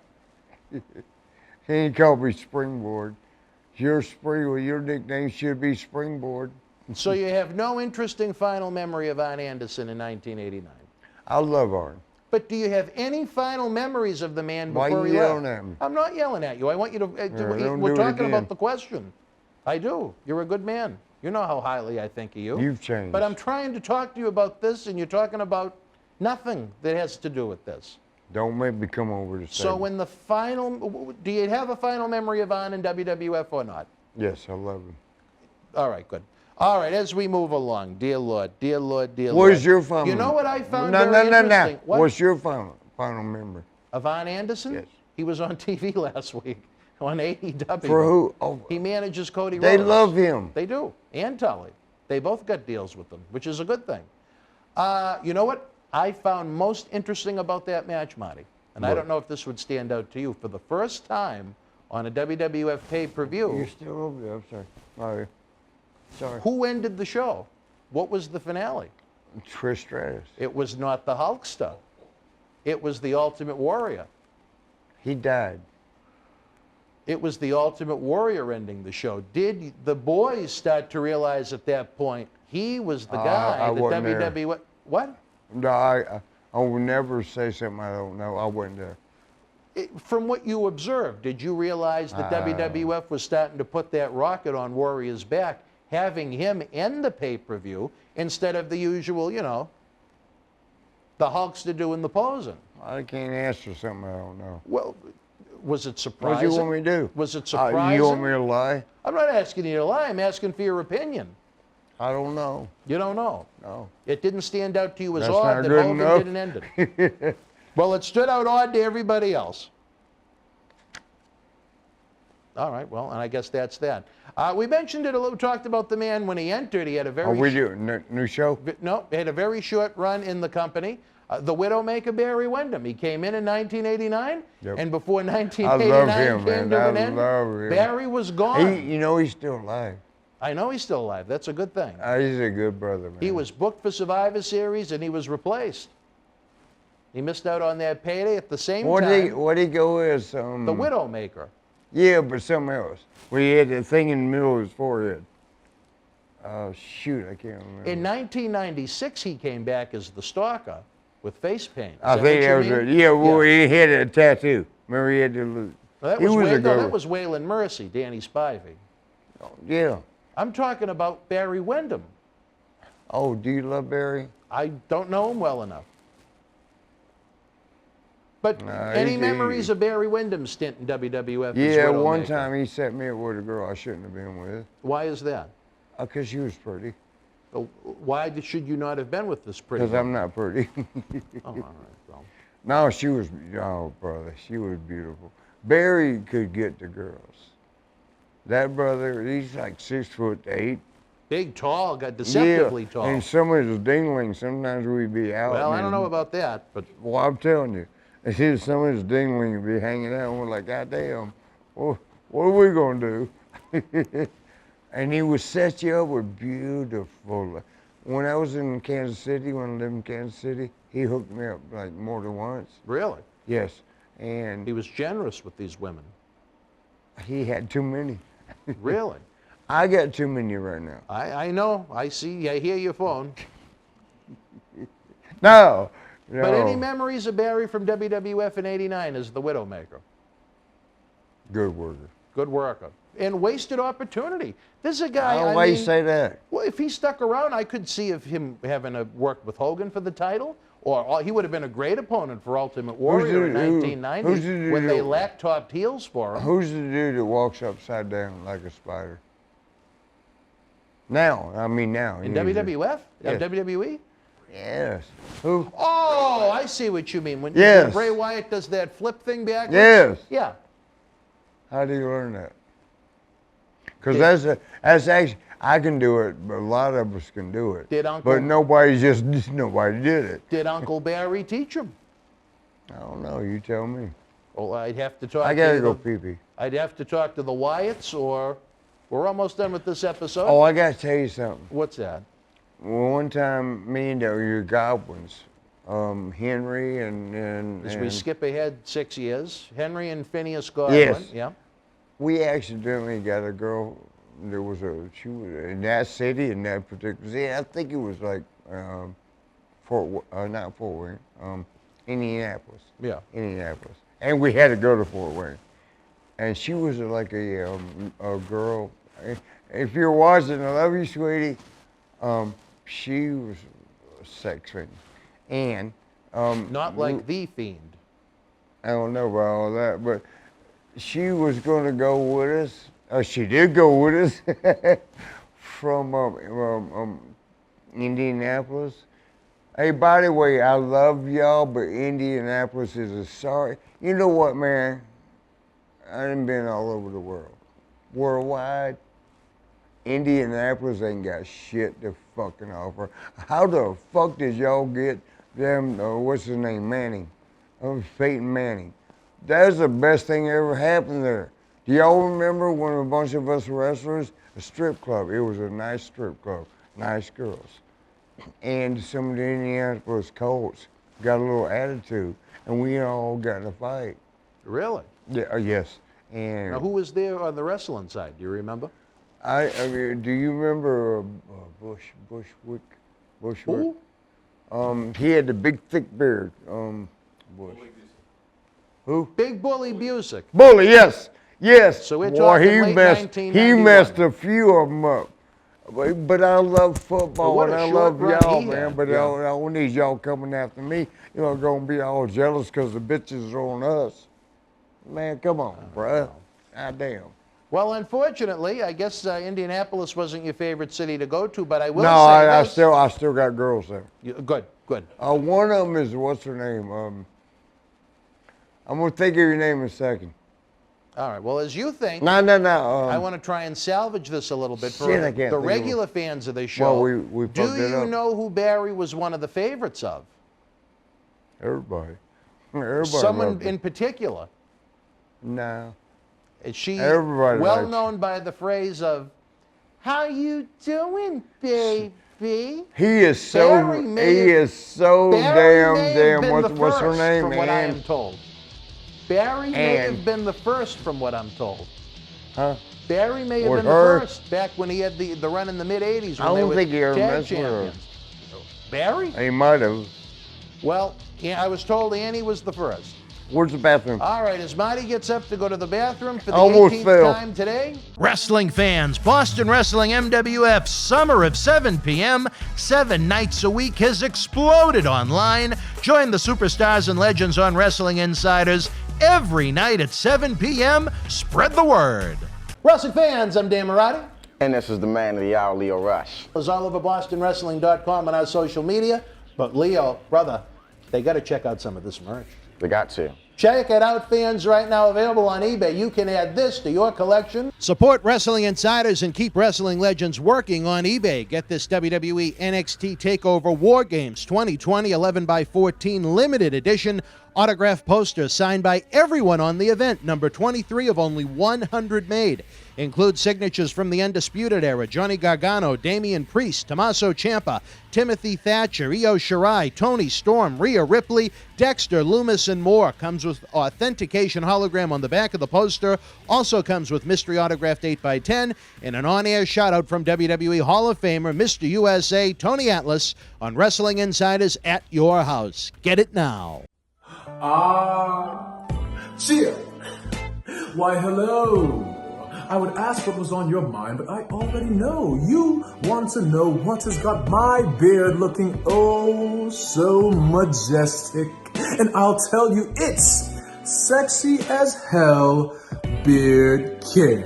Coconut oil, vitamin E oil, almond oil, both sweet and bitter, shea butter, it's all natural. Yes, JTG has actually come out with a high quality product. So support your boy by going to sahbeardcare.com and take one step closer to becoming sexy as Wrestling fans, especially here in the Boston area, we want to thank our great friends at Red Rose for their support for all of our charitable endeavors and programming efforts.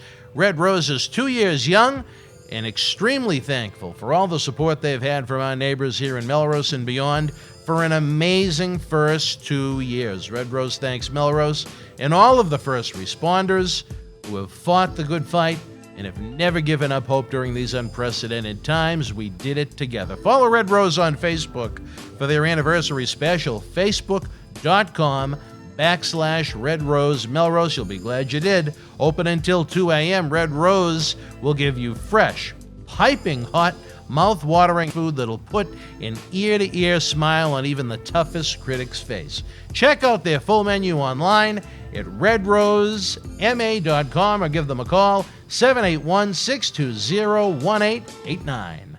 We are partying with Marty. If you could ever be, we have a very special guest with us in the studio tonight. He was able to pass the qualifications of the studio to enter for this taping, and he is truly a VIP. He's a very individual person. But he's here with us tonight having a little bit of fun. I don't know what he's going to think or if he's ever going to come back. That remains to be seen. But we're trying to finish the year that was 1989 with the man that lived it, with his no-holds-barred sex, drugs, and rock and roll stories, Mr. Marty Jannetty, the future WWE Hall of Famer. I asked him, would he rather have sex with Sasha Banks or Tricia Stratus? What did you say? I said I would not physically resist either one of them if they had approached me. Pervert. Oh, I'm still a man. I mean, you know. Yeah. Oh, anyway, you remember that? What? Let's talk 1989, folks. Dear Lord, Marty, I tell you, you were having the unfortunate run with the Bolsheviks to end the year. You were put into a new program on TV with Warlord. One of them dead. What? One of them dead. Nickel, we mentioned that last episode. Oh, we did? Yes, we did. And we mentioned your, as Shave Nickel, your I was beard doing the once in a while, one-arm man. push-ups. You were doing some push-ups with Or the Mrs. Rougeos, Volkov yeah. of a different kind. Rougeau. The Rougeos? Yeah. What about the Rougeos? The one-arm, push-up shit. Well, that was during your marathon matches, but Nikolai was known just for exercise to do the one-arm push-ups. Nikki? Nikolai. And you were doing some push-ups with Mrs. Volkov. Have you ever had sex with Missy Hyatt? No. Have you? Oh, well, Have you ever had sex man, with you Missy busted Hyatt? me right back. That was my mistake. What's good for the goose is good for the gander. I as Buzz fucked Gorilla up. Monsoon I used to fucked say. up. Now tell us about your interactions with Missy Hyatt. Oh, she's a Beautiful, beautiful woman One time, in the 80s. some of my students I trained, most of my kids were black, black. Yeah. And Missy Hyatt, She had all of them. every black person alive. And, She had every one of your students? No. Oh. No, in the business. And I'm not going to say names because I don't want Ron Simmons to come beat my ass.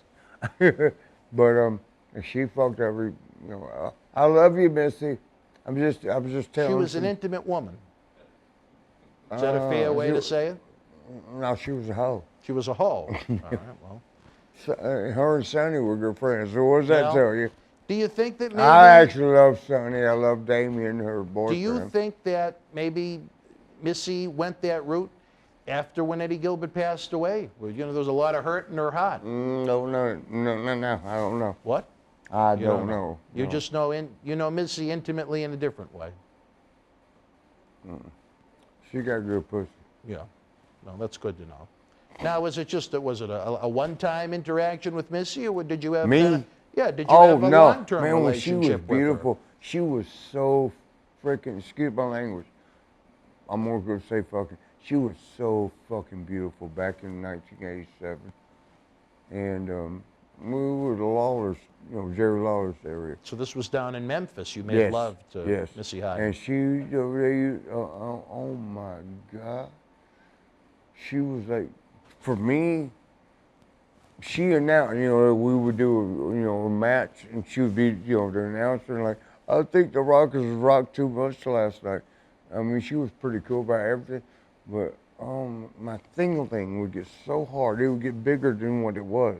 Just because of my Missy? thingling's only this long, but when they get real excited, and her.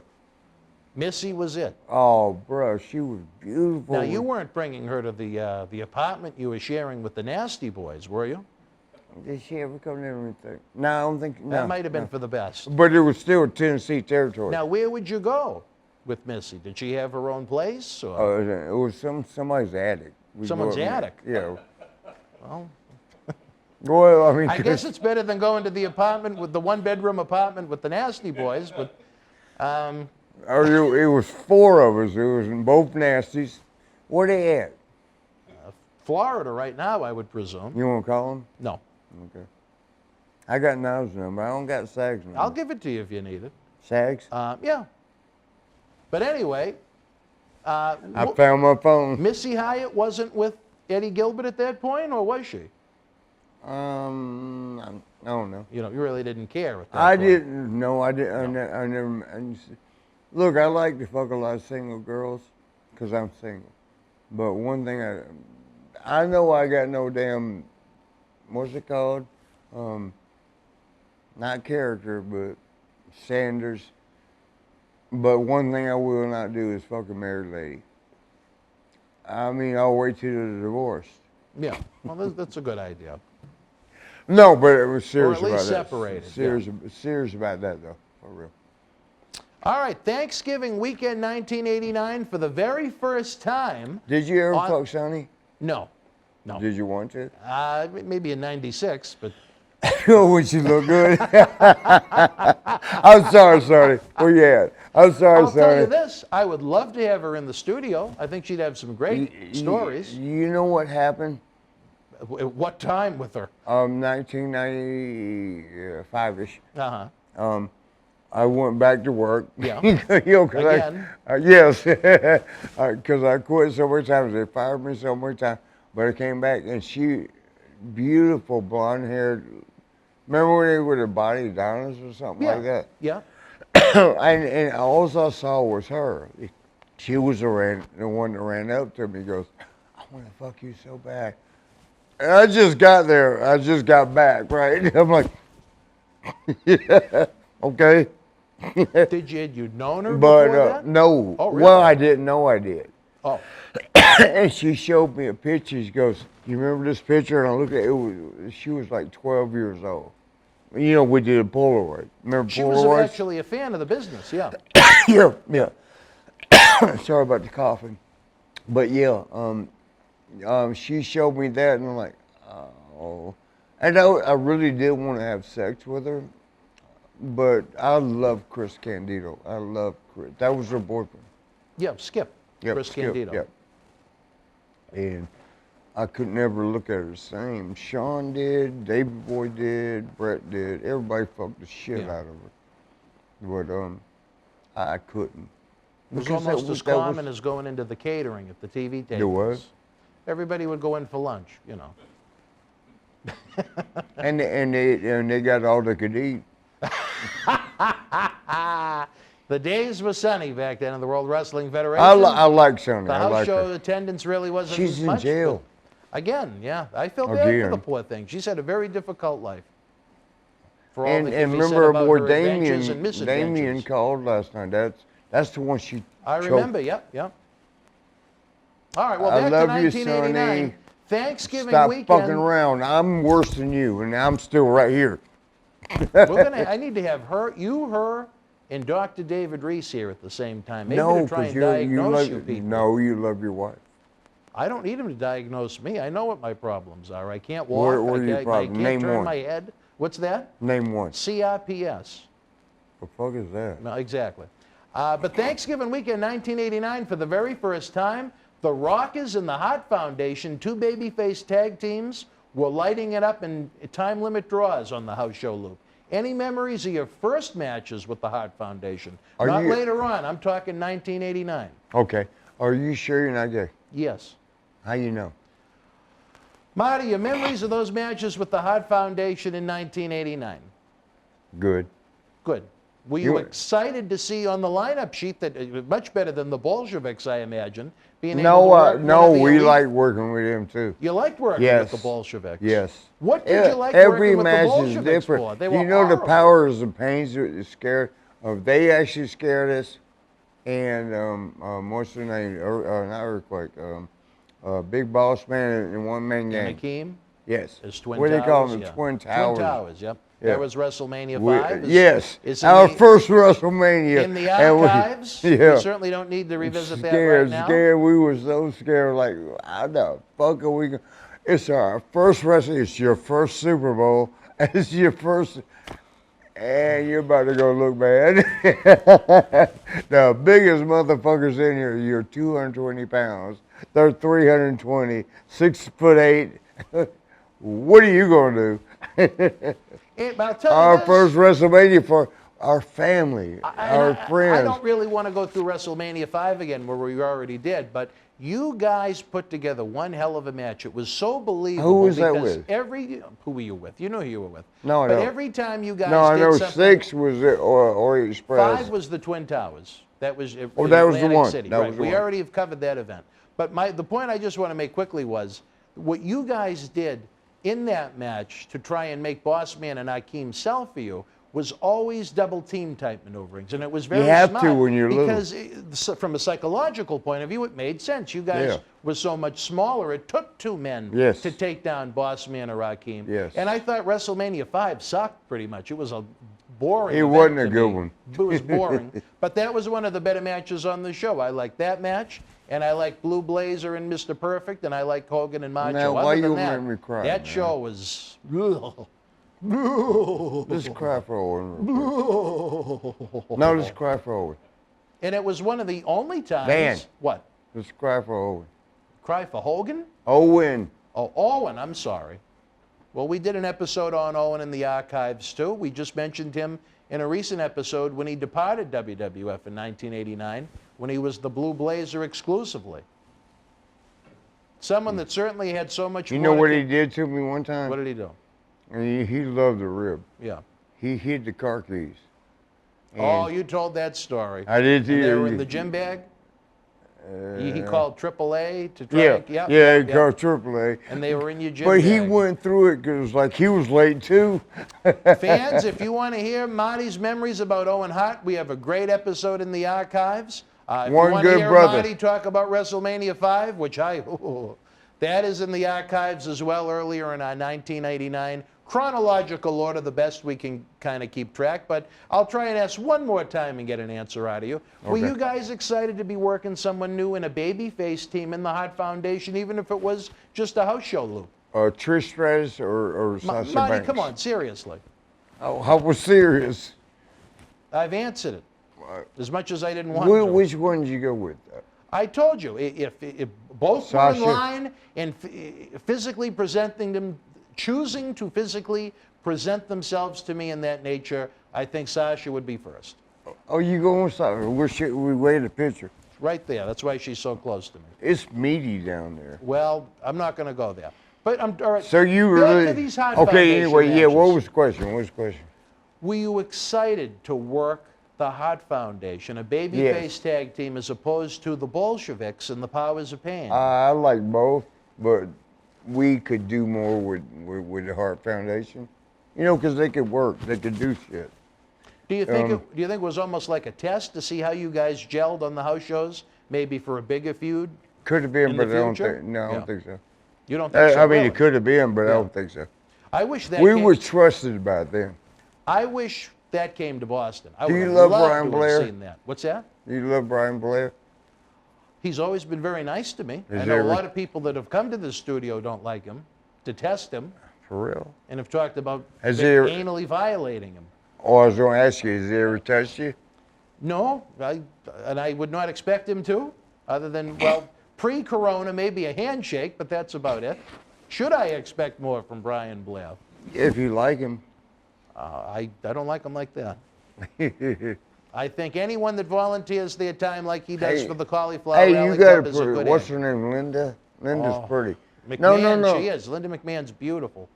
Yeah, stop. No, she ain't. Well, you said you pleased yourself to her at least one time. You fucked me up, bro. That's actually a great I don't segue. mind saying, look, Linda, I like you to death a little bit, but you're an asshole. And you already know you're an asshole. December 1st, 1989. You fucked up Donald Trump because he picked you, what was it, Small Business Administration. God damn, you fucked up DT. December 1st, 1989. Linda McMahon tells Pat Patterson, keep Dr. George Zahorian away from the TV taping. That's the one that gave us our medicine. She's hot. He's hot. I'm sorry. No, that the FBI was looking into his actions, Zahorian. Yes. Did you ever have any interactions with Zahorian? Yeah, he played my feet. No. Oh, George Zahorian, the doctor in Pennsylvania. I know exactly who you're talking about.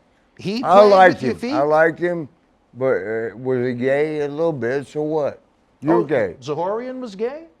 Well, he touched guys.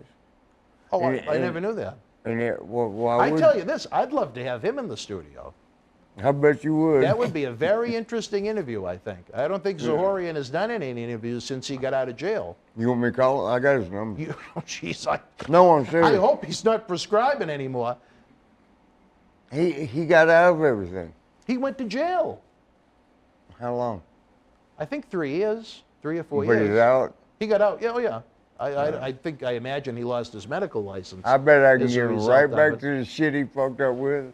Well, I tell you. I already know. Would you be surprised that Linda would inform Patterson to keep him away? Here's what I'm going to ask you on that question. Do you think Linda could suck a good dick?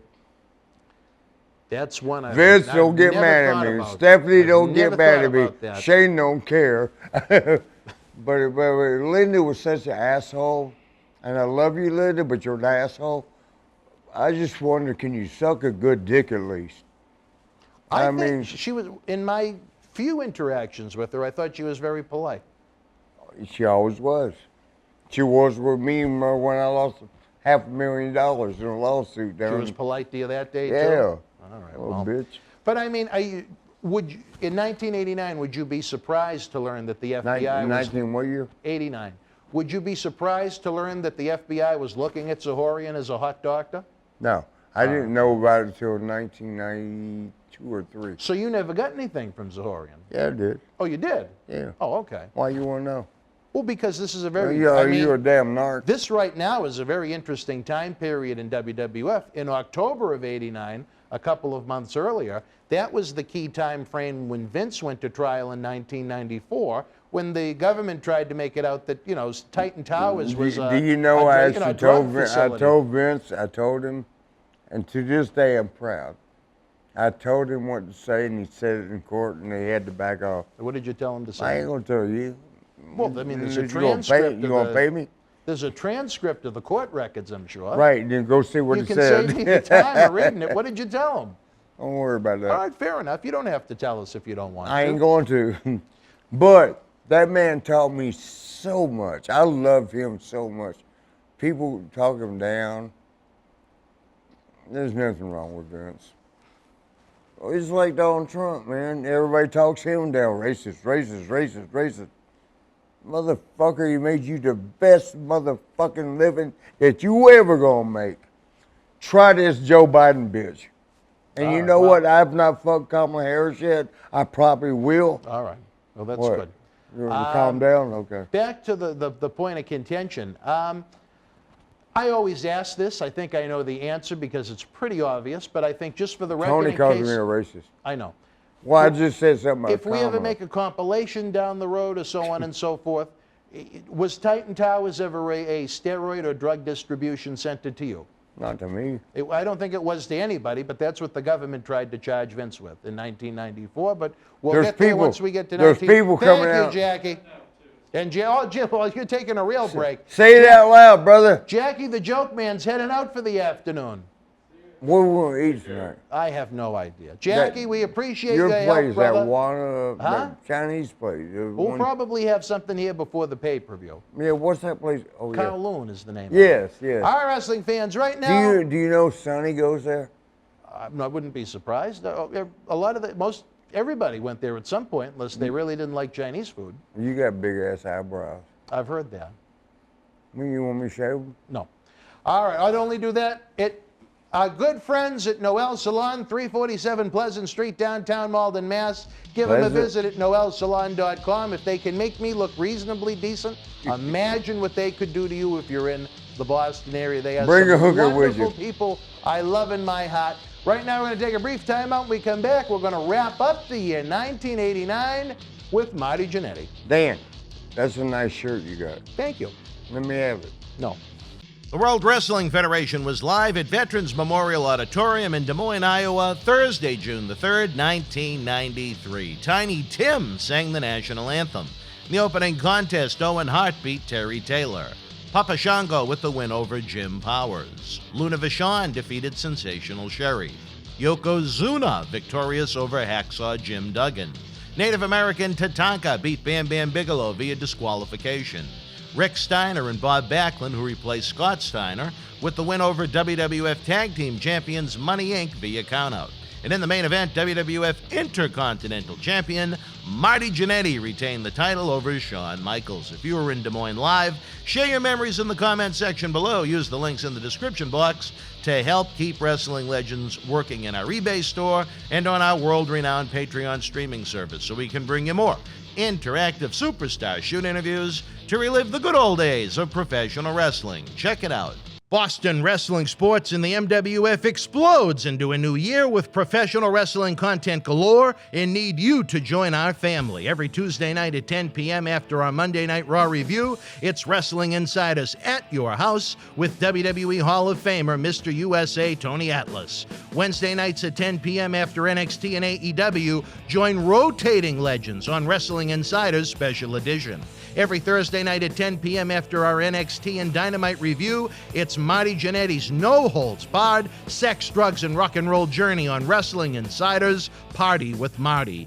Friday night after SmackDown, don't miss John Cena Sr.'s Wrestling Insiders Fabulous Fridays. Plus, look for classic clips, history videos, bonus live episodes, pay-per-view, watch-alongs, and more. For less than a cup of coffee at Starbucks, get early ad-free access to our Wrestling Insider talk shows, our acclaimed studio shoot interview DVD library, and help keep wrestling legends working during the worst of times. Join our growing family at patreon.com/Boston Wrestling. Expect the unexpected in 2021. Wrestling fans, Boston Wrestling MWF Summer of 7 p.m., 7 nights a week has exploded online. Join the superstars and legends on Wrestling Insiders every night at 7 p.m. Spread the word.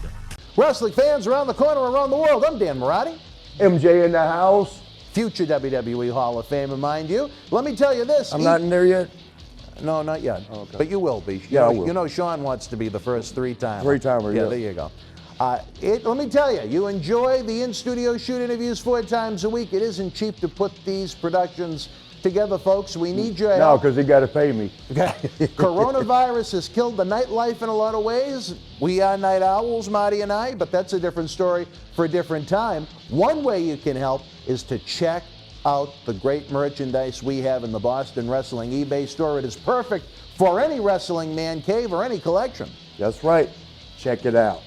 On October 28, 2020, Wrestling's Scariest Night was back with WWE NXT Halloween Havoc. This limited edition collector's autograph poster is number 12 of only 100 produced and is signed by all 9 superstars featured on the poster, including Johnny Gargano, Damian Priest, Candice LeRae, Io Shirai, Dexter Lumis, Cameron Grimes, Rhea Ripley, Raquel Gonzalez, and your Halloween Havoc host, Shotzi Blackheart. Comes with WWE authentication hologram on the back. You'll also receive an on-air thank you from WWE Hall of Famer Mr. USA Tony Atlas and a bonus mystery autograph photo. Help keep wrestling legends working. Get this awesome collectible now. Got a lot of interesting feedback to that episode. Supposed film school attendee Cecil the Lion screwed things up bad technically, and Marty was a hurting unit. Days removed from ankle reconstructive surgery. He was, again, in a lot of physical pain. He likely would have been better at home resting, but he needed the work. That's the honest truth as to why he was there. He needed the work. He had bills to pay. That's why we continue to push the Patreon.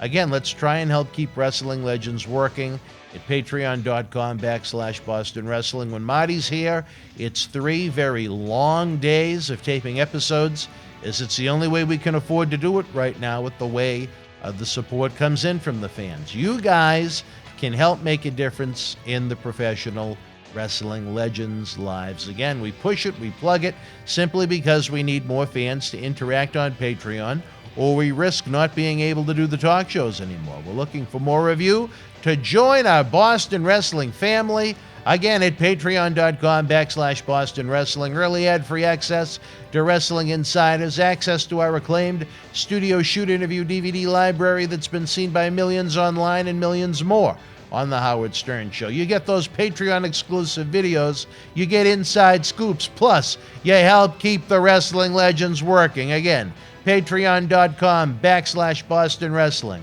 You got Sheiky Baby. You got Paul Bearer, Kamala, Vader, Demolition, Harley Race, Paul Orndorff. Dozens more telling their stories. I have no doubt that Marty will be in better and great spirits when he's with us June 18th through the 20th as we tape all new episodes of Wrestling Insiders Party with Marty.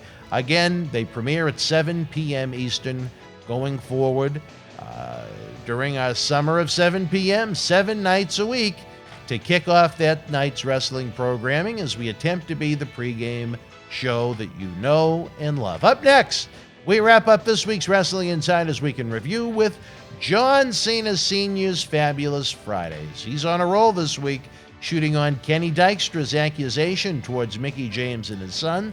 Also, a high-ranking WWE official telling Mickie that women make WWE no money. Molly Holly's Hall of Fame speech cut short. Great Khali going into the Hall of Fame. AEW's Blood and Guts match and more. Here's Johnny. All right, wrestling fans, welcome to another installment of Wrestling Insiders. Dan Marty, along with your host with the most, Mr. John Cena Sr. Johnny, I don't know how you fit us in your schedule. You're so busy, brother. Well, you know what? It's always an honor and a privilege to come down here, sit at this table with you, and agree to disagree and still be friends, and at the same time, reach a lot of those wrestling fans out there. And I tell you this, a lot of the wrestling fans, as they continue to watch our Wrestling Insider programs, and I'm so hoarse from all the interviews that we do, but it's almost like a wedding. They are saving the date. Saturday night, November the 13th, back to the 80s WrestleFest at Memorial Hall, Melrose, Massachusetts. It's going to be that interactive fan fest where the fans can meet the legends from the 80s. You know, it's one of those fine lines you have to think of sometimes where, sadly, not everybody's going to be around forever. I mean, you look at Road Warrior Animal, who was originally going to join us not only at the event, but here in this studio. We're not going to have that opportunity. So you never know when it comes to because of the lives they led, the great legends of the 80s, you never know when it could be the last chance you have to meet them. And I know that sounds very morbid. I know a couple of wise guys accused me of, oh, you're trying to sell death. I'm just trying to push reality a little bit. You know what I mean? Not all of these guys, even physically, will be able to get out of the house forever. How much would we love to have Iron Sheik with us? But again, physically, it's virtually impossible for him to get out of the house more than once or twice a year. And that's sad to me. Yeah, I wish he'd come back. I really enjoy Sheiky Baby, but you know, physically, he just doesn't want to do it. He doesn't want the fans to see him the way he is, and you can understand that. But you know what? I don't care. I think the fans wouldn't care what he looked like or what he was. I agree. They love the Iron Sheik. And Sheiky Baby, you got to know how much you're in my heart, and everybody out there wants to see you because they love you. So think about it, Sheiky Baby. Come on out. Well, you know, maybe we'll send that message along. That was heartfelt. And people know my feelings on the Sheik. We have had some adventures. We've had some misadventures. He wound up on the Howard Stern Show daily. At least his voice and my voice as a result of that video we did here when he wanted to violate Brian Blair to be PC, I guess. But we've traveled to Canada, we've traveled to Las Vegas, we've traveled all over the country. I have to say, Johnny, and you know me, I am a Virgo, I am not the world's biggest people person, but I do love Sheiky Baby. And it would be very sad if he left us and I didn't have a chance to have a real goodbye with him. It was nice that Tony Atlas and I had our little mini reunion at WrestleCon a couple of years ago, but it was 2 or 3 minutes. I'd like to have, you know, a chance to just sit down and... Well, you worked the show with Tony. Tony did well. He, you know, things were well. No, but I mean, I'm talking about Sheik. I'd love to sit down and before it's all said and done and just, you know, where we've had such a unique relationship. Literally, the headliner to Tony and the Sheik of Tony Rumble's first show that I ever worked back in 1993 when I was a freshman in high school. So there's quite a history there, but that's a different story for a different time, Tony. Did I just call you Tony? You did. I did. I'm sorry. You don't look like Shrek. That's okay. I'm proud to be associated You've been with called Tony worse. Atlas. You've been called worse, right? No, Tony's a good man. All right, wrestling fans, a lot of talk in the world of women's wrestling. A lot of talk in the world of women's wrestling. We talked about Trash Bag Gate in one of our recent episodes, where your good friend, Mickey James, a friend of the entire Cena clan, apparently, in some way, shape, or form, as has been reported over the years by old Kenny Dykstra. You know what? Kenny Dykstra's a good friend. Yeah. He's retired from professional wrestling. Yes, very young. Yep. 35. Smart man. He'll but be it's back. Yeah, but I don't know about that. They all come back. I know. I don't know about that. But you know what? I don't know if there's any truth to what Mr. Dykstra says. Maybe he's just a wounded lover. You know, maybe she said goodbye and he couldn't take the hit. They were buying a house in West Virginia, whatever. I don't know what's going on. I'm not privy to that, nor do I care about that. That's personal. Keep it personal. You know, why degrade a woman and yourself and a third party? Rumors are just that. Well, I mean, rumors. I think he would probably know if it was more than a rumor or not.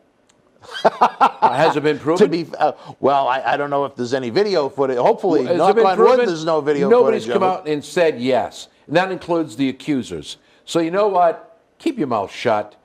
Don't degrade anyone at any cost. If it is, it is. If it isn't, it isn't.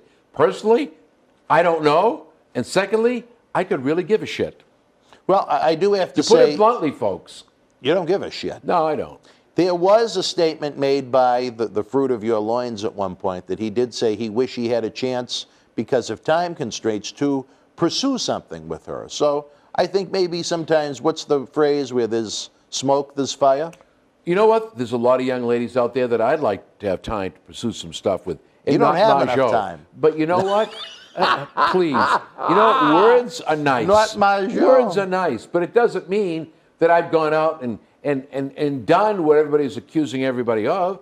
You know, I think at some point you've got to use your head, and maybe it's a way to get you back. Maybe she did use her head. Well, maybe it's a way to get you back in the spotlight. Who knows? And who really and you never know. cares? Well, it was a point of discussion. Well, anyway, back to Mickey. She had more to add to Trash Bag Gate. She, along the lines of how you and I have had conversations over the years, came up with the concept, or I don't know if she was the originator of it, or was maybe not the first, but had discussions with WWE officials about, with all of our different platforms, why don't we try and create an all-hour women's show?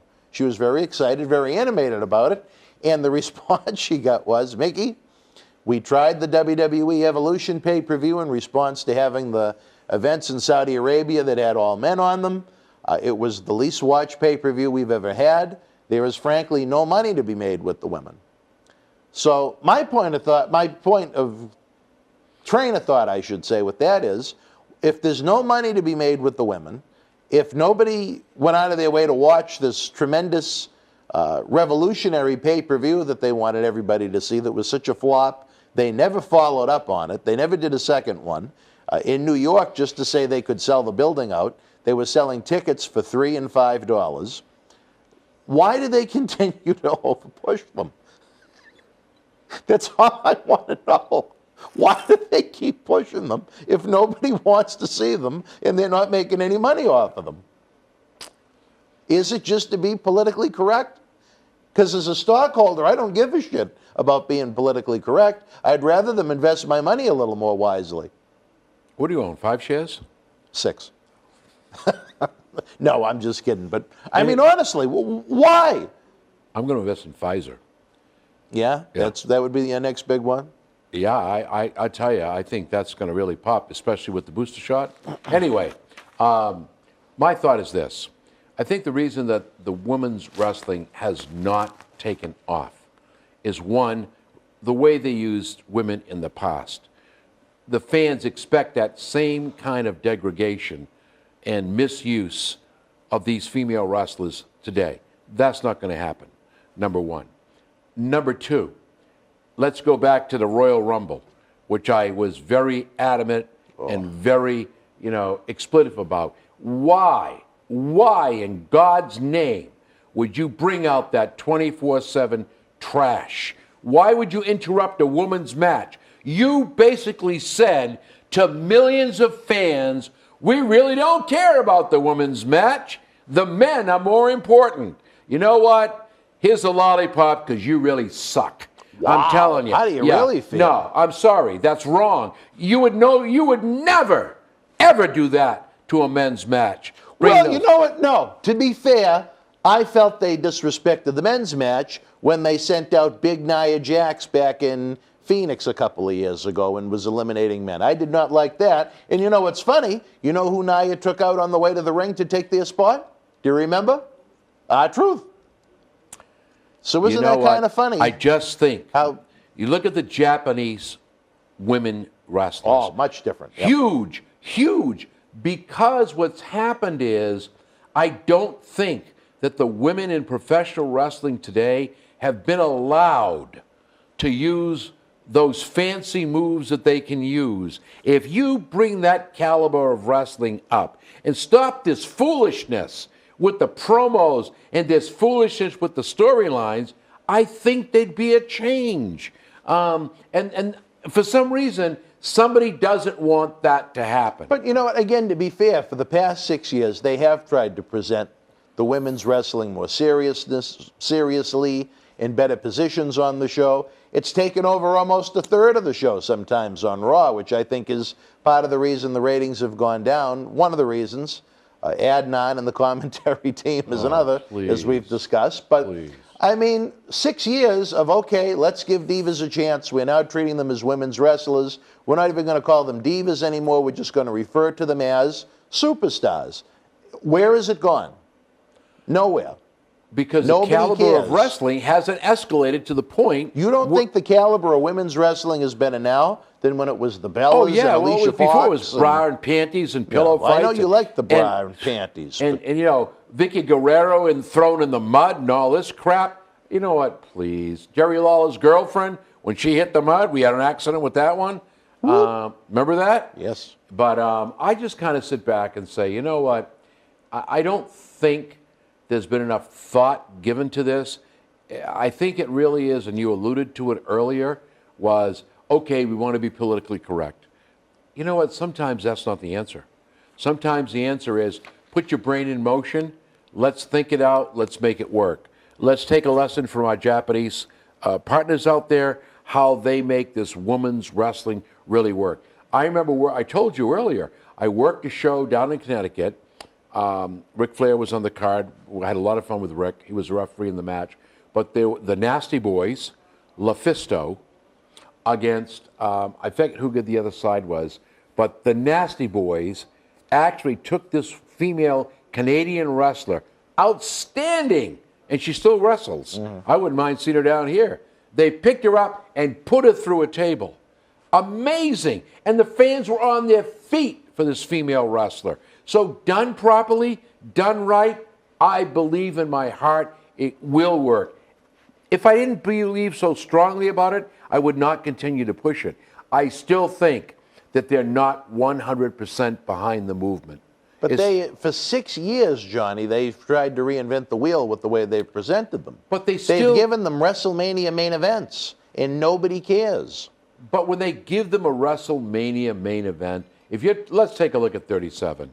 You know, out there hugging and crying, and please, you know what? You knew the finish before the match even began. began. Thank you very much. So, you know what? What have you just done?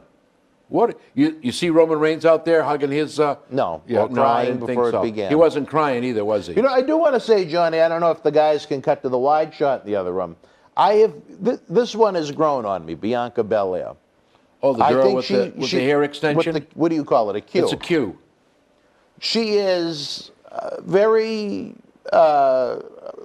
likable. I think her promos come across as sincere.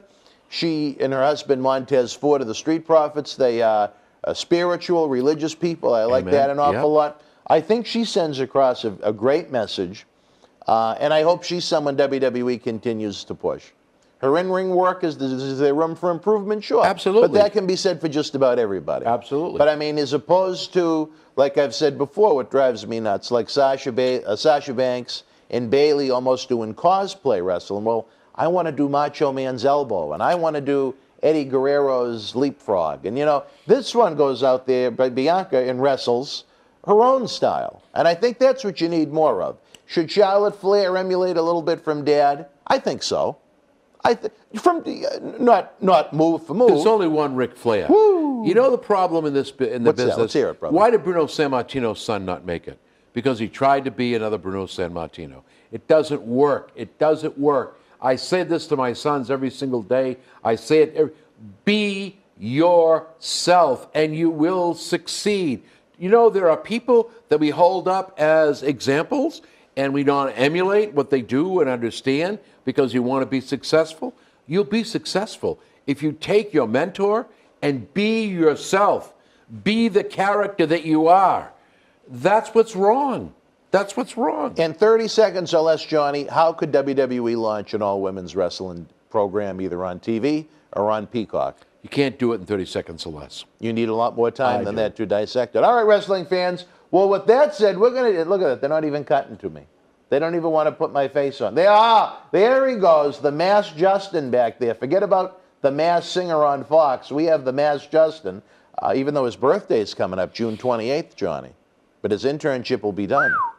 My birthday's coming up in June, too. That's right. Well, you know, we're going to have a big party for that. June 18th, that's it. If you're in the premiere, folks, what do you think it would take to launch a all WWE women's show? If you're watching the premiere live, give us your thoughts. The Super Chat button is always open to help us keep the lights on. And, of course, if you watch after the fact, leave your thoughts in the comment section below. We always read them, even if we don't have a chance to respond, because we just get so many hundreds each week. We'll be back after this brief timeout with more Wrestling Insider Fabulous Friday. Stand by.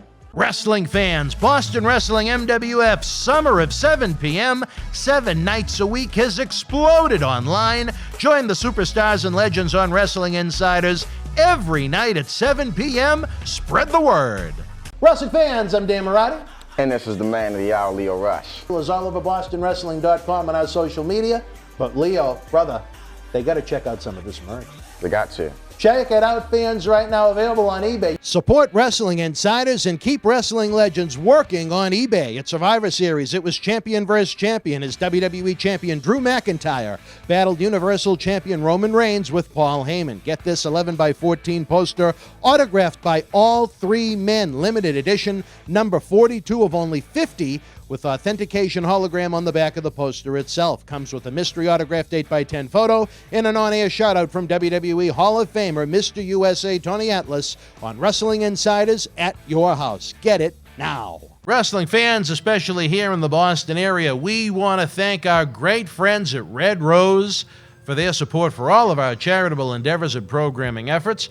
Red Rose is 2 years young and extremely thankful for all the support they've had from our neighbors here in Melrose and beyond for an amazing first 2 years. Red Rose thanks Melrose and all of the first responders who have fought the good fight and have never given up hope during these unprecedented times. We did it together. Follow Red Rose on Facebook for their anniversary special, facebook.com/Red Rose Melrose. You'll be glad you did. Open until 2 a.m. Red Rose will give you fresh, piping hot, mouth-watering food that'll put an ear-to-ear smile on even the toughest critic's face. Check out their full menu online at redrosema.com or give them a call, 781-620-1889.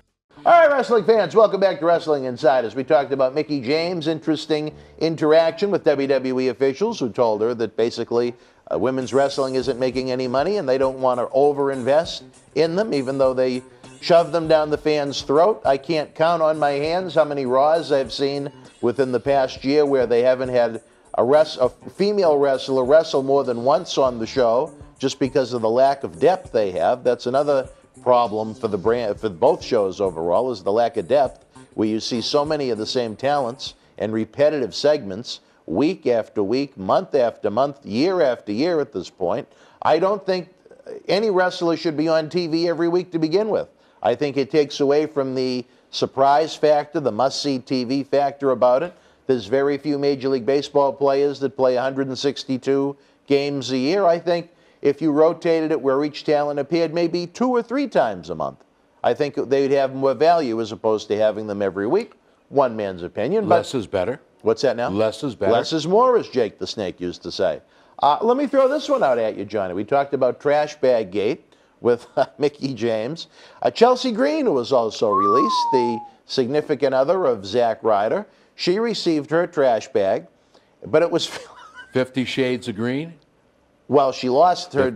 She lost the name to her podcast. Now they cease and desist. Cease and desist. Stop! You can't use it. We own the name. And now she's changed it to Green with Envy.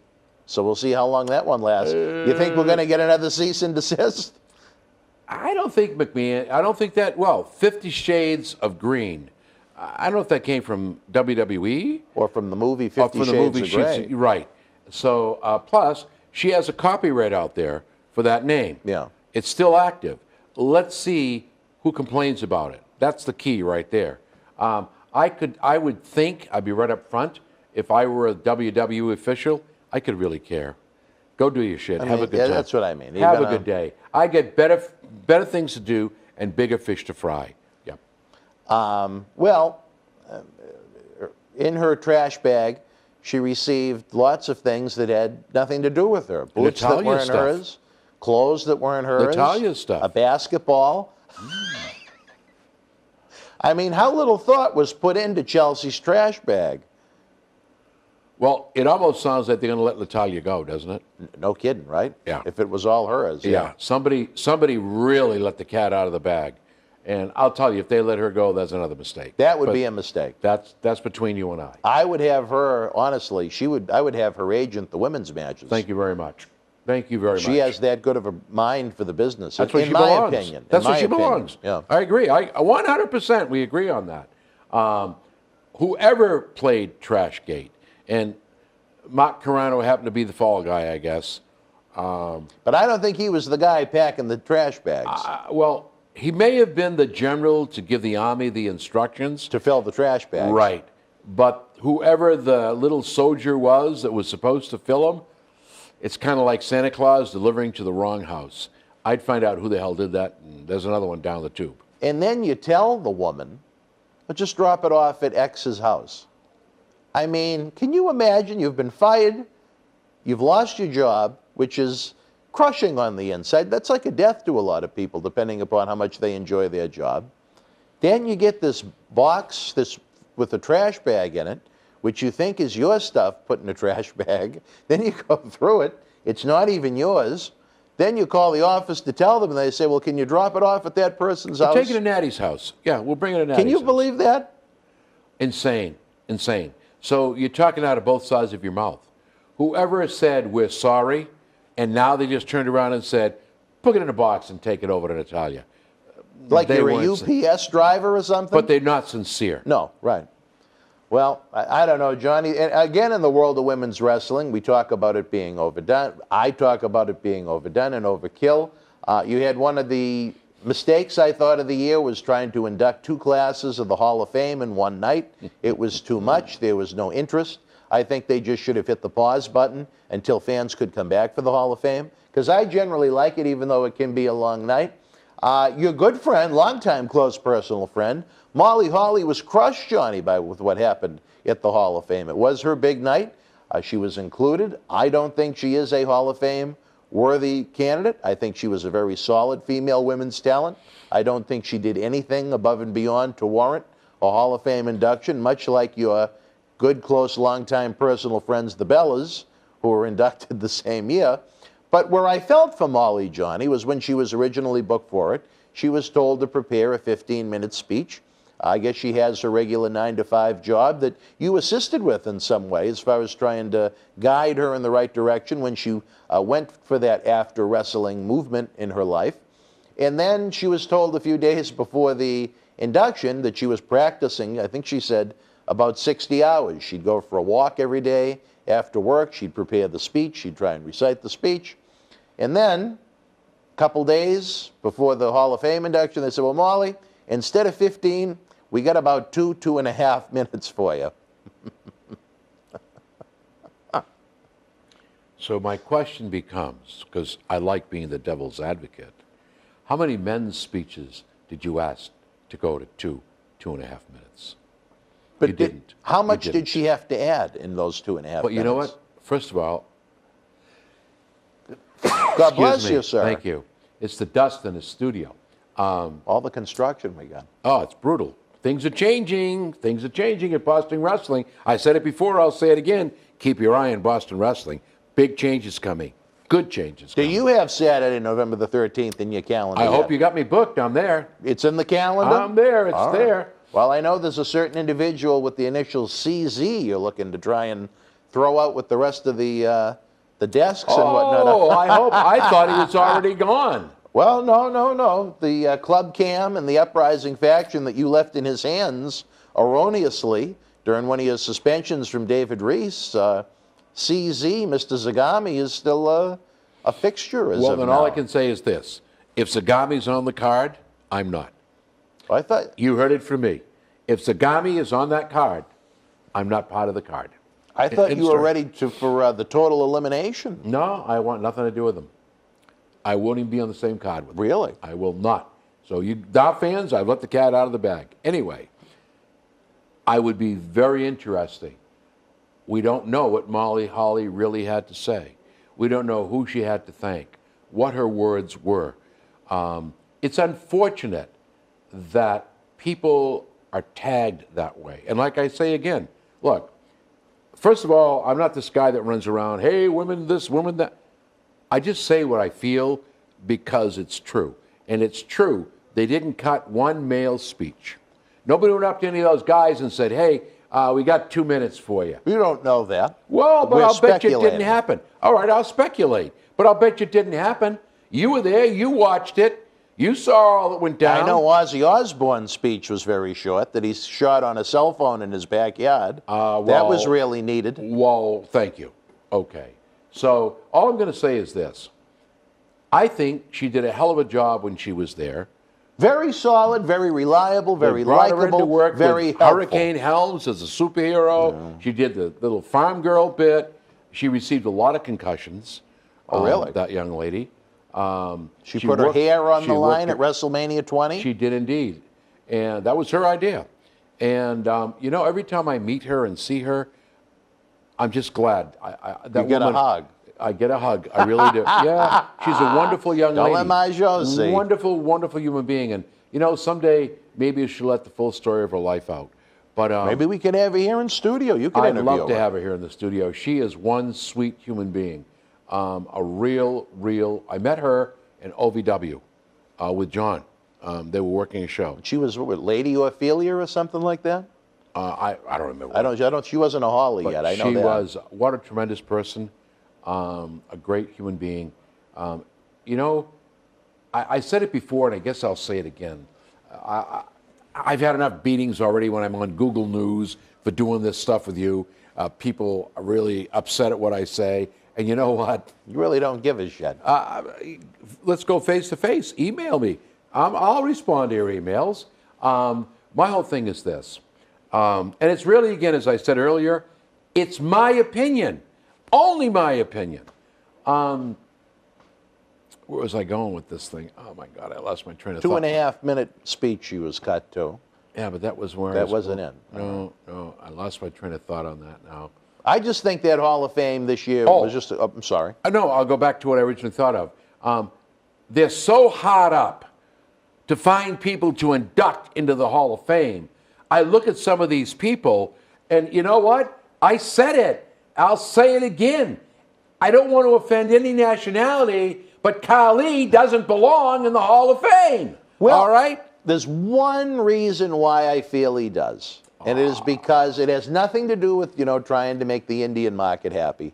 He was a former world champion. And to me, that should be the litmus test. If you were some version of a WWE world champion, I think that puts you in that class. So now you just eat your words. What do you mean? Molly Holly was a former WWE Women's Champion. So I'm not counting. I'm not talking intercontinental tag team. You're eating your own words, I'm talking buddy. about WWE world champion. The man couldn't wrestle. He did nothing for the wrestling world. Yeah, he might have been a champion. That's not the qualifications to put somebody in the Hall of Fame. He cost The Undertaker a spot at SummerSlam 2006 because their matches were so bad live. He was a great guy. I had an opportunity to meet him. He was a good human being. He was a friendly guy. He was a nice person. A Hall of Famer? He's not. I'll stick to my guns. People, you want to yell and scream at me? Go right ahead. Either you agree or disagree, but it's my opinion. I'm entitled to mine, and you're entitled to yours. No way, Jose. You know who got a great match out of him? I believe it was an Extreme Rules pay-per-view. Your son. It was like a monster movie almost. And he worked hard at that match. And I will tell you this. I bet that took a lot. The FU, that was a deadlift. No start. Deadlift. Wouldn't even assist. Well, so maybe didn't know how to. But there you go. You're going to put him in. Why am I not in the Hall of Fame? Celebrity Hall of Fame. And this is a dangerous man. He killed a student while he was training in California. Please. You know what? I don't want to go there because I have no bad words. Yeah. I don't dislike the human being. I think he's a great human being. He's a wonderful man, and he did a lot for his own country. Hooray! But not Hall of Fame material. Any more than the two ladies that they threw out there. And you want to talk about the females any more than that? I think it was too soon, too early. Let me ask you this, though, as we get ready to go to break. Do you think that should be the litmus test, the cutoff for the Hall of Fame? If you have been a former WWE World Champion, that is the credential. No. Really? You think there are world champions that do not belong in the Hall of Fame? Yes, because understand one thing. The World Championship is determined by how many asses can you put in the seat, and when Vince wants to take the belt off you and put it on somebody else. How many champions have you seen that can't hold the belt, can't make it work? Jack Swagger. Well, yeah, but Would you know what? consider him a WWE Hall of Famer? He was a world champion. But you know what? He worked well with Zeb Coulter. I think that might be. There's some, you got to give and take here. And I think you got to look at that picture. The title has nothing to do with qualification to the Hall of Fame. All right, well, we Nothing. disagree. We disagree. We can still disagree. And be friends. And still be friends. Frenemies, one or the other. We're friends. Really? Yeah, we're friends. You got the cross on. Well, I got a lot of compliments on this beautiful cross. As a man of Catholic faith, it was given to me by my partner in crime here, Mr. Cena. I appreciate it a great deal. He understands my trials and tribulations in life, and, you know, he tries to guide me in the ways he can. I've got a lot of compliments on this. You know what else I've got some compliments on, Johnny? The Moss. Thanks to our good friends over at Noel Salon. Nice. 347 Pleasant Street, downtown Malden, Mass. For all the information, head on over to noelsalon.com. 781-324-9779. I got to stop Some beautiful women, especially one a little jealous of my Jo Ayana Lizzo Pollock. Was very interested in having you come down and do a little snip, and then maybe do a little snipping of a different kind in the back room. I would be very happy to visit the salon. I don't need a snip or a snip. First of all, the lady from Brooklyn would probably kill me. Moniz. You've never seen Ayana Lizzo Pollock. Well, let's go down and say hello. Maybe we need to. We'll go down on one and of say your future visits. We'll go, yes, we will. I'll bring him Fabo Pop. We'll bring him a little Fabo Pop. The ladies can enjoy a little soda on their break. There you go. And they've been excited to meet you for a long time. Everybody pops for Fabo Pop. Well, in more ways than one. Thank you. All right, wrestling fans, we'll be back after this brief time cut. with more Wrestling Insiders Fabulous Fridays. Stand by.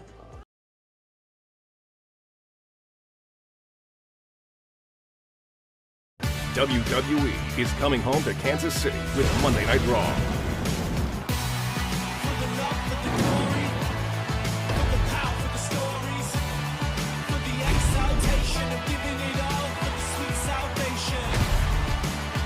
WWE is back with Monday Night Raw in Kansas City, Monday, July 26th. Tickets on sale now.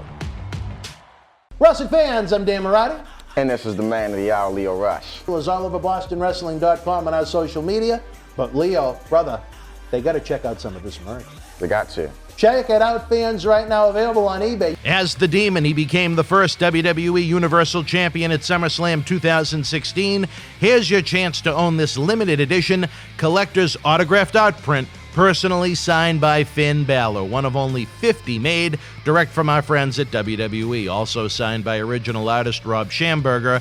Help keep wrestling legends working. Get this awesome collectible for your wrestling collection now. Cheer! Why, hello! I would ask what was on your mind, but I already know. You want to know what has got my beard looking oh so majestic. And I'll tell you, it's sexy as hell beard care. Coconut oil, vitamin E oil, almond oil, both sweet and bitter, shea butter, it's all natural. Yes, JTG has actually come out with a high quality product. So support your boy by going to sahbeardcare.com and take one step closer to becoming sexy as... Wrestling fans around the corner, around the world, Dan Marotti, John Cena Sr., we're talking trash bags, we're talking about basketballs, we're talking about ex-WWE female superstars asked to be UPS drivers, we're talking about Hall of Fame speeches being cut, we're talking about everything and anything on Wrestling Insider Fabulous Fridays. What a way to wrap up your work week, whether you see us in the afternoon, whether you see us after SmackDown on Friday night when the lights in the Thunderdome go down. Johnny, a lot going on in the world of AEW. Did you have a chance to check out the match, other than the landmine match, probably would be the most spoken about match in 2021, the Blood and Guts a la War Games match? That's the one where Chris Jericho went off the top of the cage? Yes. I watched that on YouTube. What'd you think? Crazy. He's as nutty as Mick Foley. But I'll tell you what, I don't know if you saw the dirt sheets. Chris Jericho made the comment, "I'll never do that again." And I don't think anybody should do that again. It was outstanding. That match was great. I thought it was a good match. Well, you know what, Johnny? To pick it apart a little bit, I think it exposed their production values a little bit. when you had easily shots that were visible of the guys getting ready to blade. Okay. You know, in WWE, Yeah. I can't think of many instances where that had happened. I think the guys went in there and went balls to the wall. They gave it everything they had. There were a few spots I didn't. Have you ever seen a War Games match where the two teams almost line up like two football teams and try and collide? Only they have two sets of ring ropes in between them from the two rings, which made it a little awkward. You had the big spot where Tully Blanchard apparently stole the referee's key to unlock the cage, and that wasn't even shown on camera because it was during one of those picture-in-picture commercial breaks. You know, where you bill it as a match where you can't get out, I think at least for the first year, maybe don't let them get out. Okay. You know what I mean? I agree with that. You know what I agree mean? with that. Yep. Because it was, I don't know how it ever became so commonplace in WWE like Hell in the Cell. It's the match you can't escape, and they escape in virtually every Hell in the Cell match and wind up on the roof. Right. I think also the angle with Jericho, while it was visually spectacular, I think they also shot it wrong. Because you could tell very easily that underneath those four gray, There's a silver... ton of padding there. Oh, my God. Come on. It looked like almost a DVD extra where they show how you do the stunt in the movie. And again, they're a new company. They're a growing company. They haven't even had TV full-time for 2 years. But, I mean, there was some errors in the way that was shot that could have made a great visual even better. I have to say this, and I don't know if we've had many discussions about it, what you think about the art of the blade in the world of wrestling. The blood, the color, red equals green. There you go. It's all there. You just said it all. I'm not a real fan of blading. Really? It has its place. It has its place. And you know, I always say this to people, especially on the indie circuit. I used to work for... I forget the name of the company. I know it. Well, I don't want to get Jerry Briscoe on us, no, so we won't name it. We won't name it. My whole thing was, at every match, this guy had to blade. I said, what's the point? Why every match do you have to bleed? Well, that's just what I do. Well, it's not what you do, because there's no place in the match for the bleed. Right. Well, I took a ring post. That doesn't mean you're going to get busted open. Or I took a pipe. That doesn't mean you're going to get busted open. You know, I say, when they do the Hell in a Cell or they do a cage match and your head is raked across that friggin' steel, it's supposed to be razor sharp. There's where you want a little color. Elimination Chamber. There's where you want some color. You know, that's when you want the person to say, holy shit, this is real. This guy's, look at, he's bleeding. But to blade for the sake of blading, and you know, you remember how dangerous that is. Sometimes it's tape between the fingers. I have to say this. Do you remember the bloodbath between Brock Lesnar and Randy Orton? I believe it was SummerSlam 2016 or 17, where, geez, you know, we don't blade in WWE. We're just going to have Lesnar try and bust Randy Orton open up like he's a piece of fruit. And the concussion that Randy Orton had from that was, I mean, just puddles and puddles and puddles of blood. Is it safer to take a little razor blade, nick your head while you take some aspirin to try and get some flow, or to have someone like Brock Lesnar try and bash your head in to get blood? Actually, that blade is about this big. It's about that thin. That's all you need is the little corner. It's taped between the fingers like this. So you do that when you want to color or you want to bleed. I will never forget Vince McMahon when he bladed. Do you remember that match? Yeah. He went up to the side of his head and he cut the vein. And you know what? You can say what you want about Vince, but that man's a trooper. Yep. I'll tell you what, he don't give up. The blood is literally squirting out of his head. And I'm going, this guy's going to bleed to death in the ring. First of all, it's unsafe. Secondly... But how unsafe is it, Johnny, compared to trying to do it hard way? I wouldn't do it the hard way. That's just crazy. Well, that's with a chair. For the few times you see it in WWE occasionally, you know, usually a Brock Lesnar match, they try and go about doing it the hard way. And I think that's dangerous. That's concussion. You can kill somebody. You can kill somebody. You're talking, granted, is it the safest thing to do in the world? No. But if you take a little piece of a blade and you do a little couple of cuts, that's not... But it's not a little... I'm telling you now, it's not a little piece. It's usually about that long. You need that full blade so you can get that cut. Then when you get that disposal of that blade, it either goes back in the referee's hand, right? Yeah. You don't want to have that. Or when you roll to the ring side, it's disposed of off the side of the ring. There's always the danger of that being left somewhere. True. And the other danger you have, and especially now, blood I remember I did a show for Chris Sotaro, and it was Gino Martino, the man with the hottest head in the world, and he's in the Guinness Book of World Records. He is. Against Abdul the Butcher. You know, I remember we're back there, and Abdul's a hell of a guy. I mean, he's a funny man. He's great. Likes cigars. Got that barbecue. He loved to share his razor blades and give people Hep C. He was a good guy. Let me tell you something. We come out of the back. Gino and I are coming out. Next thing I hear Gino yell at me, say, "Get out of the way." He come out with a fork and busted him open the hard way. The hard way. Martino's head was bleeding. And then Gino grabbed the fork. And next thing I know, there's blood all over the place. Abdul is so heavy he can't get in the ring. Okay, here's all these fans around these blockades, and there's blood going everywhere. And I'm going, I'm out of here. I told the fans, move back. You don't want to get this on you. And I said to Sotaro after that match, I said, you know, that was very dangerous. How about if one of these fans got spattered with blood?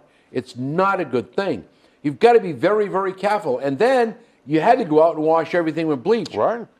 It's crazy. So, you know, if there's a place for it, I'm an advocate. I really am.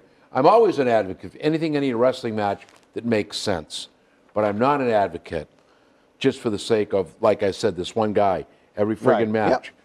What are you doing? Taping up, getting ready. It's in your pants, in your tights, getting ready.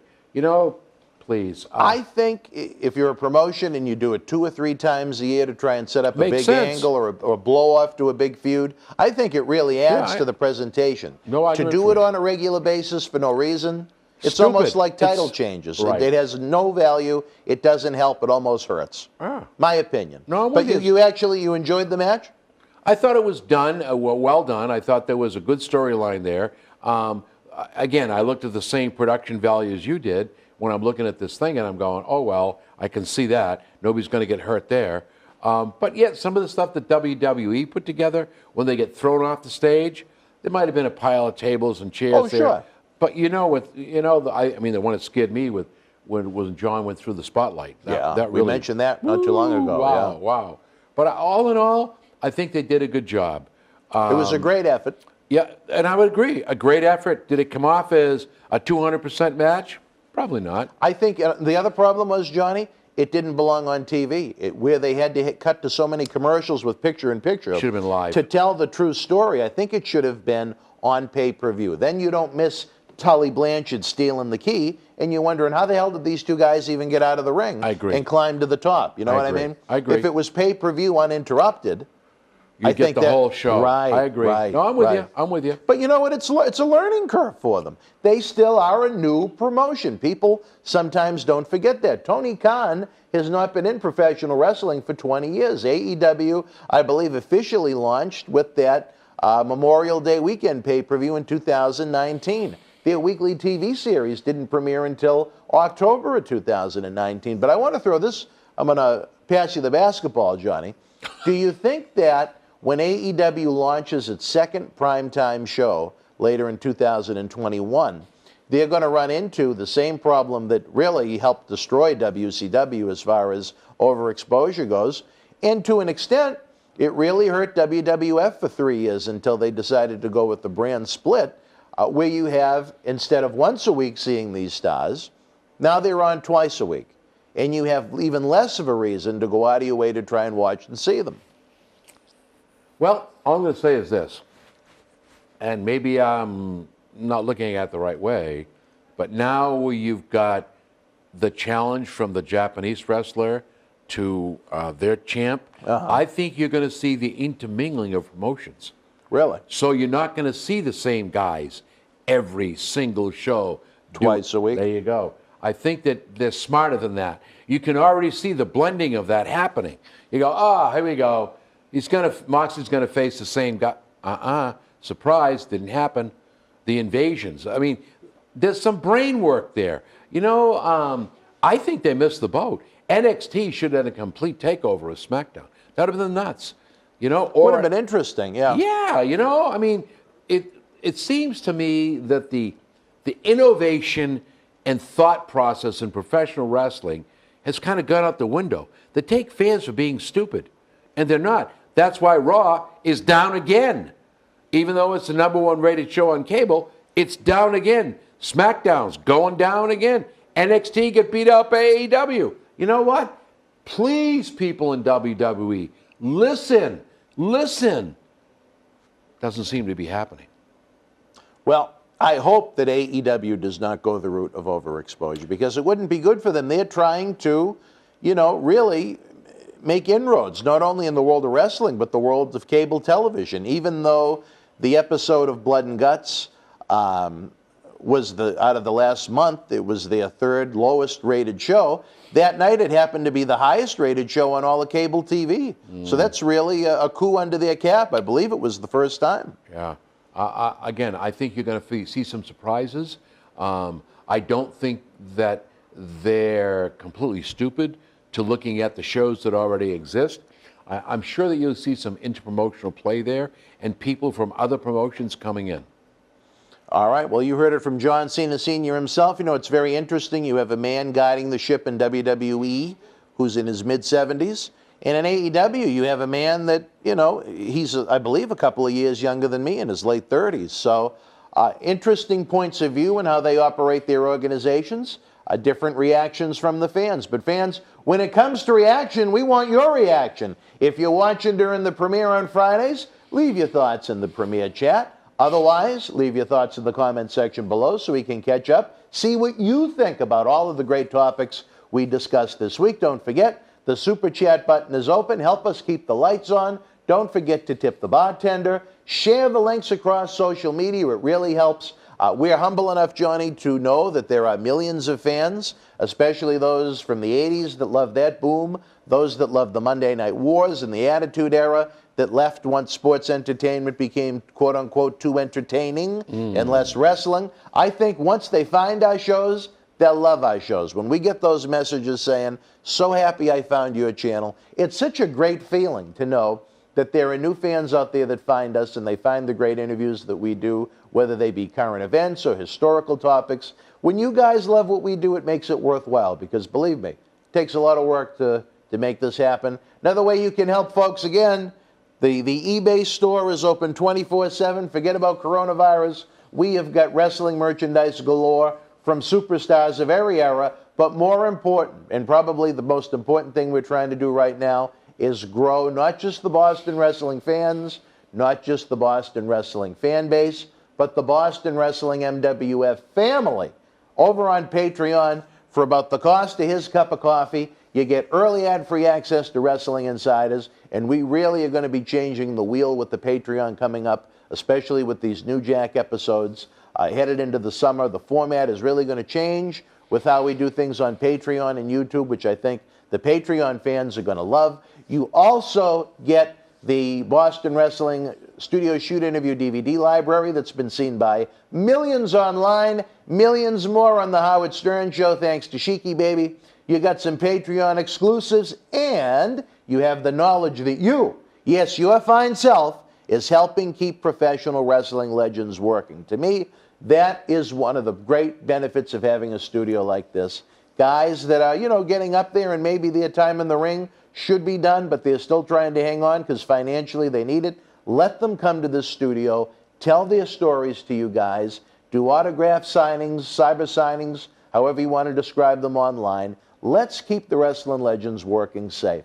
Let's just have them come sit, talk, create a little wrestling history that you guys can enjoy for decades to come. It means a lot to me. I've been a proud member of the Cauliflower Alley Club and affiliated with them since 1995 for the great work they do for wrestlers in need. This is my version of what the Cauliflower Alley Club does, is this studio, to be able to take these gentlemen, and these ladies in some cases, where we've had Vicky Guerrero, and we attempted to have one of Johnny's friends with us once. That didn't go so well, but... Who might that be? As Deborah McMichael said in the car...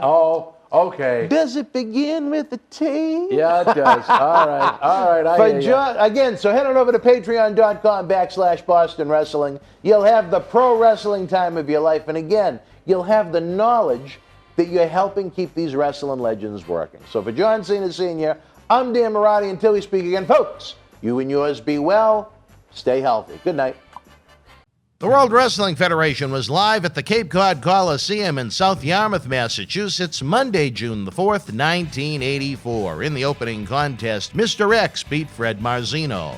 Salvatore Bellomo with the win over Duke of Dorchester, Pete Doherty. Tony Gurria defeated Ron Shaw. Greg the Hammer Valentine victorious over Chief Jay Strongbow. Superfly Jimmy Snuka battled the Iron Sheik to a double countout.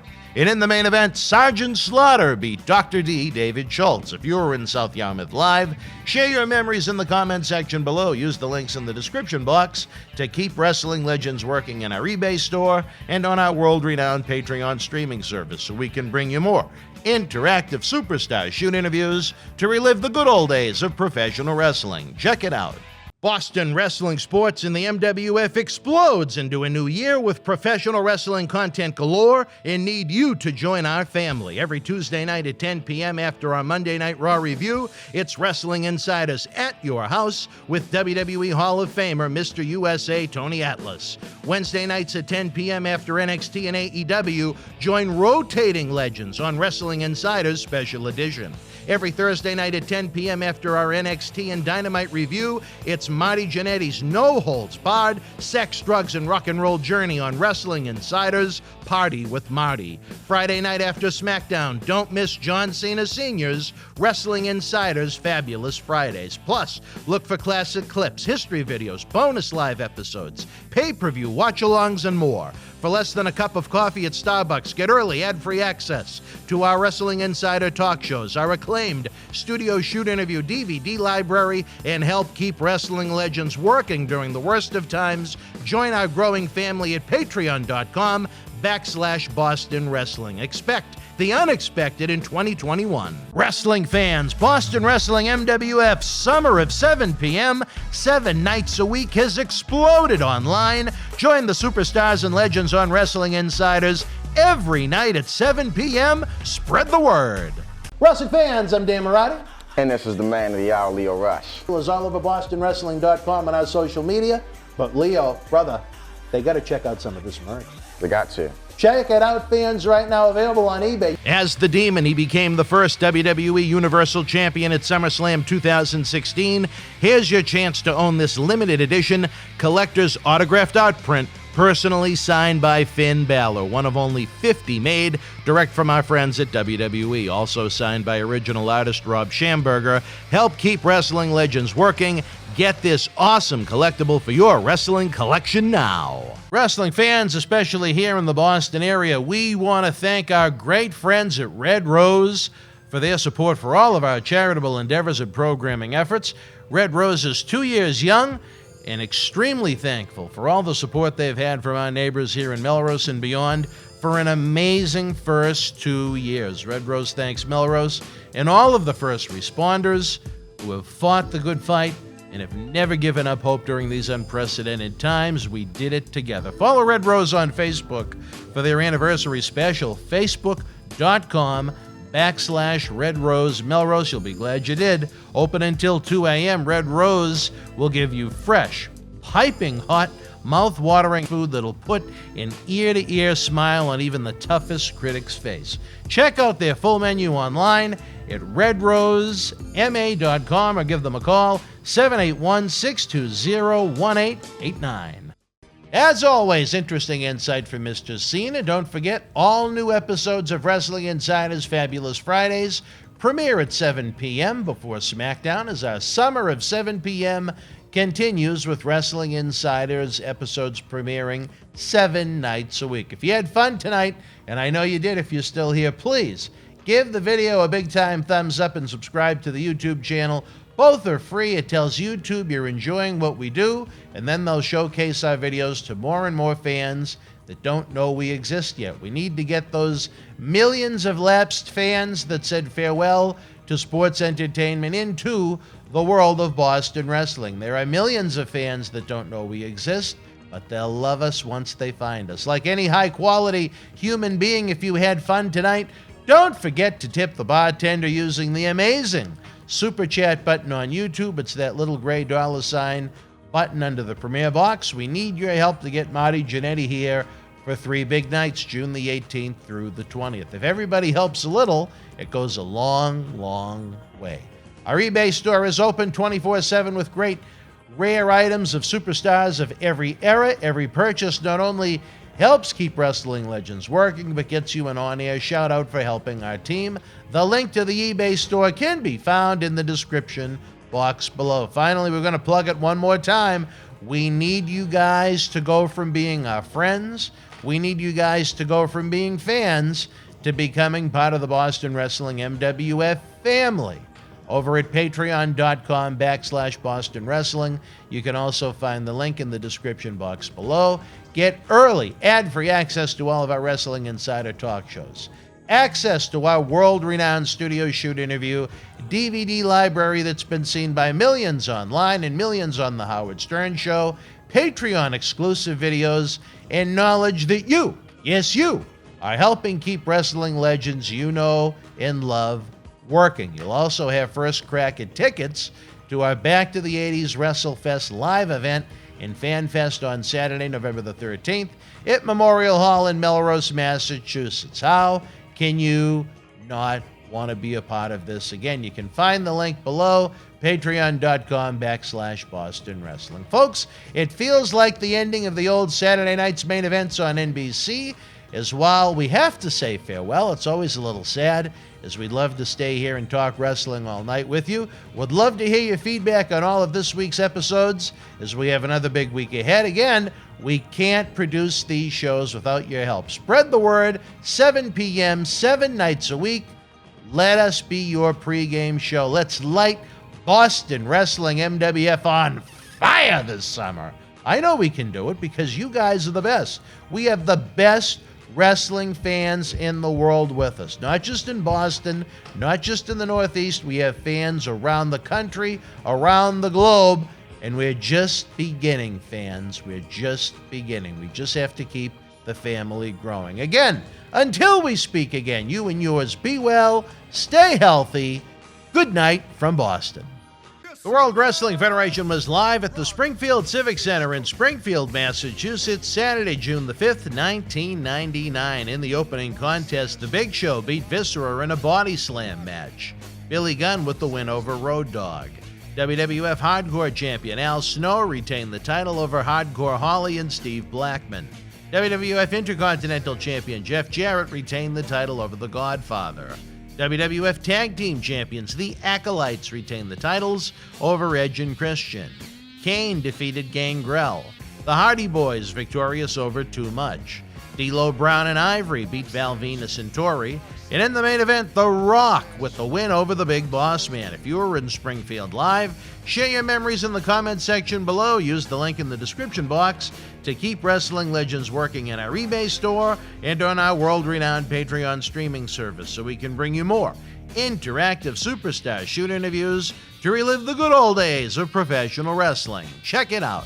Boston Wrestling Sports in the MWF explodes into a new year with professional wrestling content galore and need you to join our family. Every Tuesday night at 10 p.m. after our Monday Night Raw review, it's Wrestling Insiders at your house with WWE Hall of Famer Mr. USA Tony Atlas. Wednesday nights at 10 p.m. after NXT and AEW, join rotating legends on Wrestling Insiders Special Edition. Every Thursday night at 10 p.m. after our NXT and Dynamite review, it's Marty Jannetty's No Holds Barred Sex, Drugs, and Rock and Roll journey on Wrestling Insiders Party with Marty. Friday night after SmackDown, don't miss John Cena Sr.'s Wrestling Insiders Fabulous Fridays. Plus, look for classic clips, history videos, bonus live episodes, pay-per-view watch-alongs, and more. For less than a cup of coffee at Starbucks, get early ad-free access to our Wrestling Insider talk shows, our acclaimed studio shoot interview DVD library, and help keep wrestling legends working during the worst of times. Join our growing family at patreon.com /Boston Wrestling. Expect the unexpected in 2021. Wrestling fans around the corner, around the world, I'm Dan Marotti. And I'm Mr. USA WWE Hall of Famer Tony Atlas. The road to WrestleMania has begun. Wrestling fans are looking to add to their man caves. You got to see what we have in the eBay store. Check it out. Arguably the greatest professional wrestler of all time. Get this limited edition collector's autograph print personally signed by two-time WWE Hall of Famer Nature Boy Ric Flair, inscribed 16 times for each of his recognized World Championship reigns. One of only 50 made direct from our friends at WWE. Also signed by original artist Rob Schamberger. Help keep wrestling legends working. Get this awesome Ric Flair collectible for your wrestling collection now.